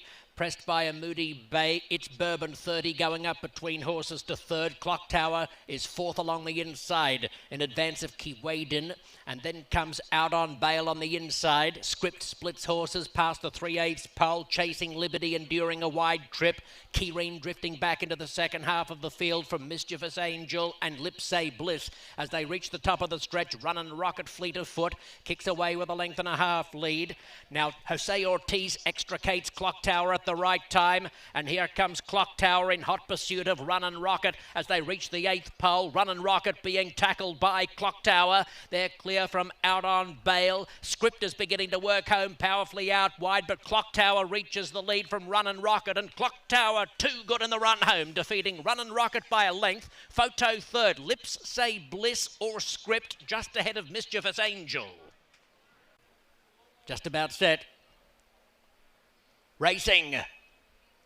Off the inside, Clock Tower begins alertly. Out on Bail is going fast, and so is Runnin' Rocket. And wider on the course comes a Moody Bay, followed by Keewaydin. Chasing Liberties out extremely wide. Out on Bail's dropping back midfield along the fence. As they race past the 5/8 pole, it's Runnin' Rocket with the lead narrowly. Pressed by a Moody Bay. It's Bourbon 30 going up between horses to third. Clock Tower is 4th along the inside in advance of Keewaydin. And then comes Out on Bail on the inside. Script splits horses past the 3/8 pole. Chasing Liberty enduring a wide trip. Keyreen drifting back into the second half of the field from Mischievous Angel and Lipsay Bliss. As they reach the top of the stretch, Runnin' Rocket fleet of foot. Kicks away with a 1.5 length lead.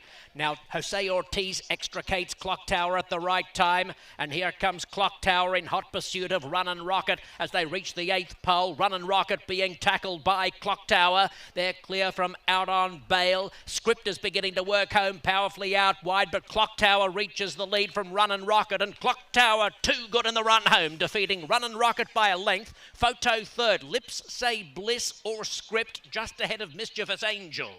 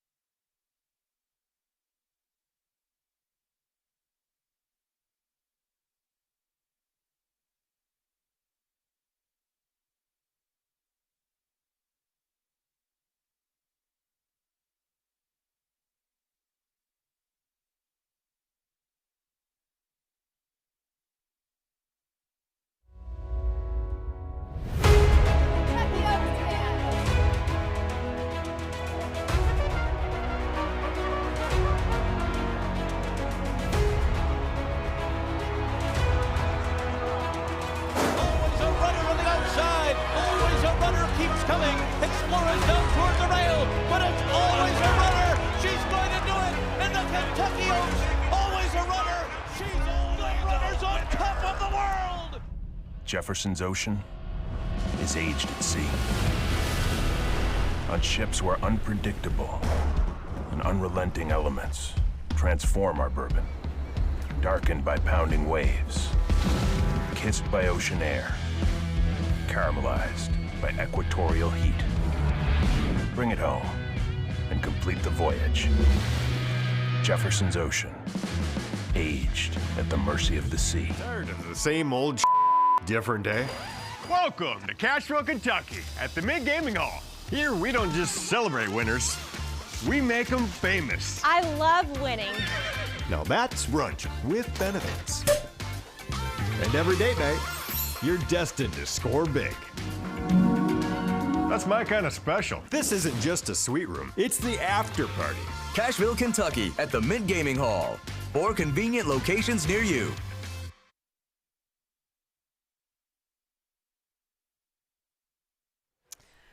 A look from the backside at Kentucky Downs back toward that stretch run and the flags at half-mast in honor of Dolly Parton. Certainly missed profoundly here, so close to Nashville and the Tennessee border. And the spirit of music and Dolly continuing on through this area, through all the fans here that have flocked over time. Feel like she would appreciate that guitar ceremony and presentation that we give, and a little nod to the country roots not too far from here. And that is one of the kind of magical things about Kentucky Downs, is its location, proximity to Nashville. You can take advantage of kind of the best of both worlds. Feel out in the country here, and it's less than a 45-minute drive to find yourself in the heart of Nashville and living it up at the honky tonks. A unique setting, I think, is the best way to put this. You know, we're used to racing here in Kentucky, whether you are closer to Louisville with Churchill, or you're closer to Lexington with Keeneland, or you're closer, you know, sort of Florence area for Turfway. Here, if anything, you're closer to Nashville. So, yeah, you get a little bit of everything here. Whatever you'd like to do, you can do it here at Kentucky Downs. I like to win. Yeah, me too. Finally. Me too. Finally. Well done. Good Finally. job there. I'm not going to take a lot of credit, but I am happy to see a horse like that come through with the type of race that you expected him to run. But I think that's the thing, too, though. And, okay, 6-5, say what you will. You had conviction about him all along. And I know I am one that typically will, go against to try to look for a number. If you really love a favorite, which you did, you said he was very clearly the horse to beat in there, I don't have any issue with you betting a favorite. If you think that 6-5 was fair, good on you. You collected much more money than I did. I burned money right there. So I think our friend Gabby Gaudet used to say, favorites can be your friends. Yes, of and course. Definitely my friend today. That's for sure. Absolutely. Nothing wrong with taking a favorite, even here at Kentucky Downs, where you're so tempted to take shots with some of these horses coming in from different places. I feel like I'm talking out of both sides of my mouth, but if you like a number, don't be afraid to swing. Yep. And if you really like a favorite, don't be afraid to swing either. I don't think there's any issue with it. Well, I do think the beauty of it, too, is if you felt strongly about that horse, to use him as a key horse in your pick 6 sequences, your pick 5 sequences, all the many options that you have going through there, then you will end up with sometimes very generous payoffs, even with a short price in the sequence. So I think that, especially here, with the size of the fields that we have, and the likelihood for a few favorites in a sequence getting eliminated is a great option. Yeah, I mean, the best analogy I can make is you think of Breeders' Cup time, right? If you find a favorite that you can sort of build around and use some leverage and then gain coverage in other races that you don't think are so straightforward, that can be your best friend, even if the horse pays $6 on top, or in this case, 11 and change for the $5. That can be your best friend. So this gives you great vantage point as to the placement of the gate for the 6.5 furlongs run, which we'll have coming up here. And it also lets you see firsthand a little about how unique Kentucky Downs is, because I doubt very much that you'll ever see a gate placement quite like that, or the bend that you have, and it is a gradual bend, but it is a bend nonetheless. At that turn in particular, it can be a little difficult for young horses to navigate, to figure out exactly where they are. The course is wide, but the turn comes up very suddenly.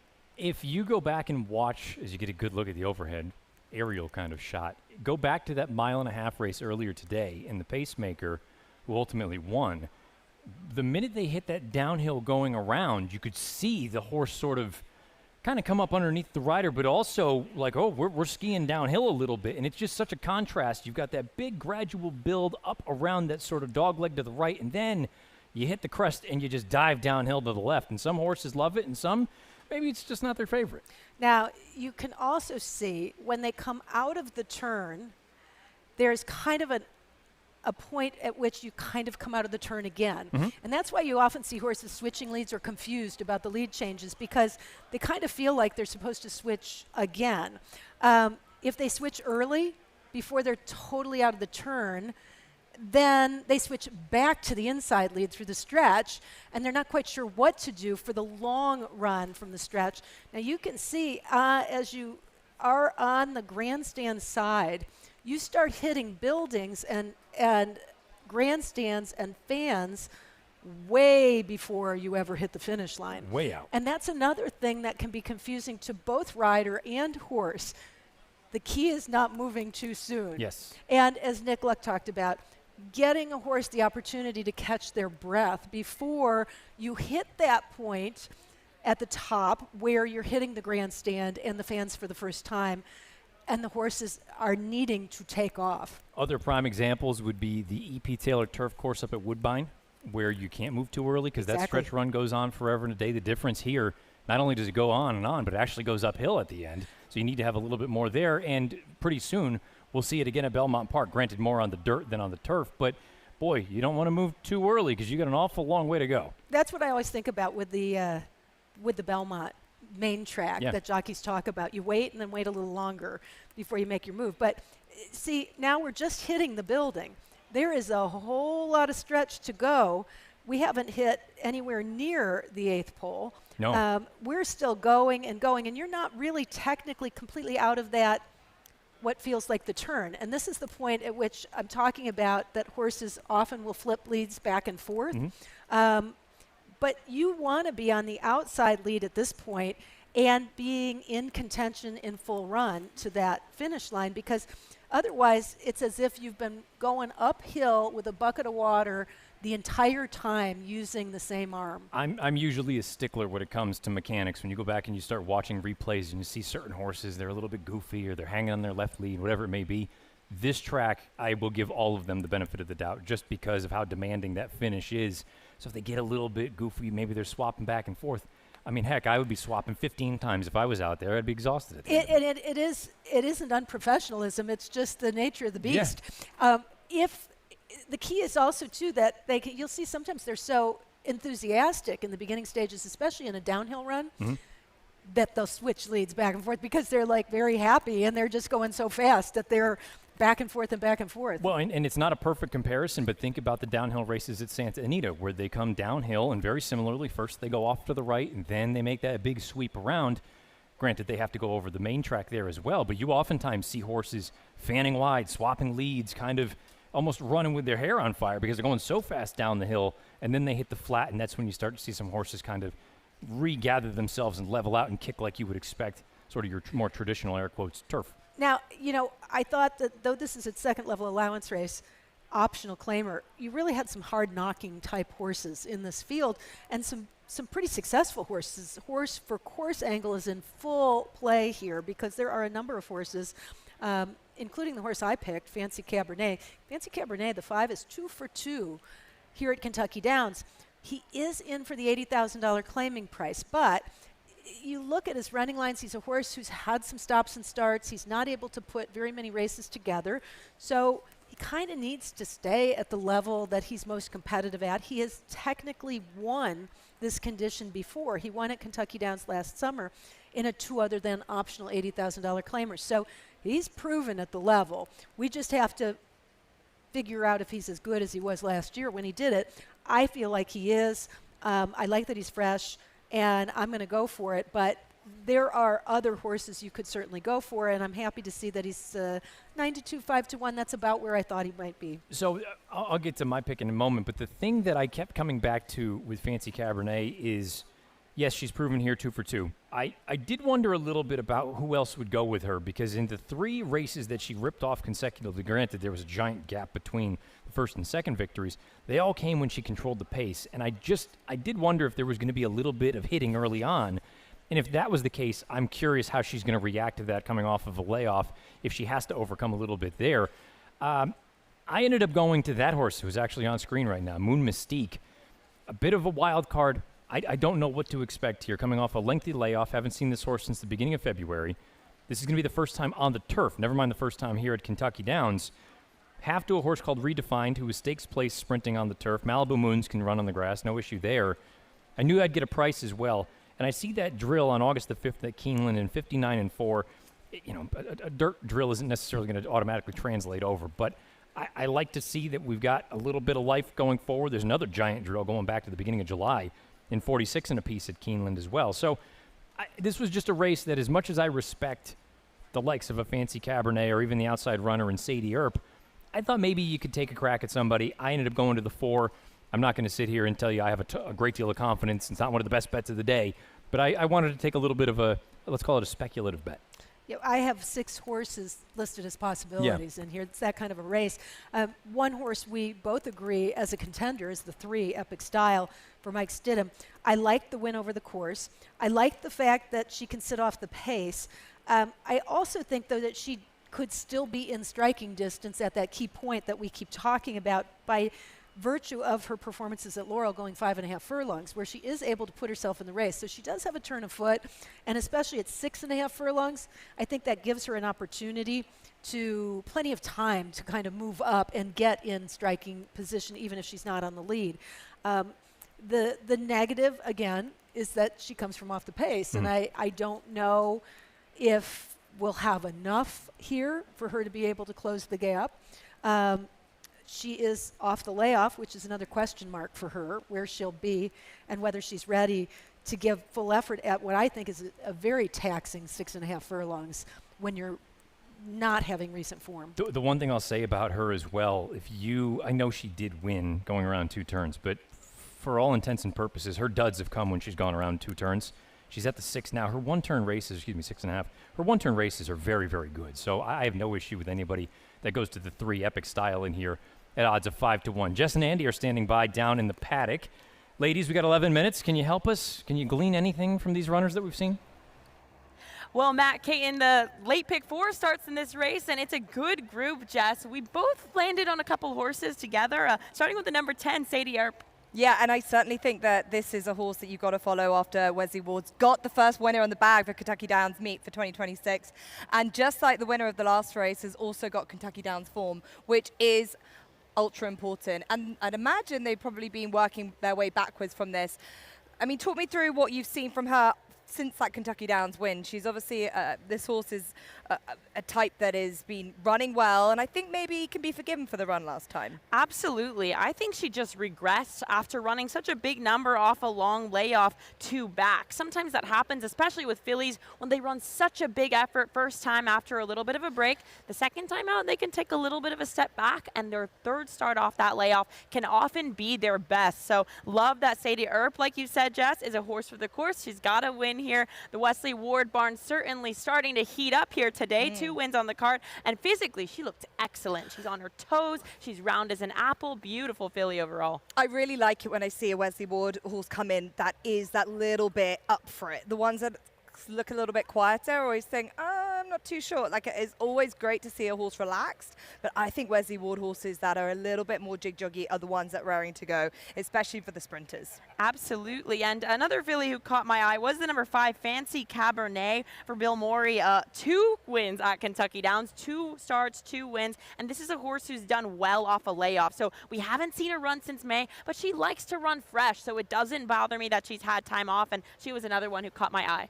And there's a horse that you know well in this field, Snowface Princess. This is a horse that you've galloped. I saw you gallop the first morning I was here. Obviously for the Asmussen barn, that's doing so well. A horse that was second at Kentucky Downs, clearly has appreciated it, but now back on the track. Was it like she remembered it when she was back here? She absolutely did. She went around there like an old pro and is a classy filly for sure. Obviously been off form as of late, not quite sure what to make, but the blinkers do come off for her today. Maybe that'll shake things up, and of course getting back to Kentucky Downs, a track she has historically performed very well at. The horse 3 I like to have a look at just quickly, Epic Style. This is a horse that's looking well. It's a nice, more of a compact size, this filly. She has been running well without winning this year. A couple of good pole positions, being in second a handful of times, is a horse that's positioned to be running up with the place, but her closing style has been what's been the benefit to her. I'll be interested to see what Brian Hernandez elects to do with her from that position. But I think she looks well, she looks fit, and has been running, as I said, with plenty of credit. Yeah, she certainly does look well. She's got a great shoulder, really nice presence about her as well. And obviously has a little bit of a layoff, but like you said, Jess, she does look fit. You can see that definition in her abs, and she seems to be relaxed and handling everything well. There was one more filly I wanted to talk about, the number 6, Satin Blue for Joe Sharp. Blinkers come off for her, and she is a really aggressive filly. I actually saw Joe Sharp galloping her the other morning. He actually flew by me on her. I was like, what the heck? Kicked up a cone. I was mad. I galloped up to Joe, and his bridle was coming off. He was like, I'm sorry, my bridle is coming off. So he had a legitimate excuse. Yes, he did, and he was able to reach down, fix it immediately while he was galloping her, and she's not easy to gallop, so super good horsemanship there. But she does look a picture here, and she's another filly who loves Kentucky Downs, does well here, and just looks in great form, Jess. And you think sometimes that aggressive style can be a good thing here at Kentucky Downs. We've seen that, you know, you want to be played with at a certain time and be able to use the aggression at the right moment, but it's just conserving it is really important from a jockey's perspective. Yeah, you have some horses here who hit the downhill and they are like, cowabunga, turn me loose, like full steam ahead. And you have some that hit the downhill and they're like, I don't like this. They get a little bit, you know, reserved, and it's just, it depends on the horse. Yeah, it certainly is. Look, it's a race again where we've got plenty of angles going into it. I like the Kentucky Downs form of the horse 10, who's going to get that Sadie up. He's going to get the leg up from Wesley Ward. Flavian Pratt's been in good form, and I might try and make the opportunity just to grab Wesley if I can. He's got the winner under his name, and we'll try and see if we can catch a word with him. Wesley, well done. You got a win to your name. That's important on day 2 of Kentucky Downs, and a horse that had won here before in your last race. So do you think that Kentucky Downs past form does always help when you bring horses back here? Yeah, I think it is. Yeah, and same with Sadie Up. Is it been the plan since her win last year to bring her back here? Well, it's the plan to bring them all here if we can for the money that they're giving away. We only have 7 days, so you got to take advantage of it. We thought she could be forgiven for her last run. It just didn't work out for her. Would you say the same? I don't know. She ran hard. She tried hard. I think there was no excuses. She was beat. But the time before, she ran well, and she ran well here last year. So. And she's coming out of stool 10 though this year. We've noticed it's been better being on the rail. What do you think will happen from that stool today? I like being on the outside, but the outside's the inside here, going into that first turn. So, but at least there's nobody on the outside in case you get away a step slow or something. She can make it up. So I like the post. And you're happy with the team that you brought to Kentucky Downs this year? It's always a meeting I know you'd like to target. We do. It's it's hard. It's difficult to get in because they give so much money away. If you run third or fourth, that's more than you make winning in a lot of different places. So, you got to kind of roll the dice and hope you get in, and hope you get in on the right day when the horses are right. But we've been lucky today so far. Yeah, brilliant. Good luck. Thank you. Thank you. Wesley, thank you for the time as the post parade begins here with Snowface Princess. The blinkers coming off here for the first time in a little while for the Asmussen barn. Jose Ortiz will ride. There's a look at She's the Factor. Most recently an 8-length winner, but that was on dirt. We'll find out how she transfers over here to Kentucky Downs. Epic Style, a generous 6-1 off the layoff for Mike Stidham, 1-for-1 at Kentucky Downs, likely to be running late. The 4 Moon Mystique at 12-1 gets Lasix for the first time, comes off the layoff and tries the turf for the first time. Let's look at Fancy Cabernet. That's the 5 horse at 4-1, taking plenty of play in here. Your top selection, a perfect 2-for-2 locally. Satin Blue blinkers coming off here for the first time since going all the way back to 2023. Going to look to take a step forward here for Joe Sharp. Multiplication, I know you give a little shot to here as a daughter of the Factor for Brett Calhoun. She was second on the turf last out at Lone Star and is one of several in for the $80,000 tag. The 8 Flashware, a bit of a price. It's coming off of a layoff away since June and has just one previous start on the turf. Rosado was a tough call for me at 15-1 because the lone run here was quite good. So if you're looking for a big price underneath, maybe that's the one. And then Sadie Earp, we just heard from Wesley Ward. The blinkers off here. I'm curious about the running style here just because we talked about it a little bit. I think there are some horses that want to go, and I wonder if this does heat up a little bit. She's going to figure early on. You figure the 5 is going to show a little bit of pace as well. Don't sleep on the 2 showing some gas as well early on. So I do wonder if you end up with, let's say, a 3-ply battle out there on the front end. So I loved Wesley's comment about the placement of the gate, and at Kentucky Downs with rail out, the outside post for Sadie Earp becomes the inside, especially with a horse with speed like that. That can either be a huge blessing or a really big obstacle. It just depends on how the race shapes up and how you're able to get out of the gate. Yeah, and similar to what we talked about with Santa Anita, with your first turn being right-handed, effectively the outside draws are the ones that get the inside posts, and hopefully that's enough for you to clear off and establish your position before you go left-handed. 2-1 on Sadie Earp. Rest of the field, you've got about 4 horses that are vying for that second choice honor right now, between the 1, the 3, the 5, and the 6, all between 4 and 5-1. Then everybody else is double digits in here. As far as you're concerned, how cut and dry is this race? What did you think as far as, is 4-1 reasonable on your top selection, Fancy Yes, Cabernet? I definitely feel 4-1 is fair. It's interesting because she won here at Kentucky Downs going gate to wire, and I expect that she'll probably show speed again, but I don't think it's a given.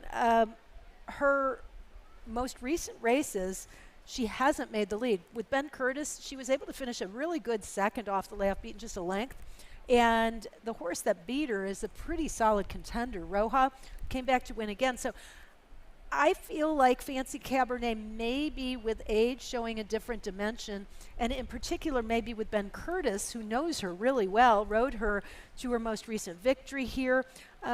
Maybe we'll see a little change in tactics. Maybe we'll see her be able to rate just ever so slightly, which I think would be an advantage given the way this race could potentially unfold. The 2, I don't know is a factor in this race necessarily, although has some back form to put her in the hunt. But she usually is up close. And that is the kind of fly in the ointment for the other horses who like to be on the lead. I think she could supply some heat. I think Fancy Cabernet obviously won't be too far off of it. Multiplication could definitely show a turn of foot, and then Sadie Earp on the outside with the blinkers off.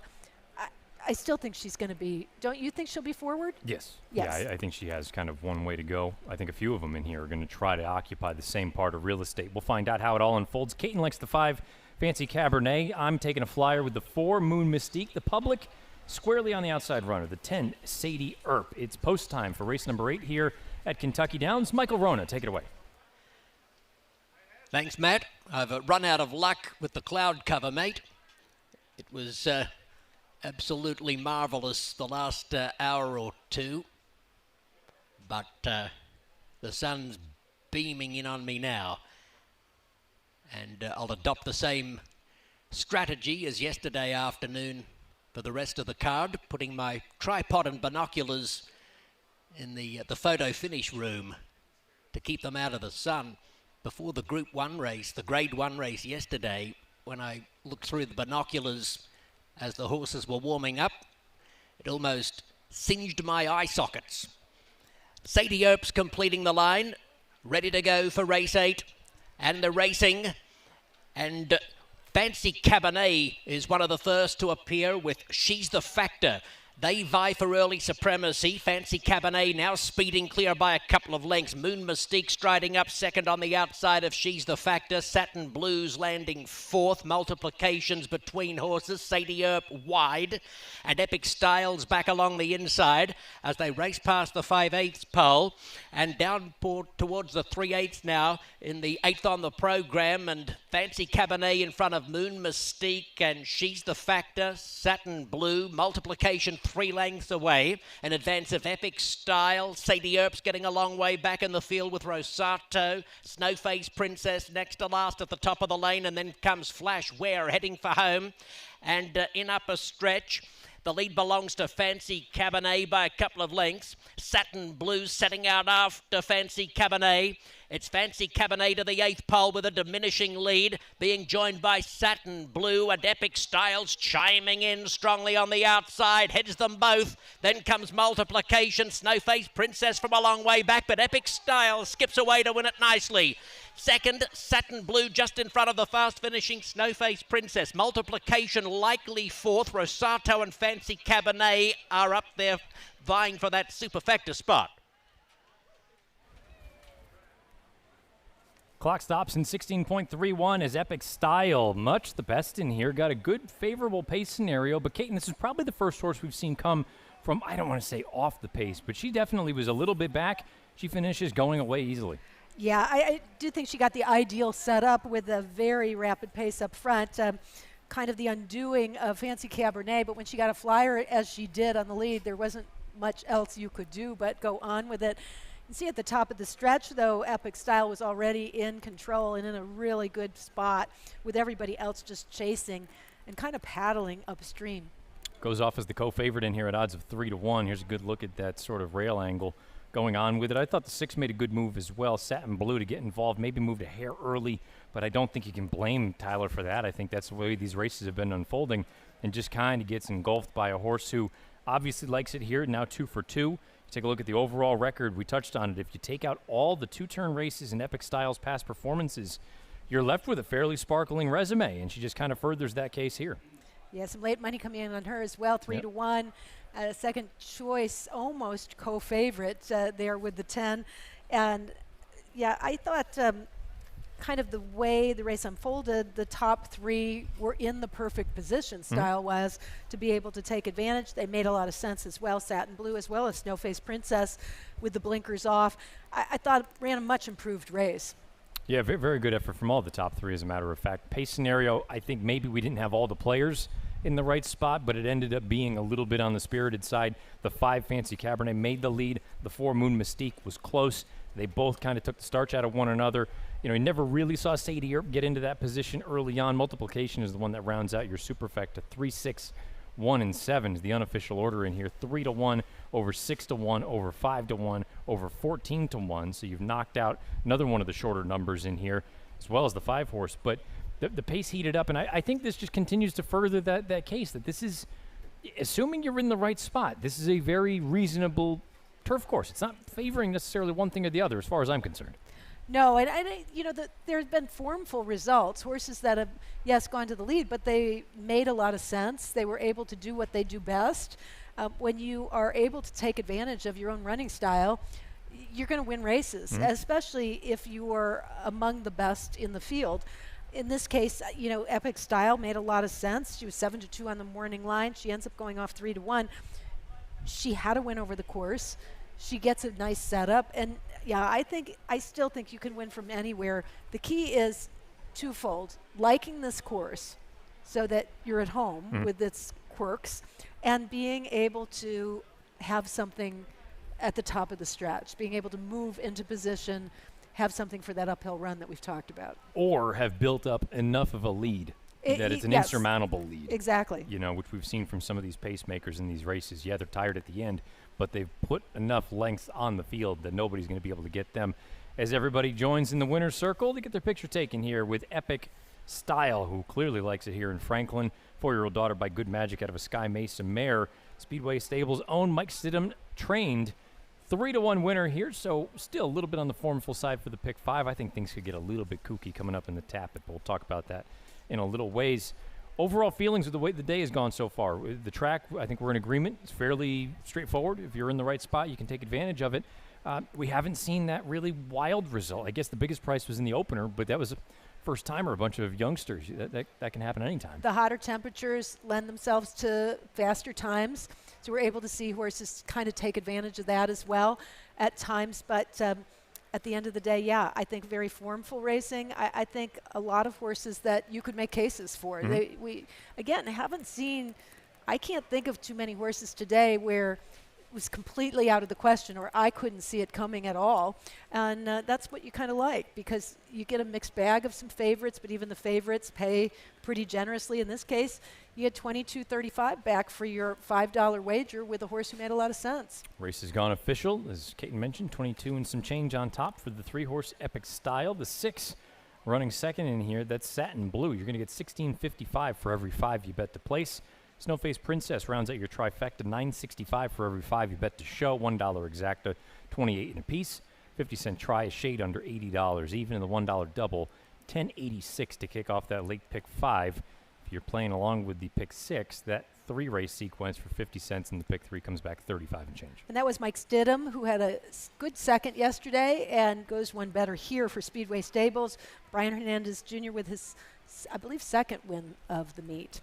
26 minutes until race number 9. It's the first of 2 stakes races here on this Sunday afternoon. The early favorite in the Tapit, you're looking at Lambeth at even money. We'll see if that holds or if you start to see some shifts in these odds as we get closer and closer to post time. 25 minutes. When we come back, it's time for the Tapit. Leading the line, ready to go for race 8, and the racing, and Fancy Cabernet is one of the first to appear with She's the Factor. They vie for early supremacy. Fancy Cabernet now speeding clear by a couple of lengths. Moon Mystique striding up second on the outside of She's the Factor. Satin Blues landing 4th. Multiplications between horses. Sadie Earp wide. And Epic Styles back along the inside as they race past the 5/8 pole. And down towards the 3/8 now in the 8th on the program. And Fancy Cabernet in front of Moon Mystique and She's the Factor. Satin Blue. Multiplication 3 lengths away in advance of Epic Style. Sadie Earp's getting a long way back in the field with Rosato. Snowface Princess next to last at the top of the lane, and then comes Flash Ware heading for home. And in upper stretch, the lead belongs to Fancy Cabernet by a couple of lengths. Satin Blue setting out after Fancy Cabernet. It's Fancy Cabernet to the 8th pole with a diminishing lead, being joined by Satin Blue and Epic Styles chiming in strongly on the outside, heads them both. Then comes Multiplication, Snowface Princess from a long way back, but Epic Styles skips away to win it nicely. Second, Satin Blue just in front of the fast finishing Snowface Princess. Multiplication light leading the line, ready to go for race 8, and the racing, and Fancy Cabernet is one of the first to appear with She's the Factor. They vie for early supremacy. Fancy Cabernet now speeding clear by a couple of lengths. Moon Mystique striding up second on the outside of She's the Factor. Satin Blues landing 4th. Multiplications between horses. Sadie Earp wide. And Epic Styles back along the inside as they race past the 5/8 pole.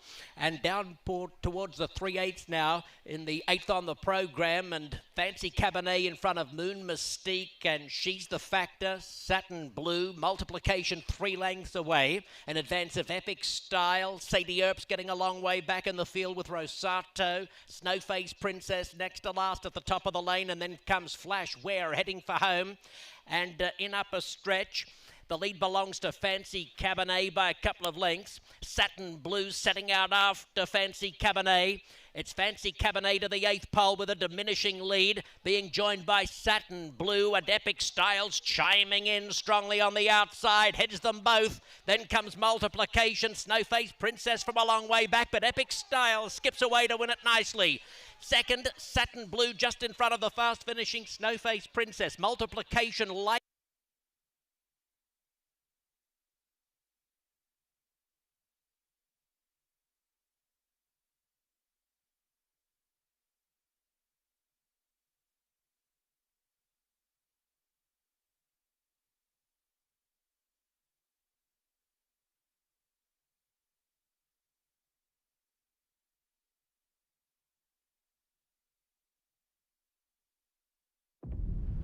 Jefferson's Ocean is aged at sea. On ships where unpredictable and unrelenting elements transform our bourbon. Darkened by pounding waves, kissed by ocean air, caramelized by equatorial heat. Bring it home and complete the voyage. Jefferson's Ocean, aged at the mercy of the sea. They're off.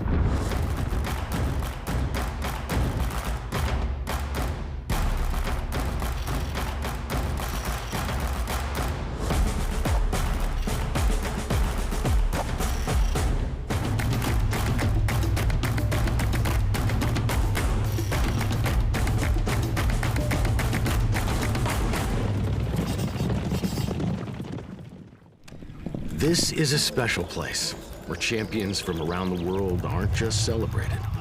They're made into legends.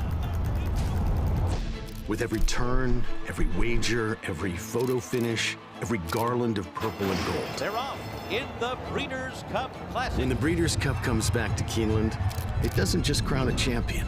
It calls us home. The Cup is calling.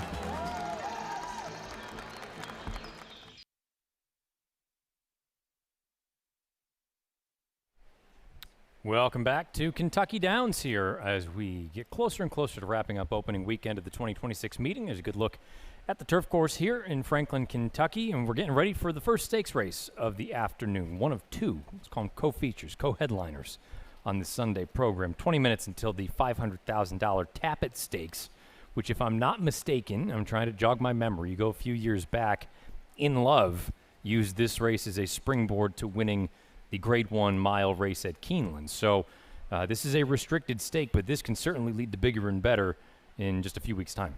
Yeah, and I think it's nice because that restriction is for horses who've not won a stakes race in 2026, but they could definitely be stakes winners that perhaps just need a confidence builder or that opportunity to get back into the winning mode, and everybody on an even playing field in that regard as well.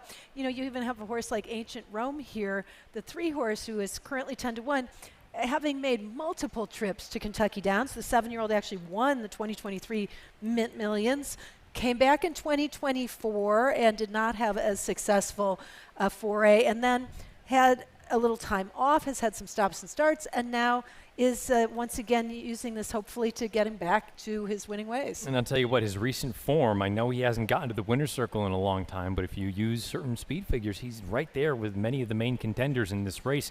I thought this was an absolute crapshoot. You and I, at the beginning of the day, had both liked a horse who was withdrawn from this. And once that happened, I said I could make a case for just about the entire field. So 2-1 on Lambeth, I have no issue with him. I think he can certainly win this race. I do wonder if he's slightly better when he has Lasix administered, which he doesn't have in this spot here.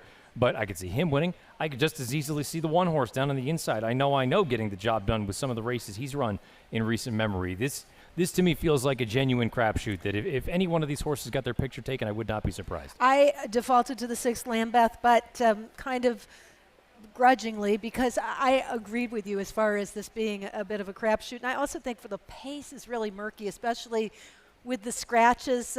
I I think Smoky Mandate is a horse who actually could take advantage of that situation. And if he were to jump up under Flavien Prat and go gate to wire, it would not shock me. Quite the race to kick off the $3 late pick 3 here. Keep in mind, 15% is the takeout. Certainly a wager that you're going to want to consider, especially if you have any kind of opinion in here and or in the final 2 races, because this, Caton, to me, we often talk about sort of ticket construction and structure, how you're putting things together.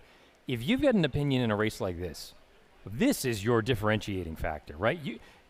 Regardless of what you think of the final 2, if you've got an opinion here in a race that I don't, and it seems like the tote and the public don't, as opposed to the 6, this is where you can get a major edge. Absolutely. There were some horses that I had some real question marks about, but I think that they were good enough. But you might be of the opinion that, say, a horse like West Hollywood, now in the barn of Amelia Green, it gets a good setup here to be able to rally and is fresh off the layoff and could jump up with a big race. If you have a strong opinion about a horse like that, I mean, you're at 12-1 right now. You can maximize it. Flying Mohawk in 2024 ran second as a maiden. He was beaten a length for all of it. Looks like he likes the course. He has moved to the grass after trying the Kentucky Derby and actually winning on the turf at the fairgrounds prior to second in the Jeff Ruby's on the synthetic. Definitely seems like the turf is his home and his best suit. And, I think he has some quality as well. He's been running against some very tough customers in here. And that's the other thing about the company that many of these horses have been keeping. Flying Mohawk and Vote No. Last ran against Brilliant Birdie, who is a graded stakes horse. So then you have up-and-comers like Plenza on the outside at 14-1. Third start off the layoff, certainly a test as far as class is concerned, but also undefeated in 1 start at Kentucky Downs. Yeah, this may sound like a cop-out, and maybe this is the only way I can describe the way I looked at this race. Once Abromar came out, I felt like I was looking at the same horse in every one of these runners. Yes. They all have similar speed figures. Running style is, a little bit of a different factor for a few different ones, but all capable barns. Almost the entire field has had some, element of success here at Kentucky Downs. I didn't know how you separated them. So, and, even if you go to the most recent start for every horse, there's still a lot of questions because, for instance, the Green River was the prep race for Lambeth and some others in this field, none of whom performed very well. For Lambeth, I'm going to blame the trip. I thought he had a pretty tough trip to have to overcome. But what if it wasn't the trip? What does he really have anything else to blame for a distant finish in that one? Turf course was listed good, had some give in it. Maybe that affected some of the performers in that one. But Flying Mohawk didn't fare well in that one. Vote No ran the best of those as well as Native Runner, who scratched out of the race. But Vote No was still 4th, beaten 2 3/4 lengths, and does have that style that come from the clouds in a race that does not have much pace. Yeah, and you can just kind of keep going through each of these runners, and as many things as there are to like about them, there are just as many, if not more, things to question, which just makes it an extremely difficult handicapping puzzle as far as I was concerned. And again, this is an instance going back to what we talked about with Clock Tower. I'm saying all these things about this is a race to spread and take a shot. Maybe you just genuinely think Lambeth is purely the best horse. And if that's the case at 9-5, have at it. Use him as sort of your building block going forward for that $3 late pick 3. I mean, he was a winner start before last, so at least he has that recent victory to his credit. He's another that does his best running from off the pace. So I'm a little leery of taking a horse who's a stone closer or is going to be having to make up ground at a short price in a field that lacks pace. That said, he does have ability. He's been a very consistent performer overall, and his speed figures are maybe a tad bit higher than most of the others in this field. If you go back to Lambeth's victory, or runner-up, in that $500,000 handicap here last year, and you use something like Thorograph, he's borderline a standout because he earned a 1.5 there, and that was the only time he's ever run here. The runs 2 and 3 back, he earned 4s and 3.5, and both of those numbers would be right there at the wire. Maybe I'm making too much of it. All 3 of those races came with Lasix. That most recent run, you brought it up. Maybe it was simply the trip that didn't work out for him. But what if it was more to do with he just runs a little bit better when he's got Lasix? I'm open to that. And again, at 2-1, I don't need many reasons to go against if I'm not all in. You know what I'm saying? Absolutely. do we have a Jason Worth sighting? Is that with Flying Mohawk? I'm always excited when he runs because it's always an opportunity for him to. He always adds a little spark of life. Look, this is a really cool horse also. I mean, he's proven himself on multiple surfaces at this point. You could even go as far as to say he's only had that one run on the Tapeta back in the Jeff Ruby, but I'd love to see him again on the synthetic at some point because he ran so well that day. If it ain't broke, don't fix it. He's proven himself to be a very capable turf runner, and we'll find out if he gets back onto the synthetic at one point. But in the here and now, at 9-1, he's just another one that I would look at and say absolutely would not surprise me if he was getting his picture taken. Andy Biancone, I don't know how to make heads or tails of this field. Can you help? Well, Matt, it's always a treat to be joined by former Major League Baseball player Jason Worth here representing Flying Mohawk. Well, first of all, Jason, this was your second Kentucky Derby runner after the year of Dornoch. I know he's a very special horse to you and the team. Yeah, we love the guy. Just flew in to watch him race today. We a little slow moving this morning out of Saratoga, but we got here just in time, and love Kentucky Downs, and got to love it when we got one of your favorite guys running. True or false, you landed 10 minutes ago. I walked in 10 minutes ago. We had to drive from the airport. But yeah, it's just about 30 minutes ago we landed, and we made it just in time. It's great. Well, Flying Mohawk has always made a good showing of himself at Kentucky Downs. How excited are you to get him back here? Yeah, he ran good here. He's on the right surface. We took a shot in the Derby when after he ran so good in the Ruby. And I'm an athlete. If I always feel like if I give myself an opportunity, then I want to take it. And I didn't want to cut him short, so we took a shot. But he's back on the turf where he belongs, and we like him here today. I saw him walking by, and you were like, "Hey, buddy, like, what's up?" I mean, what are your impressions of him in here? He looks good. He's been training good. He's a gamey racehorse. But he means a lot to our family. We'll never let him go. He'll be mine forever. Well, Jason, best of luck to you and the team here in the Tapit Stakes. We love Flying Mohawk. Cool. Thanks, Andy. The other thing I'll add about this horse, too, he ran so well in his second start here way back when in 2024. I used that comp to Keeneland. You could argue his best race that he's ever run was that victory in the allowance back in April at Keeneland. He got up by a neck. He defeated common opponents in here. He was 11-1 that day. He's going to be pretty darn close to 11-1 again here today. Truly, I just sound like a broken record. Would not stun me at all if he was the one to get his picture taken. No, I mean, he's got Luis Saez on board looking for the hat trick today. And the very fact that he, right off the bat, early on in his career, was able to finish second and was being just a length for all of it and used it as a springboard to move forward right into deep waters pretty quickly. Broke his maiden at Churchill Downs and then Tackled Allowance Company was able to win right off the bat before trying the waters in the Triple Crown Trail. I think he's got some quality, and I definitely think he fits. He is a cool customer, too, though. He's been a fun horse to watch over time, and you can tell the affection that Jason and his family have for the 12.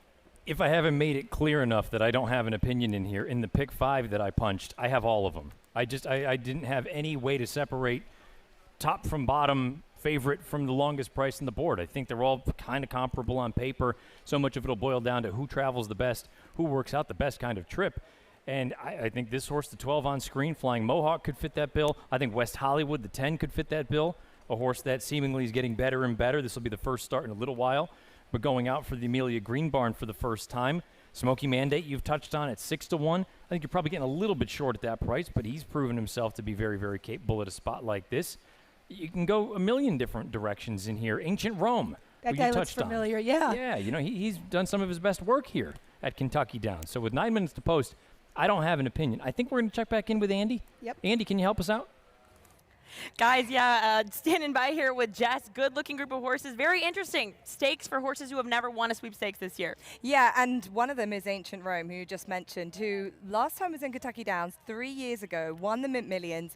And that, Andy, was the last time that horse won a race. So it's been 3 years, and he hasn't got his head in front since. He's been kind of in and out of form. He's a 7-year-old now, but it's great to have him back here at Kentucky Downs. And actually, he's coming into this in a lot better form than he he would have been, say, this time last year when he was just struggling a bit. And as I said, hasn't had a win to his name, but the run last time out at Goodwood was really encouraging. He was on the pace, he came for the challenge, and he was beaten by a very nice horse in Archivist, who's a Wathnan-owned racehorse over in England, who has since franked the form and won another stakes race after that. So I think Charlie Hills bringing him back over to Kentucky Downs shows their confidence that this horse is back in good form. But the question is whether there are some younger legs out there who possibly will be able to show their class against a horse that's just a little bit older now, but at least is refining his form. And fair credit to Charlie Hills. He really knows how to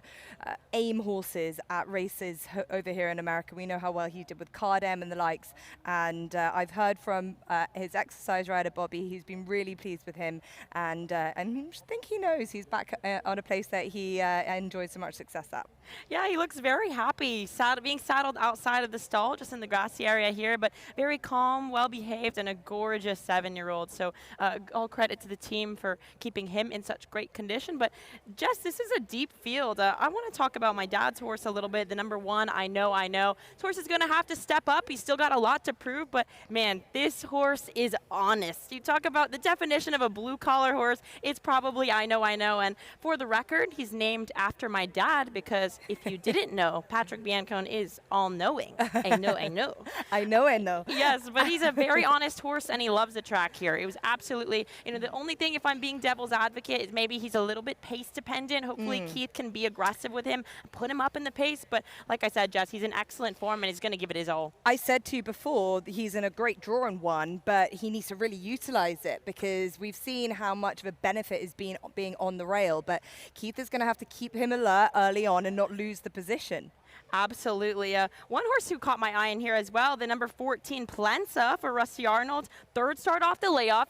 That's what I like from a fitness standpoint. Getting a little bit hot in here, but he is a beautiful horse, and he's a horse for the course. I feel like we sound like broken records, Jess, but we can't overstate it enough. It is so beneficial when you already know a horse likes this track. But the number 14 Plensa has a win here. He's beautiful, and he's capable of being forward. I know as of late he's kind of been off the pace, but a lot of key speed scratches in here, so maybe he will be part of that early pace. And I'm going to throw out number 9, Smoky Mandate, who's really taken this in his stride. A horse that will be taking a major step up, but definitely deserves it. Had a very impressive win last time out at Churchill Downs.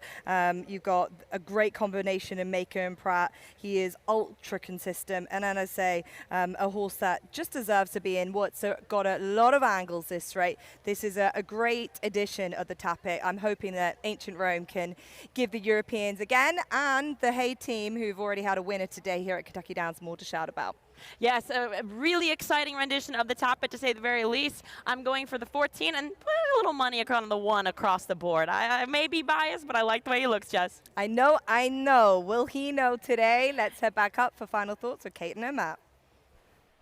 Ladies, thank you. You can see the runners making their way toward the racetrack, getting ready for a post-parade for the $500,000 Tapit Stakes. 9-5 favoritism lies with the 6-horse Lambeth.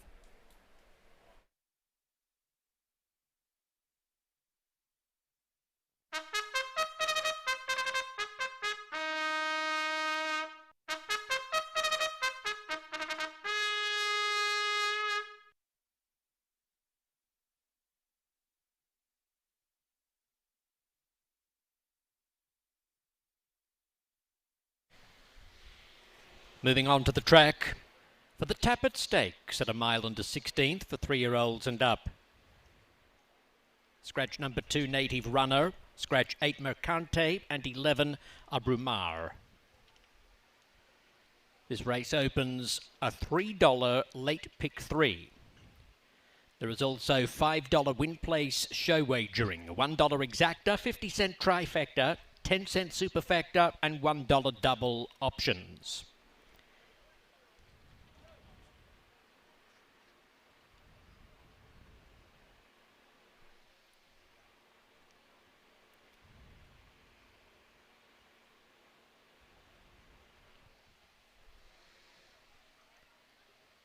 Leading this post parade is number 1, I Know.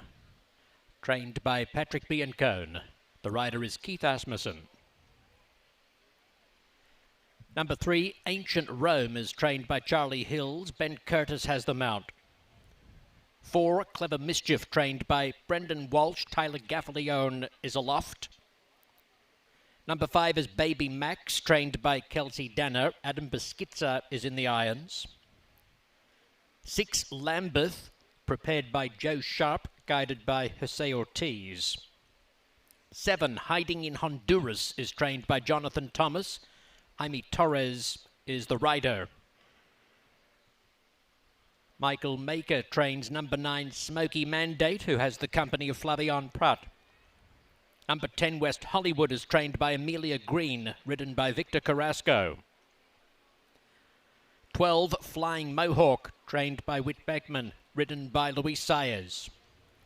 13, Vote No, the second Kelsey Danner trainee, Umberto Rispoli on board. And number 14 is Plensa, trained by Rusty Arnold, ridden by Axel Concepcion. That's the field for this year's Tapit Stakes.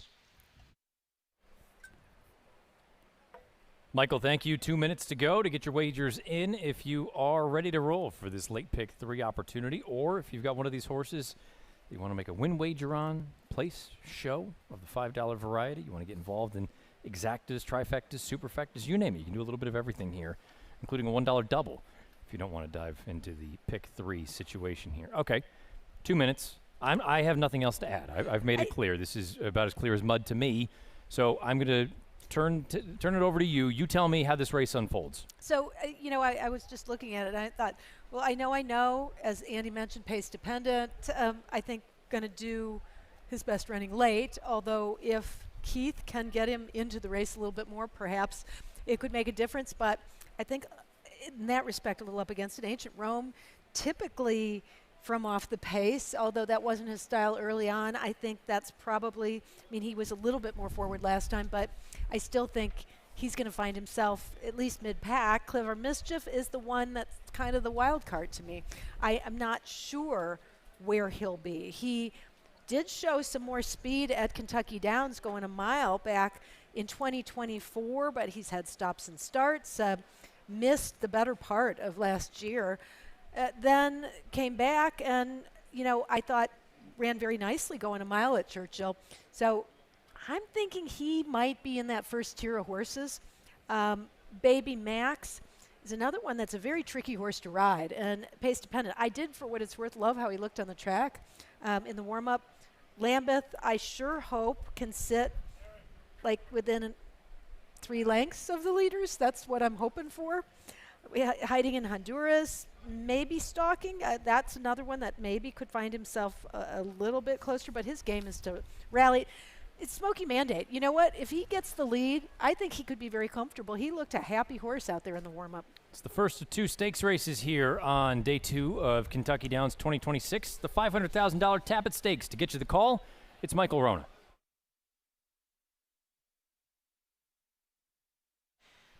Okay, thanks very much, Matt. Seems like they just moved onto the track and now they're moving into the gate for this stakes feature. And about half the field in there already. Clever Mischief coming up.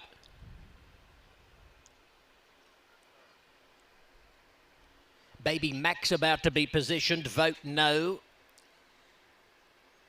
And we need Lambeth and Plensa. Plensa, the 22-1 winner of last year's Gun Runner Stakes.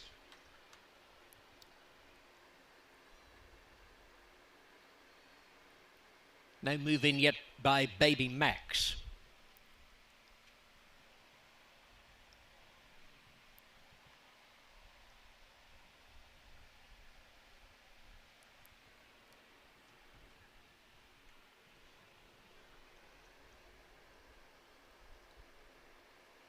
Baby Max holding up proceedings behind gate 5. He's in there now. Lambeth to come up. Lambeth turning side on behind the gate. Second in last year's tight spot a race that was renewed yesterday. And Plensa, beneath Axel Concepcion, completes the line. A mile into 16th for the Tappet. Racing. Clever Mischief is the first to go. Lambeth begins smartly, and Ancient Rome is booting forward on the inside, and Smoky Mandate is ranging forward in search of the lead, and West Hollywood sailing across from one of the outside stalls. Lambeth blending into midfield, flanked by I Know, and hiding in Honduras. Flying Mohawk well back in the field with Plensa and Vote No. They take the right-hander down the hill, and the leader at this point is the Grey Smoky Mandate from Ancient Rome. Clever Mischief. West Hollywood's there. There's another horse out 4 and 5 wide, briefly obscured as they race past the 5/8 pole. Clever Mischief's going up now to challenge Smoky Mandate for the lead. It's Smoky Mandate just in front from Clever Mischief, and they're followed by Ancient Rome on the inside. And Flying Mohawk is with those horses out wide at the half-mile pole from West Hollywood. Lambeth midfield on the inside. And Baby Max splits horses in the blue and red colours. Hiding in Honduras has hung out in no man's land. Plensa, Vote No towards the tail of the field with I Know. 5/16 left to go. And it's Smoky Mandate with the leader. About a length at the top of the lane from Clever Mischief. Followed down the outside by Hiding in Honduras, running a useful race. And here comes Plensa with a strong rally on the outside. Plensa sweeps upon the lead. Bounds away from Clever Mischief. Late move from Vote No. Finishing strongly. Plensa from Vote No, who's throwing out a late challenge. Plensa bracing for the challenge of Vote No. Plensa digs in, fights on and wins. From Vote No, third is between Clever Mischief on the inside. I know making up late ground. Baby Max hiding in Honduras up there as well. Well, if you ever looked up horse for course in the dictionary, now Plensa might be the face that shows up here, because this is the second victory in 2 lifetime starts here. Both in stakes races at Kentucky Downs for Rusty Arnold. Axel Concepcion did the riding. You get him away from Kentucky Downs, he's a nice horse, but he's just a nice horse. You get him here, he is as good as anyone that you're going to find. You're a far cry from the 22-1 odds he was when he won the last time here, but boy, you could see he was even money deep and stretch with the kind of move he made, although Vote No made it interesting at the end. Yeah, he's not quite 22, but he's still 12-1 in a wide open race. And like you say, Vote No came on with that big finish at the very end for Kelsey Danner's barn. It was, I don't want to call it a messy run, but horses like Lambeth were just stymied down on the inside, never really had an opportunity to get out and strut his stuff. But Plensa, we picked him up off the far turn, and he was always moving sweetly. Yeah, it kind of stuck down on the inside. Lambeth, the favorite, never really made much ground. It looked like he wasn't comfortable on the inside. He didn't have much running room, and I think ran out of options pretty early in the game. But Plensa finishing so full of run. Vote No, I thought, pretty courageous in the runner-up position. And then the 4 Clever Mischief was always involved early and did hang around for the finish. We're going to wait and see what the photo says for the underneath honors, but 14-13. How about that for an exacta? Your outside 2 draws are going to be the ones that run 1-2. Plensa with Axel Concepcion for Rusty Arnold runs first. Vote No with Umbi Rispoli running second for Kelsey Danner's barn. So you're going to have 12-1 over 8-1, and we'll see what the photo for third and fourth results in. Final time 141.71. He just genuinely is a different animal here. He's good elsewhere. His game goes to a different level when he gets here to Kentucky Downs. Yeah, I mean, his last couple were fine, but they weren't anything spectacular. But when you look at his two prior wins, one of them was in the Gun Runner at 22-1 against really good company, beat Giacoso, and did it in very similar fashion as far as just steady and with that explosive turn of foot down the lane. This is one I would be very curious, and I have no idea. We'll wait and see what comes back and how everything goes. We have seen horses wheel back and run twice during the meeting. Now, I'd have to go and look, and there's a look at your photo for third. It's 14-13, 4 and 7 unofficially. The Mint Million, I don't know exactly when that is. It might be either Saturday or Sunday next week. I'd have to look at it. There's a lot going on. I almost wonder with how good this horse is here, if he comes out of this and he's feeling good, if you just stuff him right back in. I would not be surprised. I mean, you take a shot. It kind of depends on how much a race takes out of a horse, Right. but I felt like he had kind of an easier run than some in that type of situation. He did get a little warm before the race, but nice call by Andy talking about how good he looked coming into it, and he certainly looks strong coming out of it right now as he goes to the winner's circle for Mill Ridge Farm and Frank Garrison. This is another winner by Caravaggio. We saw a win yesterday by the sire as well, and a homebred for Frank Garrison. So really rewarding here with the $500,000 purse, and perhaps we would see him back if he bounces out of this race. You know, again, it doesn't happen often, but you do on occasion see horses wheel right back knowing how short this meet is and how much a horse-for-course kind of angle it is. And it's amazing as you see the team getting their picture taken with Plensa. You can tell so easily which horses are loving it here and which ones just aren't quite handling it so well. This horse never, I mean, he did break a sweat. Obviously, it's a million degrees. But point being, he always was moving sweetly out there. He was. And you can see that as well. Even if they're not on the lead, the comfort level of the stride and the way they carry themselves over this course goes a long way to how they rebound afterwards. How much energy it takes just to get over the ground and to be able to finish. Didn't look like he was under a lot of pressure at any juncture. He looked very, very comfortable. And he took that late charge from Vote No, who ran very credibly, and he had plenty left in reserve to hold off that late charge. You can see the prices are official, $65.60 on top for every 5 that you bet to win, $22.15 for every 5 you bet to place on the 13 Vote No. The 4-horse, I think, deserves a shout in here. You mentioned it.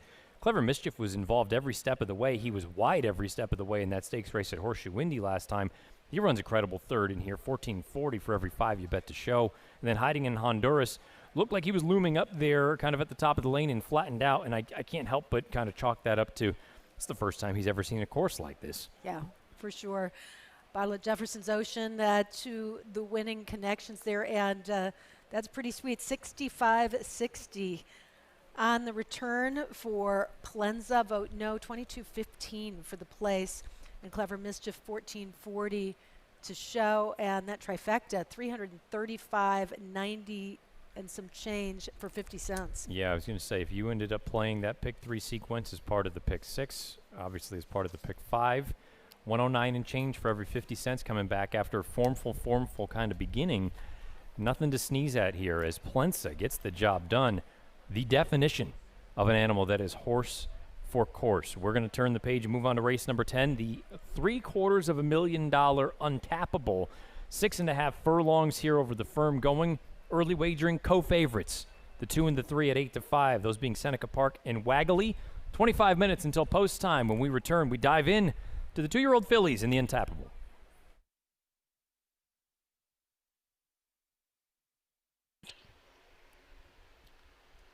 Racing.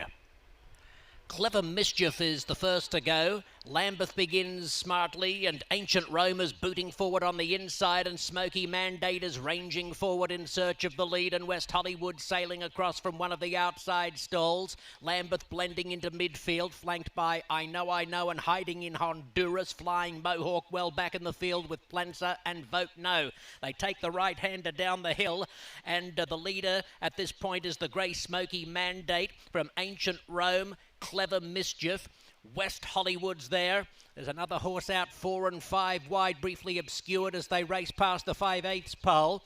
Clever Mischief's going up now to challenge Smoky Mandate for the lead. It's Smoky Mandate just in front from Clever Mischief, and they're followed by Ancient Rome on the inside. And Flying Mohawk is with those horses out wide at the half-mile pole from West Hollywood. Lambeth midfield on the inside. And Baby Max splits horses in the blue and red colours. Hiding in Honduras has hung out in no man's land. Plensa, Vote No towards the tail of the field with I Know. 5/16 left to go. And it's Smoky Mandate with the leader. About a length at the top of the lane from Clever Mischief. Followed down the outside by Hiding in Honduras, running a useful race. And here comes Plensa with a strong rally on the outside. Plensa sweeps upon the lead. Bounds away from Clever Mischief. Late move from Vote No. Finishing strongly. Plensa from Vote No, who's throwing out a late challenge. Plensa bracing for the challenge of Vote No. Plensa digs in, fights on and wins. From Vote No, third is between Racing. Clever Mischief is the first to go. Lambeth begins smartly, and Ancient Rome is booting forward on the inside, and Smoky Mandate is ranging forward in search of the lead, and West Hollywood sailing across from one of the outside stalls. Lambeth blending into midfield, flanked by I Know, and hiding in Honduras. Flying Mohawk well back in the field with Plensa and Vote No. They take the right-hander down the hill, and the leader at this point is the Grey Smoky Mandate from Ancient Rome. Clever Mischief. West Hollywood's there. There's another horse out 4 and 5 wide, briefly obscured as they race past the 5/8 pole. Clever Mischief's going up now to challenge Smoky Mandate for the lead. It's Smoky Mandate just in front from Clever Mischief, and they're followed by Ancient Rome on the inside. And Flying Mohawk is with those horses out wide at the half-mile pole from West Hollywood. Lambeth midfield on the inside. And Baby Max splits horses in the blue and red colours. Hiding in Honduras has hung out in no man's land. Plensa, Vote No towards the tail of the field with I Know. 5/16 left to go. And it's Smoky Mandate with the leader. About a length at the top of the lane from Clever Mischief. Followed down the outside by Hiding in Honduras, running a useful race. And here comes Plensa with a strong rally on the outside. Plensa sweeps upon the lead. Bounds away from Clever Mischief. Late move from Vote No. Finishing strongly. Plensa from Vote No, who's throwing out a late challenge. Plensa bracing for the challenge of Vote No. Plensa digs in, fights on and wins. From Vote No, third is between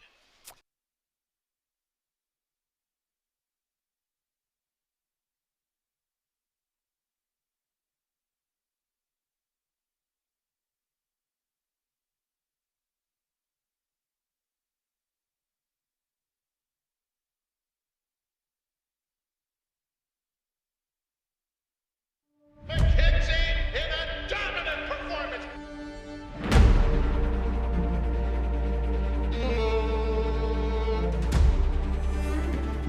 Million two, right there, 1,200,000. Baeza gets his moment in the sun in the Pennsylvania Derby. Chancer Mick Patrick wins the Champagne impressively. Spectacular display from Scottish Lassie, who's in front by 15 lengths.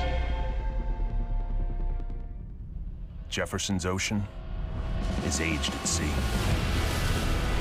On ships where unpredictable and unrelenting elements transform our bourbon.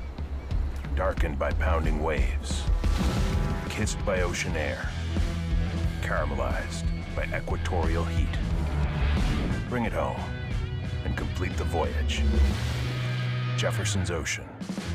Aged at the mercy of the sea. Experience the world's largest sports book at your fingertips.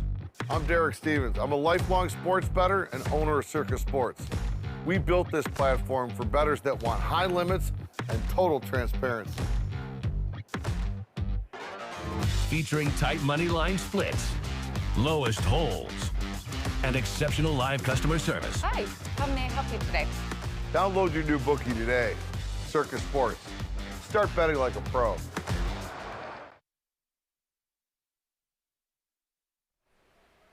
"19 minutes until the co-headliner, the Untappable, $750,000 on offer for 2-year-old fillies. They'll go 6.5 furlongs here at Kentucky Downs. You get a good look coming up overhead of the Mint Gaming Hall.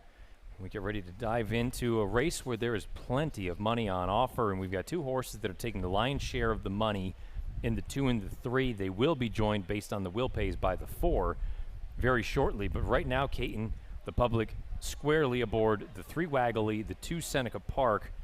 Severely overpaying will end up coming down based on the double and the pick 3, but it seems like it's those 3 and then a chasm to everyone else. This is interesting because you and I kind of saw the race similarly as far as the top horse is concerned, and that is a horse who's not getting played very much on the board right now at 5-1. I'm a little surprised by that. The 4 Severely Overpaying, who's outside of the 2 favorites, I thought could be the fastest horse in the race. I don't want to read too much into it. I'm a little bit unnerved that she's 5-1. I figured she would be opening up at a short number, just like the other 2 horses are, based on what I saw in her debut, which we'll talk about kind of quite a bit here in a few moments.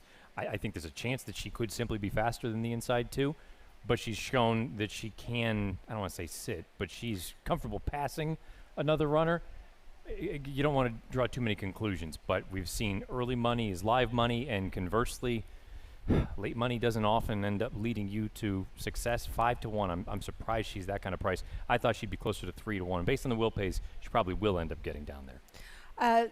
2-1 right now in Seneca Park, off of a maiden-breaking performance at Ellis Park, but is a real contrast to the favorite, even though there's not much difference in the odds. Wagley has done quite a bit more, but all on the dirt. Stakes winner last 2 starts, including the slop and the fast track. For Wesley Ward, who's won a couple races already today, 3 for 3 lifetime. Daughter of Life is Good, who's a son of Into Mischief, who is a dominant sire regardless of surface, but certainly has been in the pedigrees of many, many winners here at Kentucky Downs. I like Wagley. I think she should take to the turf just fine. But I don't like the fact that she's sandwiched between Seneca Park and Severely Overpaying, because I just think that puts her at a disadvantage. She is going to be under pressure from both sides if she goes for the lead. Yeah, I was a little bit, I don't want to say dubious about the pedigree with Wagley. I thought it was kind of modest as far as overall and for the turf. But I think in an instance like this, if you've got the speed, and we've heard so many of these trainers already allude to it, how many opportunities do you get to run for 750 when you are undefeated? You've done nothing wrong. Why not take a shot here, roll the dice, and hope that it works out? For what it's worth, I like what I'm seeing from Severely Overpaying. She walks into the paddock like she owns it and has that nice walk, an alert expression, and that good race under her belt at Gulfstream Park, where she was well regarded for her debut, and she didn't disappoint. But she's since then come back to work quite well over at Palm Meadows on the turf, and that to me is a really good sign as well. We've talked about the 3 and the 4. How about the 2 Seneca Park, who was a blowout winner on debut, winning by 4 in the end for trainer Dallas Stewart. She comes here on the heels of that victory. The 75 Buyer is the fastest in the field. I have a couple of concerns. If you use commercially available pace figures, they would indicate that pace on August the 7th at Ellis Park was very, very moderate, and part of the reason maybe she was able to scoop clear. Then you combine that with the fact that 2 horses have come back. They ran here yesterday in different races, and neither of them ran particularly well. I just wonder a little bit about buying at such a short number. Not to say she can't win. She was awesome on debut. I just 5-2, I kind of want her to see it gets better. I'm worried about how this plays out, because if you think that she is going to go to the lead much as she did in her debut, or at least try for it, she's going to have pressure potentially from Wagley, and I think definitely from Severely Overpaying. And when horses are stacked 3 wide in the early stages of the race, 9 times out of 10, the inside horses take the worst of it. So I feel like for her, she's at a disadvantage there. In her debut, not only was the competition a little questionable coming out of it, but she also had the perfect position toward the outside of a field, even of 11 at 5.5 furlongs. That's where you want to be, clear sailing out of the gate. To give her credit where credit's due, she fought courageously. She did not have an easy lead in the early stages and still was able to widen the margin of victory by the end, shook clear of the competition, put him away, and kept on going. And I always think for a young horse to be in a race by themselves and be able to draw away is a very positive sign. She look, on tape, you're probably not going to find anybody that is as impressive as what this 2 Seneca Park was. I do wonder, as far as the draw is concerned, and some of the other pace that signed on in this race. Let's talk about the horse that we have selected, both of us, that we have not touched on yet. We'll begin with you with the 5 Luminous Beauty, who you take a look at the dam side of the pedigree, would make me think that the move over to the turf won't be a problem. That's how I felt about it. She also has shown some class. I mean, the connections thought enough of her to put her in stakes company and graded stakes company at 6.5 furlongs last out. She finished second. Jenna Antonucci's horses have been outrunning their odds in a lot of places, from coast to coast at Del Mar as well as Saratoga. In this case, she was almost 13-1 and finished second, a good second behind the winner after showing the way. I don't think she'll see the lead here. I could be wrong about that, but I don't see her on the lead. I'm hoping if she takes to the turf, she just relaxes a little bit behind the front runners and then goes on with it. So I include her. Am I 100% convinced? no. I mean, it's a pretty tall order to transition from dirt to turf and be as good, if not better, at this level. But that said, I like the fact that she's a little bit more tested than some of the others. I knew she'd be a big price. I didn't think Esther Dutu was going to be 70 to 1, now 65 to 1. That's the 9 horse who there are 2 races in her 3 that I just couldn't care less about. The debut on the sloppy going and then the dirt try most recently. Draw a line through both of those. If you watch that run at Horseshoe Indianapolis on June the 15th, she's tracking fairly hot fractions in the grand scheme of things. She shoots up the wood. She finished going away. She was very professional throughout. I think there's something to be said. If you think this thing could turn into a bit of a burn-up early on, and we've touched on the fact that the inside 3 and to your point with the 5, maybe even the inside 4, all want to show some speed. Is she going to win at 65 to 1? I don't know. We'll find out in about 12 minutes who wins this race. But 65 to 1, I'm going to go as far as, I haven't said this in a long time, that's disrespectful. She shouldn't be 65 to 1. If you watch the tape of that run 2 starts back, the 9 horse is better than just a hopeless long shot in here. I agree with you. And this barn does very well with young horses and in turf sprints in particular. I mean, all the angles are pretty solid. I love that they've kept Marcelina Pedrosa, who knows the horse, and rode her to victory in that maiden win on board.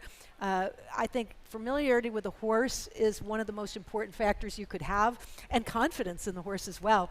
And I did run into her connections yesterday, and they are so excited. This is a horse that they had some high hopes for, but that said, homebred, you just dream that they're good enough to run at this level of competition, and for a purse of $750,000, even if she just gets a piece of it, I think she is a horse that shouldn't be one of the longest shots on the board. Get a good look there at the 9 at 65 to 1. That is Esther Dutu, who I think is just being completely overlooked on the tote board. Another horse that's a little bit of a bigger price than I anticipated is the horse that Caitlin and I both like. That's the 4 Severely Overpaying. Standing by with trainer Jose D'Angelo is Jess Stafford. Thank you very much. Yeah, Severely Overpaying is looking like a beast, Jose. And you told me last night you were confident in your filly, and yeah, you must be pleased with the way that she's handling the paddock at the moment. Well, she trained very well for that race. First thing I was impressed with her Gulfstream. I think the distance is going to be good for her. For sure, we need to see how she handles the track, but these 2 days here, she looks pretty good. So she's really ready for that race. You've brought her over to the track to gallop in the mornings. What has been the feedback from the riders? She galloped 2 times and did pretty well. The rider says that she feels very good. That's very important for that kind of races. So that's the key here. She shows so much early speed in her first race. Do you think that's her biggest weapon?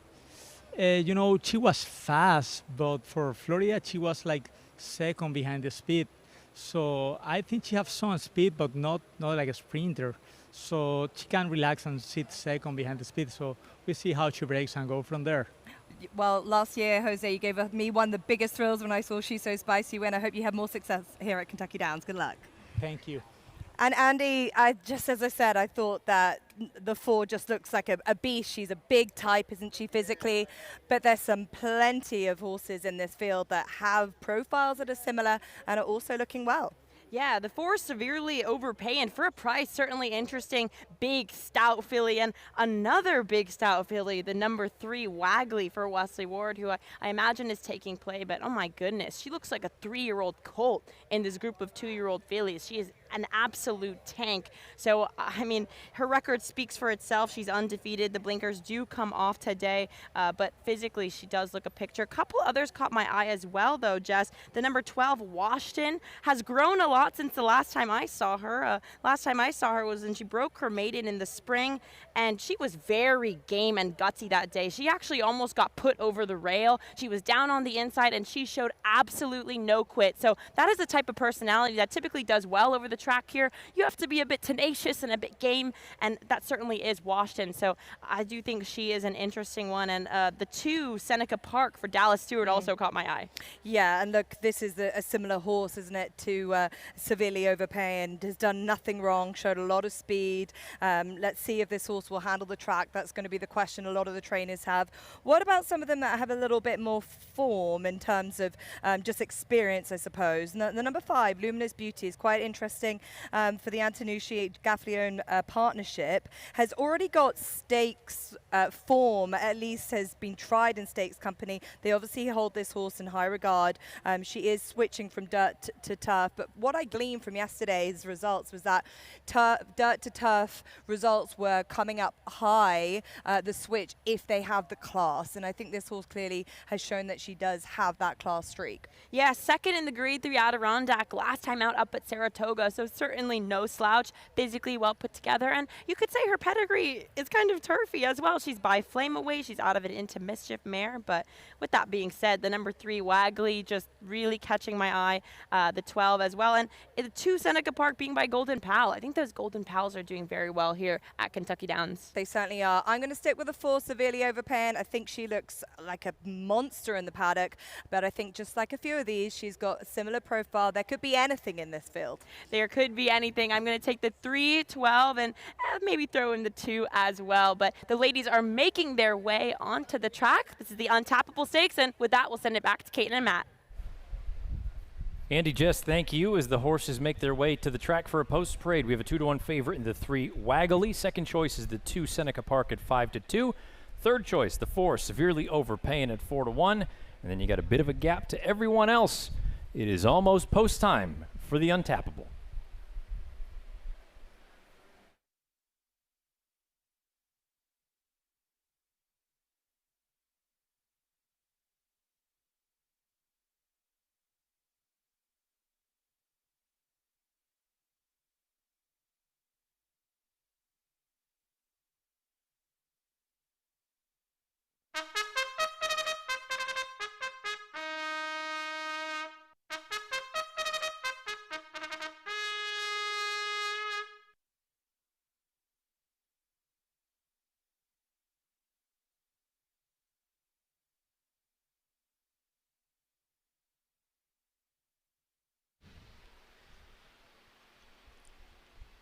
Here come the 2-year-old fillies onto the track for the running of the Untappable Stakes at 6.5 furlongs.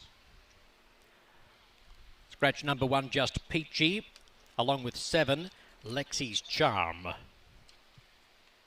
$5 win place, show wagering, $1 exacta, 50-cent trifecta, 10-cent superfecta, and this race opens a $5 late double.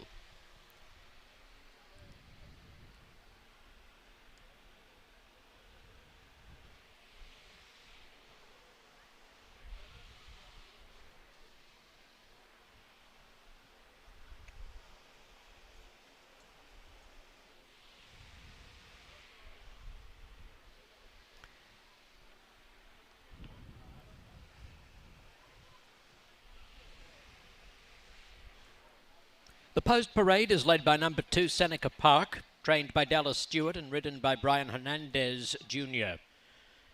Number 3 Wagley is prepared by Wesley Ward. Jose Ortiz is the rider.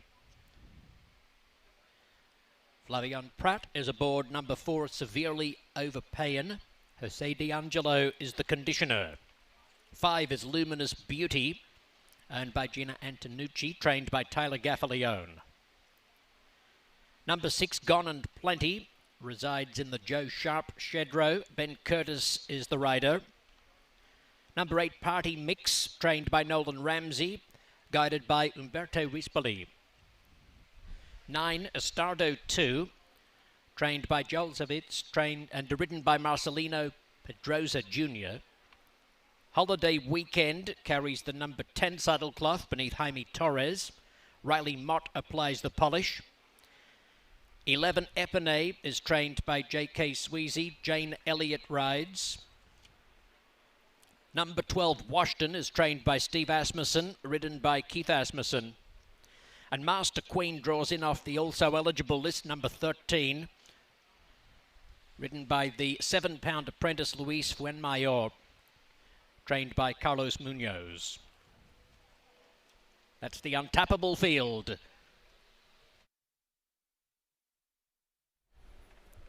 Three minutes to get your plays in. We have co-favorites right now with the 2 and the 3, Wagley and Seneca Park.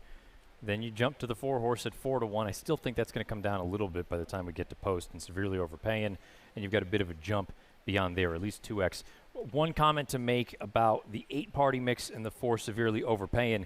As a matter of fact, they finished directly in front of 2 of the same horses, Goddess of Beauty, American Rain. The difference is Goddess of Beauty and American Rain were a half length behind Party Mix.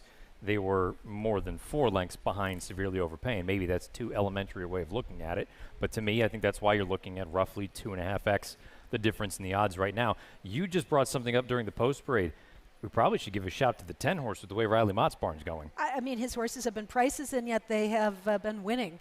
And both horses were well spotted, which I think is the key. Getting lucky to get into a race is half the battle, but figuring out which spots you're going to be most competitive in make a world of difference, which horses to bring to Kentucky Downs, and Riley has certainly done that this meet. Holiday Weekend, I thought, made a nice appearance on the course. Her debut was not that fast, and it wasn't against as tough horses as some of the others in this field. She did what she was asked to do. She did it at high odds. And when Riley wins, they come back and run very well. Jaime Torres has been aboard for, I believe, both his victories, if I'm not mistaken, at least one of them. And, I think it would be a mistake to hold against her the competition when you can only beat what you're running against. There's no telling how good she is. She did what she was asked to do. Can she take a step forward? Sure. I don't see why not. She will have to run faster than she ran last time out, but she could also sit a pretty nice trip based on that last performance. You know, I'm firmly in the camp of the 4 here, but I'll admit, as we talk this race through and more time goes by, the fact that you've got 4 horses drawn right next to each other down to the inside and they all want to be forward, I'm starting to wonder a little bit if this thing could just be a tremendous barbecue early on and you get somebody that sits and finishes here like we saw yesterday with the 1 horse that arguably was the hardest to make on paper but got a good setup. So I thought it was interesting what Jose said about Severely Overpaying, in that she's a naturally very fast filly, but he doesn't necessarily think that she has to be on the lead, but she probably will be.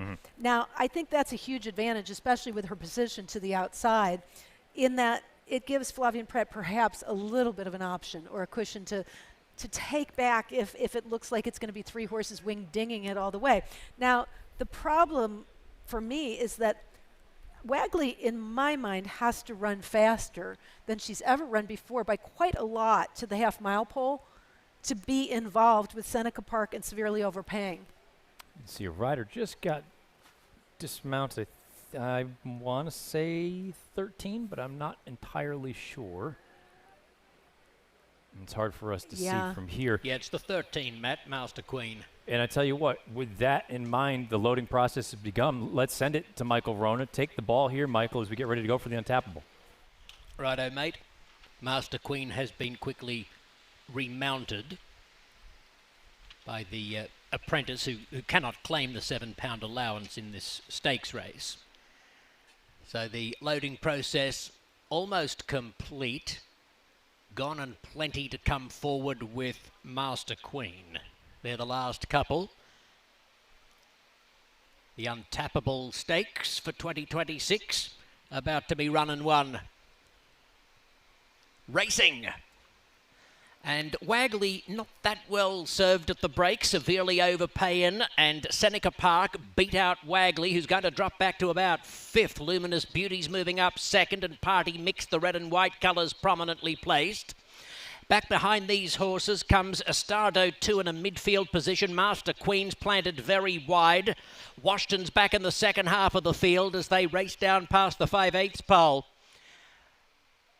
And the leader mid-race narrowly is Severely Overpaying, being pressed by Luminous Beauty. 2 lengths in front of Seneca Park on the inside of Party Mix. 2 more lengths. Wagley's back 5th, 5 lengths off the pace.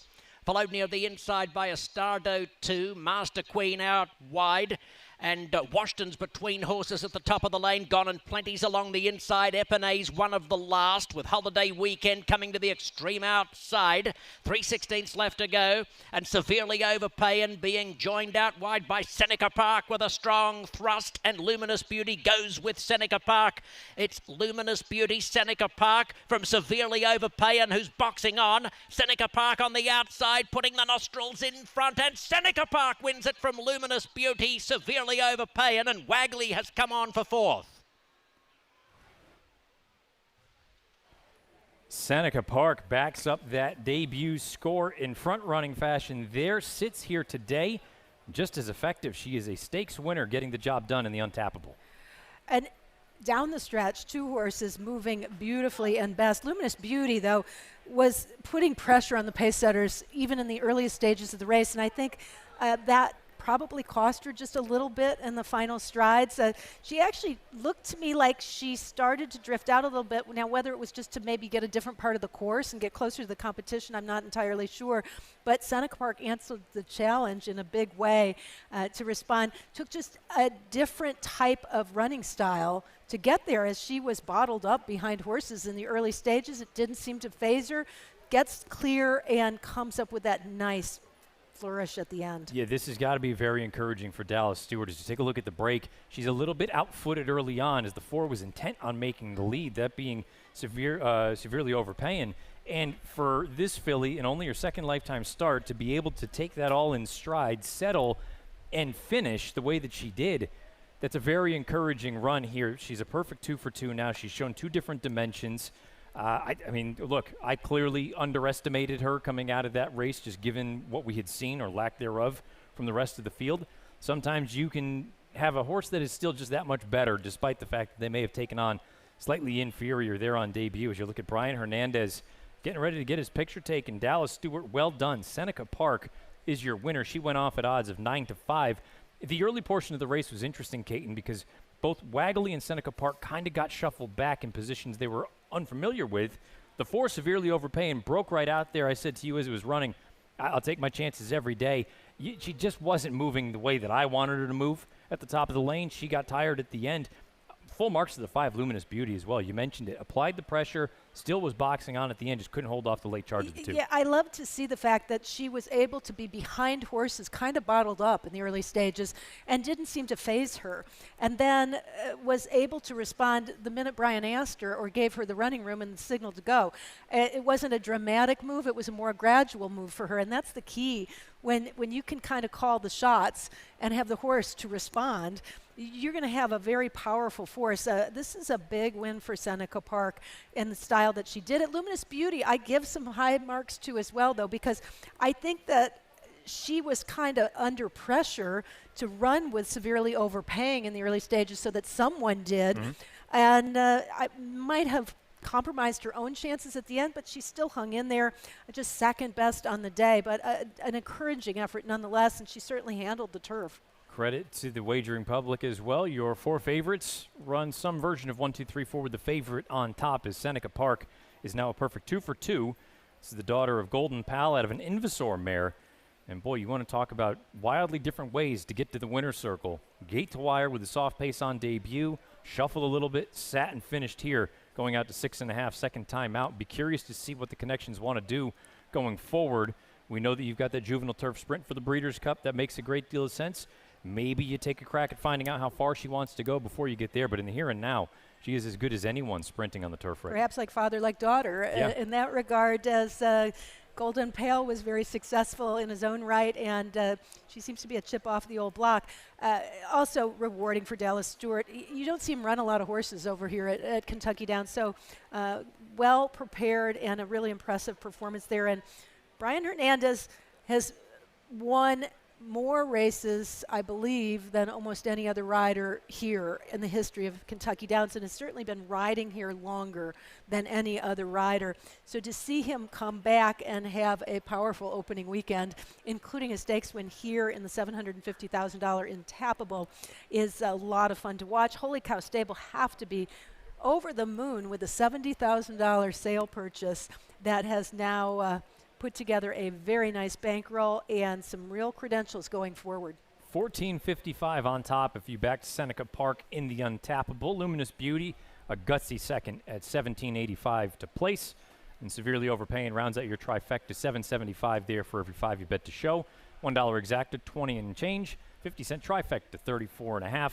$1 double, 66.51. How about that pick 3, even with the favorite in the untappable getting the job done, 146.63. 10 down, 1 to go here on day 2 at Kentucky Downs. When we come back, we get you ready for the nightcap, the payoff leg of all the multis. Run and 1. Racing.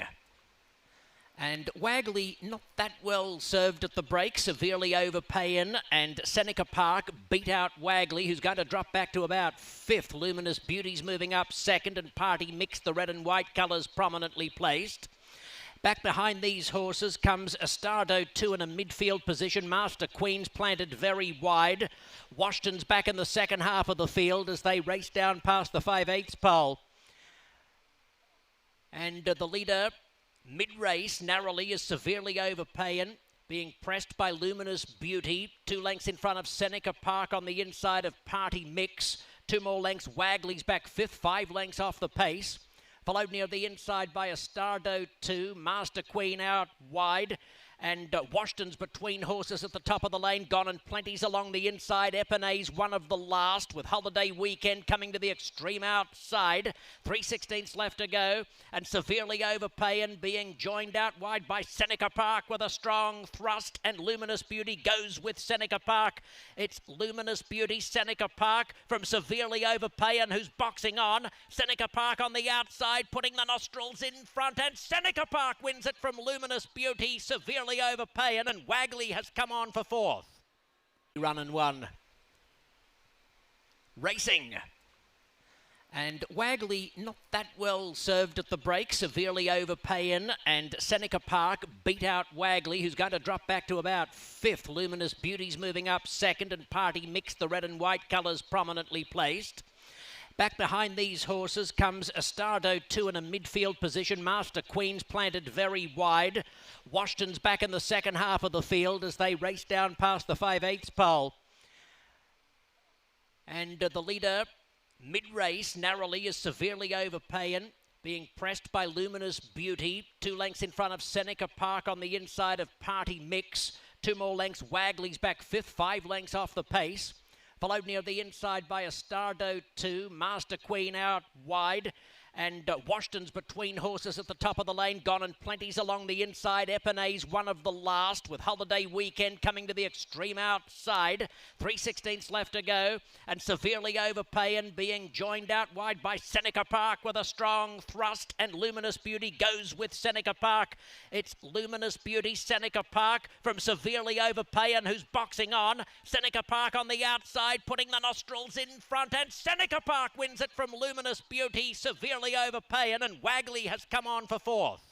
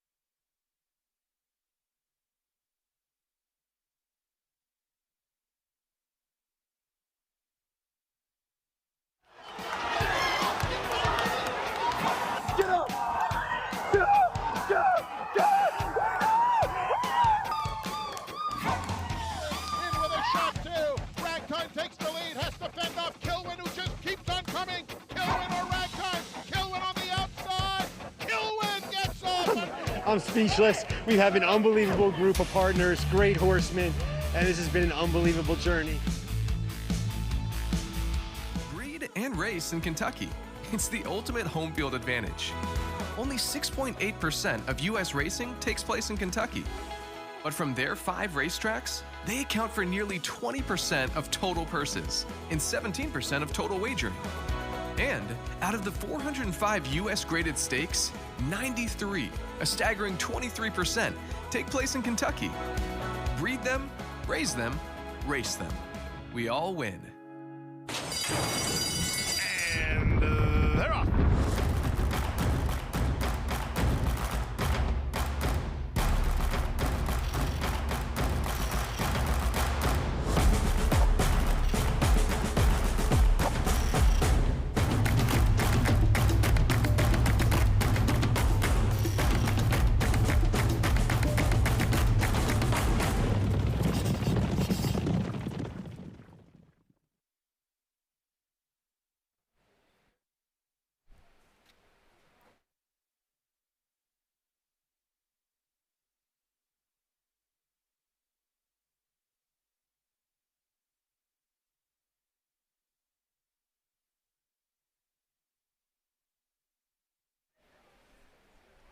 "20 minutes until the 11th and final here on day 2 of the 2026 meeting at Kentucky Downs. Matt and Caton going to wrap things up here. Maybe it's been a little bit on the more formful side here on the back half of the program, which you're not usually accustomed to. But if you're live in the Pick 5 or any of the other wagers, still some pretty healthy returns en route. Yeah, and I think it's always a mixed bag, right? But yes, I think the farther you go into a meet like this, the more sometimes people start to get a hang from the betting perspective as to how the meet is playing. A lot of things made sense. Better quality races, too, though, for the most part, I think, in the latter part of the cards, lend themselves to more formful racing as well. That said, we don't have a lot to go off of in this last race, and it'll be interesting to see if the bettors are right on the money with the 8, Roosevelt, well-regarded horse. A lot of buzz about this one from Brad Cox's barn with Flavien Prat aboard. Opened as the favorite, not a huge surprise there. And a $475,000 offspring of Golden Pale, who we just saw represented in the winner's circle for this one for Red, White, and Blue Racing. I like Roosevelt. He certainly can win. But I felt like this was the type of race where there were a lot of horses that had some credentials. First-time starters, you just don't have any idea how they're going to perform. But I went to the 9 Arsenal Star just inside, who's starting to pick up a little bit of play, but 6-1 for Wesley Ward. I like the pedigree and the workout pattern. In this case, Tyler Gaffalione picking up the mount. You have another Brad Cox first-time starter in there. That's always a possibility. You got Mark Casse with a first-time starter. He won the last race yesterday. This first-time starter is getting played a little bit right now. Or have I got that right? Yes, the 7. Not a first-time starter. He's got a first-time starter and he's got Beach Sandals. Beach Sandals getting played at 9-2, a first-time gelding. You mentioned Arsenal Star with Tyler taking the mount there. The mare won on debut by more than 4 lengths. The second dam won on debut. Munnings can win early. We know that. So good price on your runner. I thought Roosevelt was the kind of horse that, even buzz aside, you just look and go through and do all your kind of deep dive into your information. This is a horse that, even if it's not today, this is supposed to end up being a very good horse. Golden Pal so far is off to just a rocket ship of a start. Maybe he ends up being the heir apparent to the late Uncle Mo as far as basically being able to do anything with a stallion. But you look at the pedigree, complicated mom. 1 sibling won on debut. The second dam won on debut. This one's a half to Honored a Lady, Churchtown, and one more time. Most importantly, you have to Simply in Front, who's not only a Grade 1 winner, but is a Grade 2 winner here at Kentucky Downs. You've got a steady diet of sort of your just kind of prototypical halves, 5/8s leading into this debut. It's Pratt, it's Brad, 9-5. You expect a short number. I'm tempted to play here at 9-5. This is a horse that's supposed to end up being a good thing. Right, absolutely. And, you know, Brad Cox was the leading trainer at the meet last season. His turf runners have multiplied over the last couple of years, and he's one of the most powerful, if not the power, at the top of the heap right now in the nation. So if you can get 9-5 with one of the top riders in the nation and one of the top barns, and a horse that has those types of credentials, you know, that can, in a different light, look like a real generous gift. And depending on how things shake down, but looking at the will pays here, So in the double, there's about a 2-to-1 difference between the 8 and the 7, which you're more or less looking at. And then you've got to jump to the 9, which is, let's call it about 3x, more or less, and that's what you're looking at there. The pick 3, typically, I think, a little bit of a better gauge in the grand scheme of things, and everything kind of jives. It all checks out. I don't think these odds are going to change dramatically the closer and closer we get to post time. I think you're pretty solidified in the 8 being the favorite, the 7 the second choice, and the 9 the third choice. Maybe you get a little bit of jockeying, 7-2, 4-1, 9-5, 8-5, 7-1 down to 5-1. But I think you're looking at basically what you see is more or less what you're going to get. Yeah, absolutely. I'm going to go back to Arsenal Star, and there's an interesting kind of pattern that I pay attention to. And I think sometimes we are guilty of reading more into things than is really there in looking at workout patterns and things. But Arsenal Star is a horse who was working really, really well at Keeneland, where Wesley Ward is based primarily. That's home base and where he's done the bulk of his work. The horse went to Saratoga. Now, I have no idea why the horse went to Saratoga. Maybe the thought was to run the horse at Saratoga, but whatever the case, went to Saratoga and did have opportunity to breeze on the grass, which is a huge benefit to get an idea of how the horse handles the surface. Also had some workouts out of the starting gate. Was entered at Saratoga and ends up here. In my mind, there's some thought that goes into this decision to bring the horse here and run for the big money. And granted, Saratoga has a lot of prestige and the purses are nothing to sneeze at. But in this case, you're running for stakes caliber money, $170,000 purse. So I might be reading too much into it. There might have been a whole different reason for this horse winding up here at Kentucky Downs versus staying at Saratoga. But I kind of feel like that is a positive sign. I also did figure the horse was going to be a better price. And if I like both of them, and I think there's strong cases for both, I'm going to lean on the bigger price. But it's a toss-up in my mind as to which one of these horses could win the race. The 7 Beach Sandals is the experience in there. And when all is said and done, I would lean on experience 9 times out of 10 in a race like this. For what it's worth, that Wesley Ward runner that you're talking about that you picked on top, that race that they scratched out of was the Skidmore. So a stakes race for a horse that would have been debuting. I'm sure you take a look and see who shows up. If it doesn't work or you don't love it, you end up coming down here, you're running for a boatload of cash. So kind of 6 of one, half dozen of the other. Take your pick. I think it's a good sign either way that they were willing to enter a stake with a horse who had never run before. And okay, you didn't go there, you decide to come here. You get a little bit extra real estate to work with, and you're running for almost $200,000. So nothing to sneeze at with the 9 at 7-1. Now we're both going to be mad at ourselves because we both have the 10 in the mix, but not picked on top. If this one at 11-1 or now 10-1 comes through, I thought there were pros and cons. I liked the horse enough in terms of what I saw at Ellis Park to include him in the mix. But that said, he cuts back to the 6.5 furlong distance. And I'm not convinced that's a huge benefit for him from a distance standpoint and a positioning standpoint, because he is probably going to be coming from off the pace as opposed to others who will have position. But I liked him enough to include him, and I think the price is right. I also think it's interesting that only turf try at Ellis Park, that third place finish, was just behind Good to Be King. Good to Be King finished second yesterday in the juvenile sprint. So there's some positives as far as the running lines are concerned, and you're getting a good square number at 10-1. If you think some of these firsters throw it down, you would expect Ward's horse to have speed. You'd expect Brad's horse to have some speed. There are some other runners that figure to be forwardly placed as well. If they all line up, maybe you do get a horse like the 10 at a big number coming from off the pace. You see, the other number that I threw in there was the first-timer for Mark Casse that you kind of touched on earlier, and Jaded. I don't know what to expect pedigree-wise. One sibling, one on debut.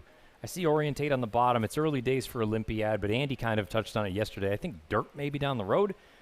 But the biggest piece is just who this one's a sibling to. Half to the Breeders' Cup Juvenile Fillies winner a number of years ago in Jaywalk. She's 17-1. She's being dismissed on the tote. So maybe her being chilly is telling you all you need to know, and maybe, fight another day. But get some experience under your belt. You're running for a big pot. Why not take a shot? She was a nice purchase at the Keeneland September sale last year for $250,000 for DJ Stable. Mark Casse is 13% with his first-time starters. There is a lot to like about her. Axel Concepcion just picked up a stakes win. I can't knock that one for sure.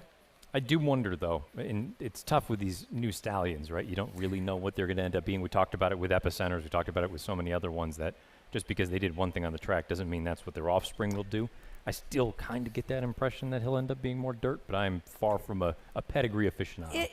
To me, you almost have to wait and see. I mean, sometimes you can lean in one direction, but oftentimes the reason a horse maybe has been on one surface and has never had the chance to show that what they could do on the other surface, and then you have in your mind, well, this is a dirt sire, Right.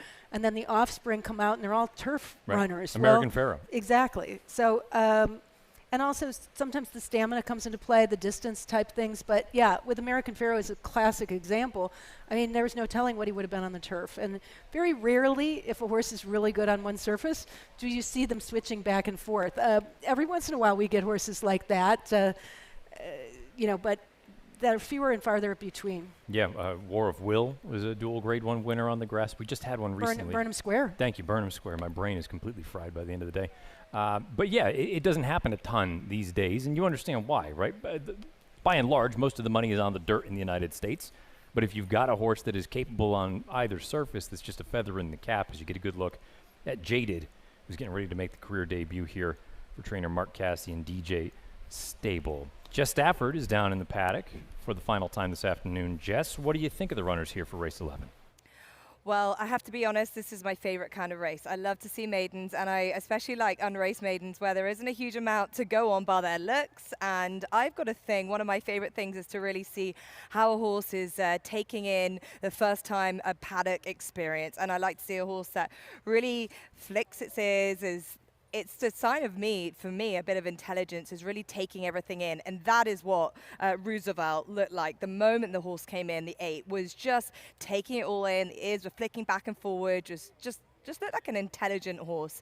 And the betting suggests that Brad Cox is going to have another winner. He does have 2 runners in the field, but it possibly looks like it's going to be another opportunity for the Brad Cox, Flavien Prat combination to have a winning debutante like they did a little earlier. And this horse by Golden Pal, who was the sire responsible for our last winner, the juvenile winner, and just look at the way that he prowls round. He's got a lot of presence about him, and I do feel that the confidence must be high. He's put out some nice workouts, and as I said, a team in good form. The 8 stall position will be interesting, but we've seen varying results coming out wide. I think there should be a good amount of pace on from those that have the experience. The other Brad Cox runner, horse number 4, Job, also equally good looking, and Life is Good is a stallion that I will be following plenty in the early stage of his career still, but is a sire that has got all the credentials to do particularly well.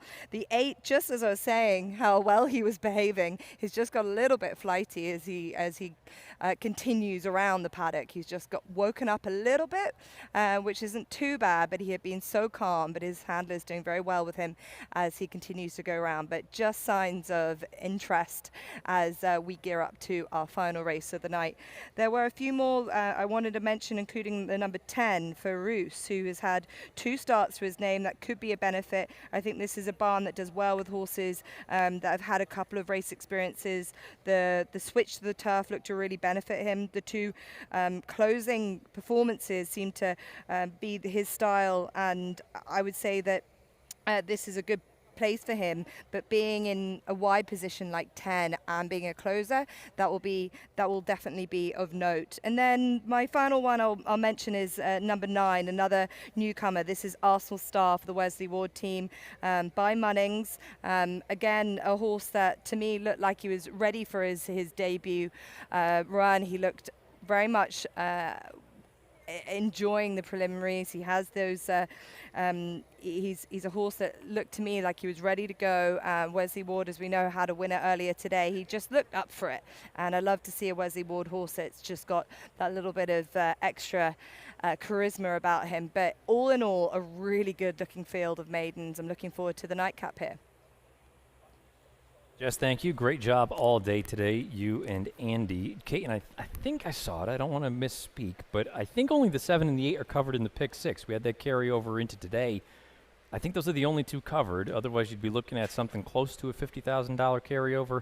when we resume racing on Thursday. But we'll wait and see. That'll flash up again on the left side of the screen as we cycle through all the odds. And you get a good look at Arsenal Star, who, if you want a win early pedigree, this is it. The best thing you can do, especially if there aren't immediate siblings or anything like that, mom winning by open lengths on debut, and grandma winning on debut by open lengths. There's really not much else you could ask for as far as precocity goes. I quite like the fact that she is by American Pharoah as well on the dam side. So very good sign for this course. And by Munnings, proven commodity as well. So also a lot of workouts in the morning, as we touched on, at Keeneland and at Saratoga. As we look at the favorite, we should mention that it looks like Roosevelt spent some time at WinStar to do his early prep work and was training right along there. So this is a horse that probably attracted some attention right off the bat. But, you know, I got a glimpse of Clever Heist, the 3, a first-timer who was 20-1 on the morning line, currently 12-1. It's really good, strong-looking son of Yopan. Out of an AP Indy mare who's been training at Turfway Park for Mike Maker. So these are the types of horses that we get really enamored with, the ones that stand out or jump off the page or that make an awful lot of sense. And you forget about some of the others who might be really good odds to at least consider using with those horses that you like. I think Clever Heist is a horse that I kind of was overlooking, and I might put into the mix here because I do. Even though I think maybe the pedigree could lean more toward dirt than to turf, I did like what I saw from him. Talk more about Clever Heist and the rest of the field in a few moments, but it's time for a post parade.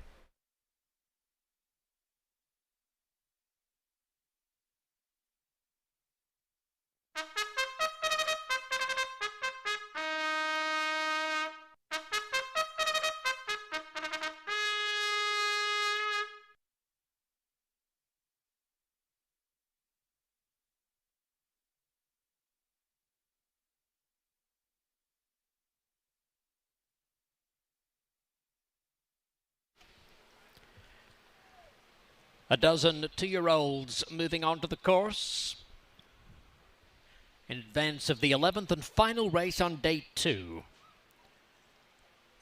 This is a 6.5 furlong maiden with the rail at 50 feet.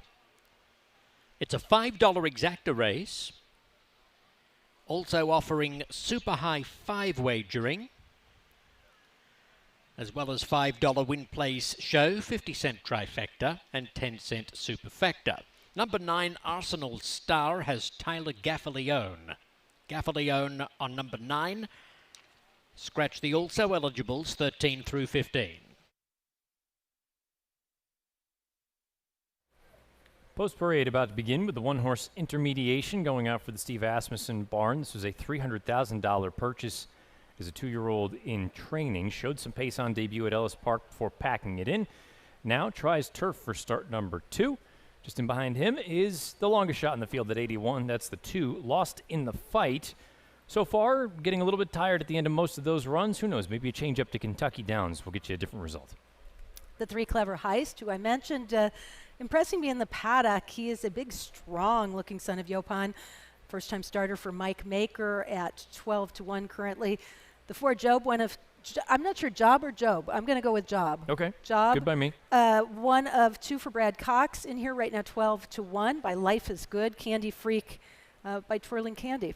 Another one that's getting a little bit of play in here. It's 6-1. Jaded. We mentioned the pedigree being a half to Jaywalk, a Breeders' Cup winner many moons ago. Chili on the board, though, at 20-1. Then you get to Beach Sandals, the most experienced horse in the race, or one of anyway. Nice price at 4-1. Roosevelt, the 2-1 favorite currently for Brad Cox, with Flavian Pratt, has been impressing in the morning by Golden Pal. Arsenal Star has my check mark at 6-1 for Wesley Ward. Tyler Gaffalione rides, first-time starter's been training well at Saratoga. There's a look at Ferris, 9-1 shot. I think if this pace heats up, this could be the one that picks up the pieces here for the Brissett barn. Then you get to the 11, Royce's Law, who's a first-timer going out for the Dale Romans barn, being dismissed at 42-1. Last but not least, Traveling Banker. This is a 2-year-old son of Independence Hall out of a Cairo Prince mare, going to be making the career debut. Adam Beschizza will be doing the riding at odds of 75-1. So there is the dozen that will head to the post. You have 3 minutes to get your plays in. You heard Michael make mention this is a $5 exact opportunity. You also have 50-cent super high five wagering here in the 11th and final. We looked at this race very similarly. If you want to just say you went one direction versus the other, so be it. There wasn't anyone that sort of stood out to me at a big price, but you keep going back to Clever Heist, and by no means am I a horse flesh expert, but seeing the impression he made out on the track, he looked like he had his mind on business. I will say for the debut runners, the siblings, 6 of them, none of them have won before them are in second or third, so they're nipping at getting there. Maybe he's going to be the one that gets that first career win. It also kind of boils down sometimes to trainer style, and in this case, we know Mike Maker is capable with the first-time starter and does have a mind on this meet with young horses as he's getting them ready. So there could be something to that as well. Umberto Rispoli on board, though. I have to say, Mike's been using just about every top jock in the room on one case or another. So he certainly has a good rider here in Umberto. And I don't know. It was just something about the horse. He is down to 12-1 right now, but I just liked what I saw from him. Sometimes you just have to trust that as much as anything. When they look strong and happy on the course warming up, and you have all of the things being unknown, you kind of lean into that. We got to give a little bit of a shot to the 5, Candy Freak, who we haven't really touched on yet. 6-1, taking a ton of money into the teeth of some short numbers that are being bet. First timer going out for Joe Sharp. There is a gap in the work tab from July 19th to August 7th. But Mom, Princess Causeway, with stakes place going long on the turf. The Twirling Candies can do anything. Big purchase price. Jose aboard. A lot of things to like about the 5. Yeah, I thought her price going down a little bit too might be a very good sign in this instance. So yeah, I could make a case for her. There were very few, I have to say, and looking at them that physically I could throw out based on that. Even the longer shots on the board, like the 12 Traveling Banker. Traveling Banker looked a happy horse out there. I can't say that I could make a strong case for Traveling Banker, but when they look happy, that's half the battle, and definitely look fit as well. Horses approaching the starting gate for the 11th and final here on day 2 of the Kentucky Downs meeting. However you've been playing, however you've been watching, especially those of you over on Peacock, we want to thank you for giving us the time of day and enjoying some live horse racing action from Franklin, Kentucky. We'll do this again on Thursday, off for a few days. We'll get right back at a big week next week leading into the Labor Day holiday. Loading process about to begin for the final time on this Sunday. Let's send it to the voice of Kentucky Downs, Michael Rona. Good, thank you very much, Matt. And Caton. Caton, I heard you pondering the pronunciation of number 4.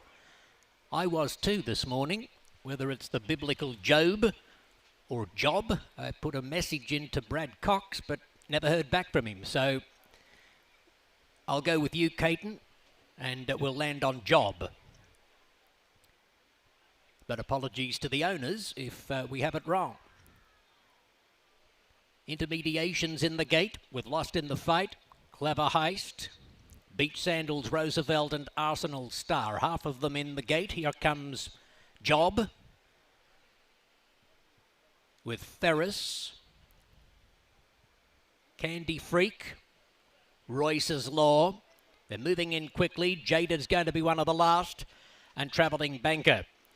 After the last race yesterday, I settled for a Gatorade.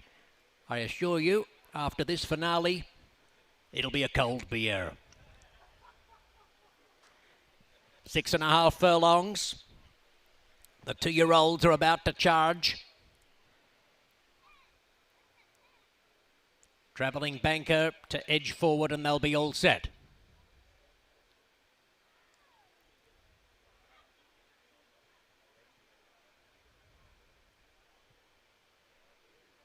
All of those in line are very well behaved. A well-educated group of 2-year-olds indeed. With the possible exception of Traveling Banker, who's just a little reluctant, now goes in. Todd Stevens about to release the field. Racing. Intermediation is away fast with Candy Freak. Up there too is Beach Sandals in the bright pink colours. Royce's Law is not too far away through the opening stages of the race as they take that turn past the 5/8 pole and they're out of that right-handed dip. It's Job coming through along the inside to put his nose in front. Job, one of the leaders. Beach Sandals is going with him out wide as they come down past the 3/8 pole. In behind these horses, Intermediation. And Arsenal Star has the white with dark green cap. Candy Freak's up there sitting outside the leader also. Ferris has the all lime colours reaching the top of the stretch with about 5/16 of a mile to go. Royce's Law is back in the second half of the field with Clever Heist and Travelling Banker. They have a quarter mile left to go, and Job on the inside and Beach Sandals on the outside, followed by Candy Freak weakening from between them. And then comes Intermediation weakening on the inside. Here are some runs out wide. Here's Roosevelt emerging as a late threat. Job has the lead. Roosevelt's all over him. Roosevelt and Jaded's diving through, and it's a three-way go. Roosevelt's in a photo with Jaded. I think they just got past Job in the closing strides. Ferris will be fourth. So close there. For the longest time, it didn't look like your heavy favorite, who, by the way, Roosevelt got pounded down to 4-5. It never looked like he was going to get in gear. He leveled out beautifully. The problem is, Caton, I think, as did Jaded between horses, and maybe got the nose down. It's super close. It is really, really close. But either way, huge race from both horses who absolutely relished the setup and the course itself. Jaded, though, in between horses, comes up with a really gutsy type of effort here. Let's see what happens with the horses that are behind Job at this point taking aim. Okay. I don't know. It's hard to tell from the overhead. The fact that the 6 ran as well as he did on debut for being completely dead on the board at 23-1, and then conversely, your 4-5 favorite, who not only, again, 4-5, an obscene amount of late money. This horse was 2-1 loading into the gate. But to look as, I'm going to put it bluntly, he looked really bad for half the race. And then when he found his stride, he took off like a rocket ship. Yeah, even the 6, Jaded, gets shuffled back here. Maybe it was a blessing in disguise. I'm not quite sure. But, yeah, on the turn, we looked at each other and said, yeah, nothing from the favorite. 8's beat. And then all of a sudden, I don't know. If Jaded won, it was the absolute perfect moment at the wire because it sure looked like Roosevelt had the advantage, just barely. But it could definitely look to me when they hit the wire that Jaded might have had his nose down. It's another one. I agree with you. The look there, 8 got a good bob, and I wish the angle were just a little bit more head on because it's slightly kind of kitty corner. We'll wait and see what the photo says. Big efforts from really all the top 3. I thought the 4 Job ran very, very well, given the pace scenario, kind of getting out there and winging it on the front end. I'm taken by the amount of late money that the 8 horse took. And then this 6 to be as chilly as he was throughout the wagering and to go off at 23-1, to run like this, who knows? Maybe it's Mark Casse back-to-back days in the nightcap, taking things with a first-time starter. But it is, I think it's desperately close. This angle, at first blush, I thought it was kind of clear that it was the 6, but then you're at just enough of an angle that I don't want to make any kind of a declaration. It was a blessing in disguise, I think, for Jaded to end up in between horses because he seemed to be energized by the competition on either side of him and really dig in. But Roosevelt, with kind of clear sailing on the outside on the best part of the racetrack, looked full of steam and just a beautiful finish here with 2 horses giving everything they have at every stride. And boy, Job also giving everything and then some, just getting nipped. Kind of a heartbreaker for that one. That is awfully close. I will say 3 horses across the wire. I think everyone involved with the 6 and the 8. You'll be disappointed if you lose this photo, but I think they're both learning. And especially the 8 horse. For the first half of the race, I thought there was a chance that he would be closer to last than first. But when that horse leveled off, we haven't seen those kind of finishes up the hill so far. I'm not going to say it. I'm going to bite my tongue. I think both horses are really, because if you think of how well regarded the 8 was, Roosevelt, going into this race, and he delivered on that, but Jaded matched him stride for stride in the final stages. So I give both horses a ton of credit. And I have to say, with Job maybe being better suited for longer distances, doing something that I didn't expect him to have to do, which was show that kind of speed and lead the way throughout. Photo sign has come down. We still see the 8 and the 6 out on the track. We're waiting to see. What a way to end the Oh, weekend. I didn't want to say it, but I thought maybe there's a chance of call it a DH, but I don't know. We'll wait and see. Hang on. Waiting for the old film to develop here. But I'll tell you what, a thriller, like you said, to wrap things up here on opening weekend. And a reminder that after a couple days off to cool off, we will be back on Thursday. Unofficial 6, 8, 4, 10, 7. Jaded gets the nose down for Axel Concepcion and Mark Casse. Roosevelt running second at odds of 4 to 5. Job, the other Brad Cox runner, finishing third at odds of 12 to 1. Ferris, the 10, with Christian Torres aboard, finishing fourth at 13 to 1. Beach Sandals, the other Mark Casse runner in here, the 7 horse, at 5 to 1, finishing fifth. Big closeout to the afternoon for Axel Concepcion with a riding double and 23 to 1 shot, besting the favorite here to get the money. What a finish. 3-way photo. It's gone official now. Jaded, who, if the wagering, and again, it's an imperfect science when you're going through and you're looking at first-time starters. But I would like to think that if this horse they all thought was ready to go, fired up at first asking, he would have been a fraction of 23 to 1. For him to do this, like this, I think is encouraging. And then for Roosevelt, I'd like to think that this is just sort of a starting off point. Yeah, I'm sure you're disappointed, and anybody else that bet on him is disappointed he didn't win that photo. But the way that he finished, like a freight train, you've got to think that for each of the top 2, and as a matter of fact for the 4 horse as well, Job, that maybe this is just a sign of things to come. A shout out to Len Green's DJ Stables. Mark Casse now with a couple wins at the meet, and Axel Concepcion closing it out with the son of Olympiad, who was bred by Gainesway out of an Orientate mare in a $250,000 Keeneland sales purchase. We've had 3 payoffs of better than $100 at this meet, I believe, maybe 4. $121.05 for the win. If you're like me and you got nosed out there with the 8, disappointing. But the good news is, with the 8 losing, we do have a pick 6 carryover into Thursday, nearly $48,000 in that kitty. $1 is the base bet. We'll talk about that and the rest of the action when we come back here on Thursday afternoon for day 3 of the 2026 meeting at Kentucky Downs. For Caton Bradar, Jess Stafford, Andy Biancone, thank you to Nick Luck, who's headed back home. I'm Matt Bernier. We'll talk to you all again Thursday afternoon.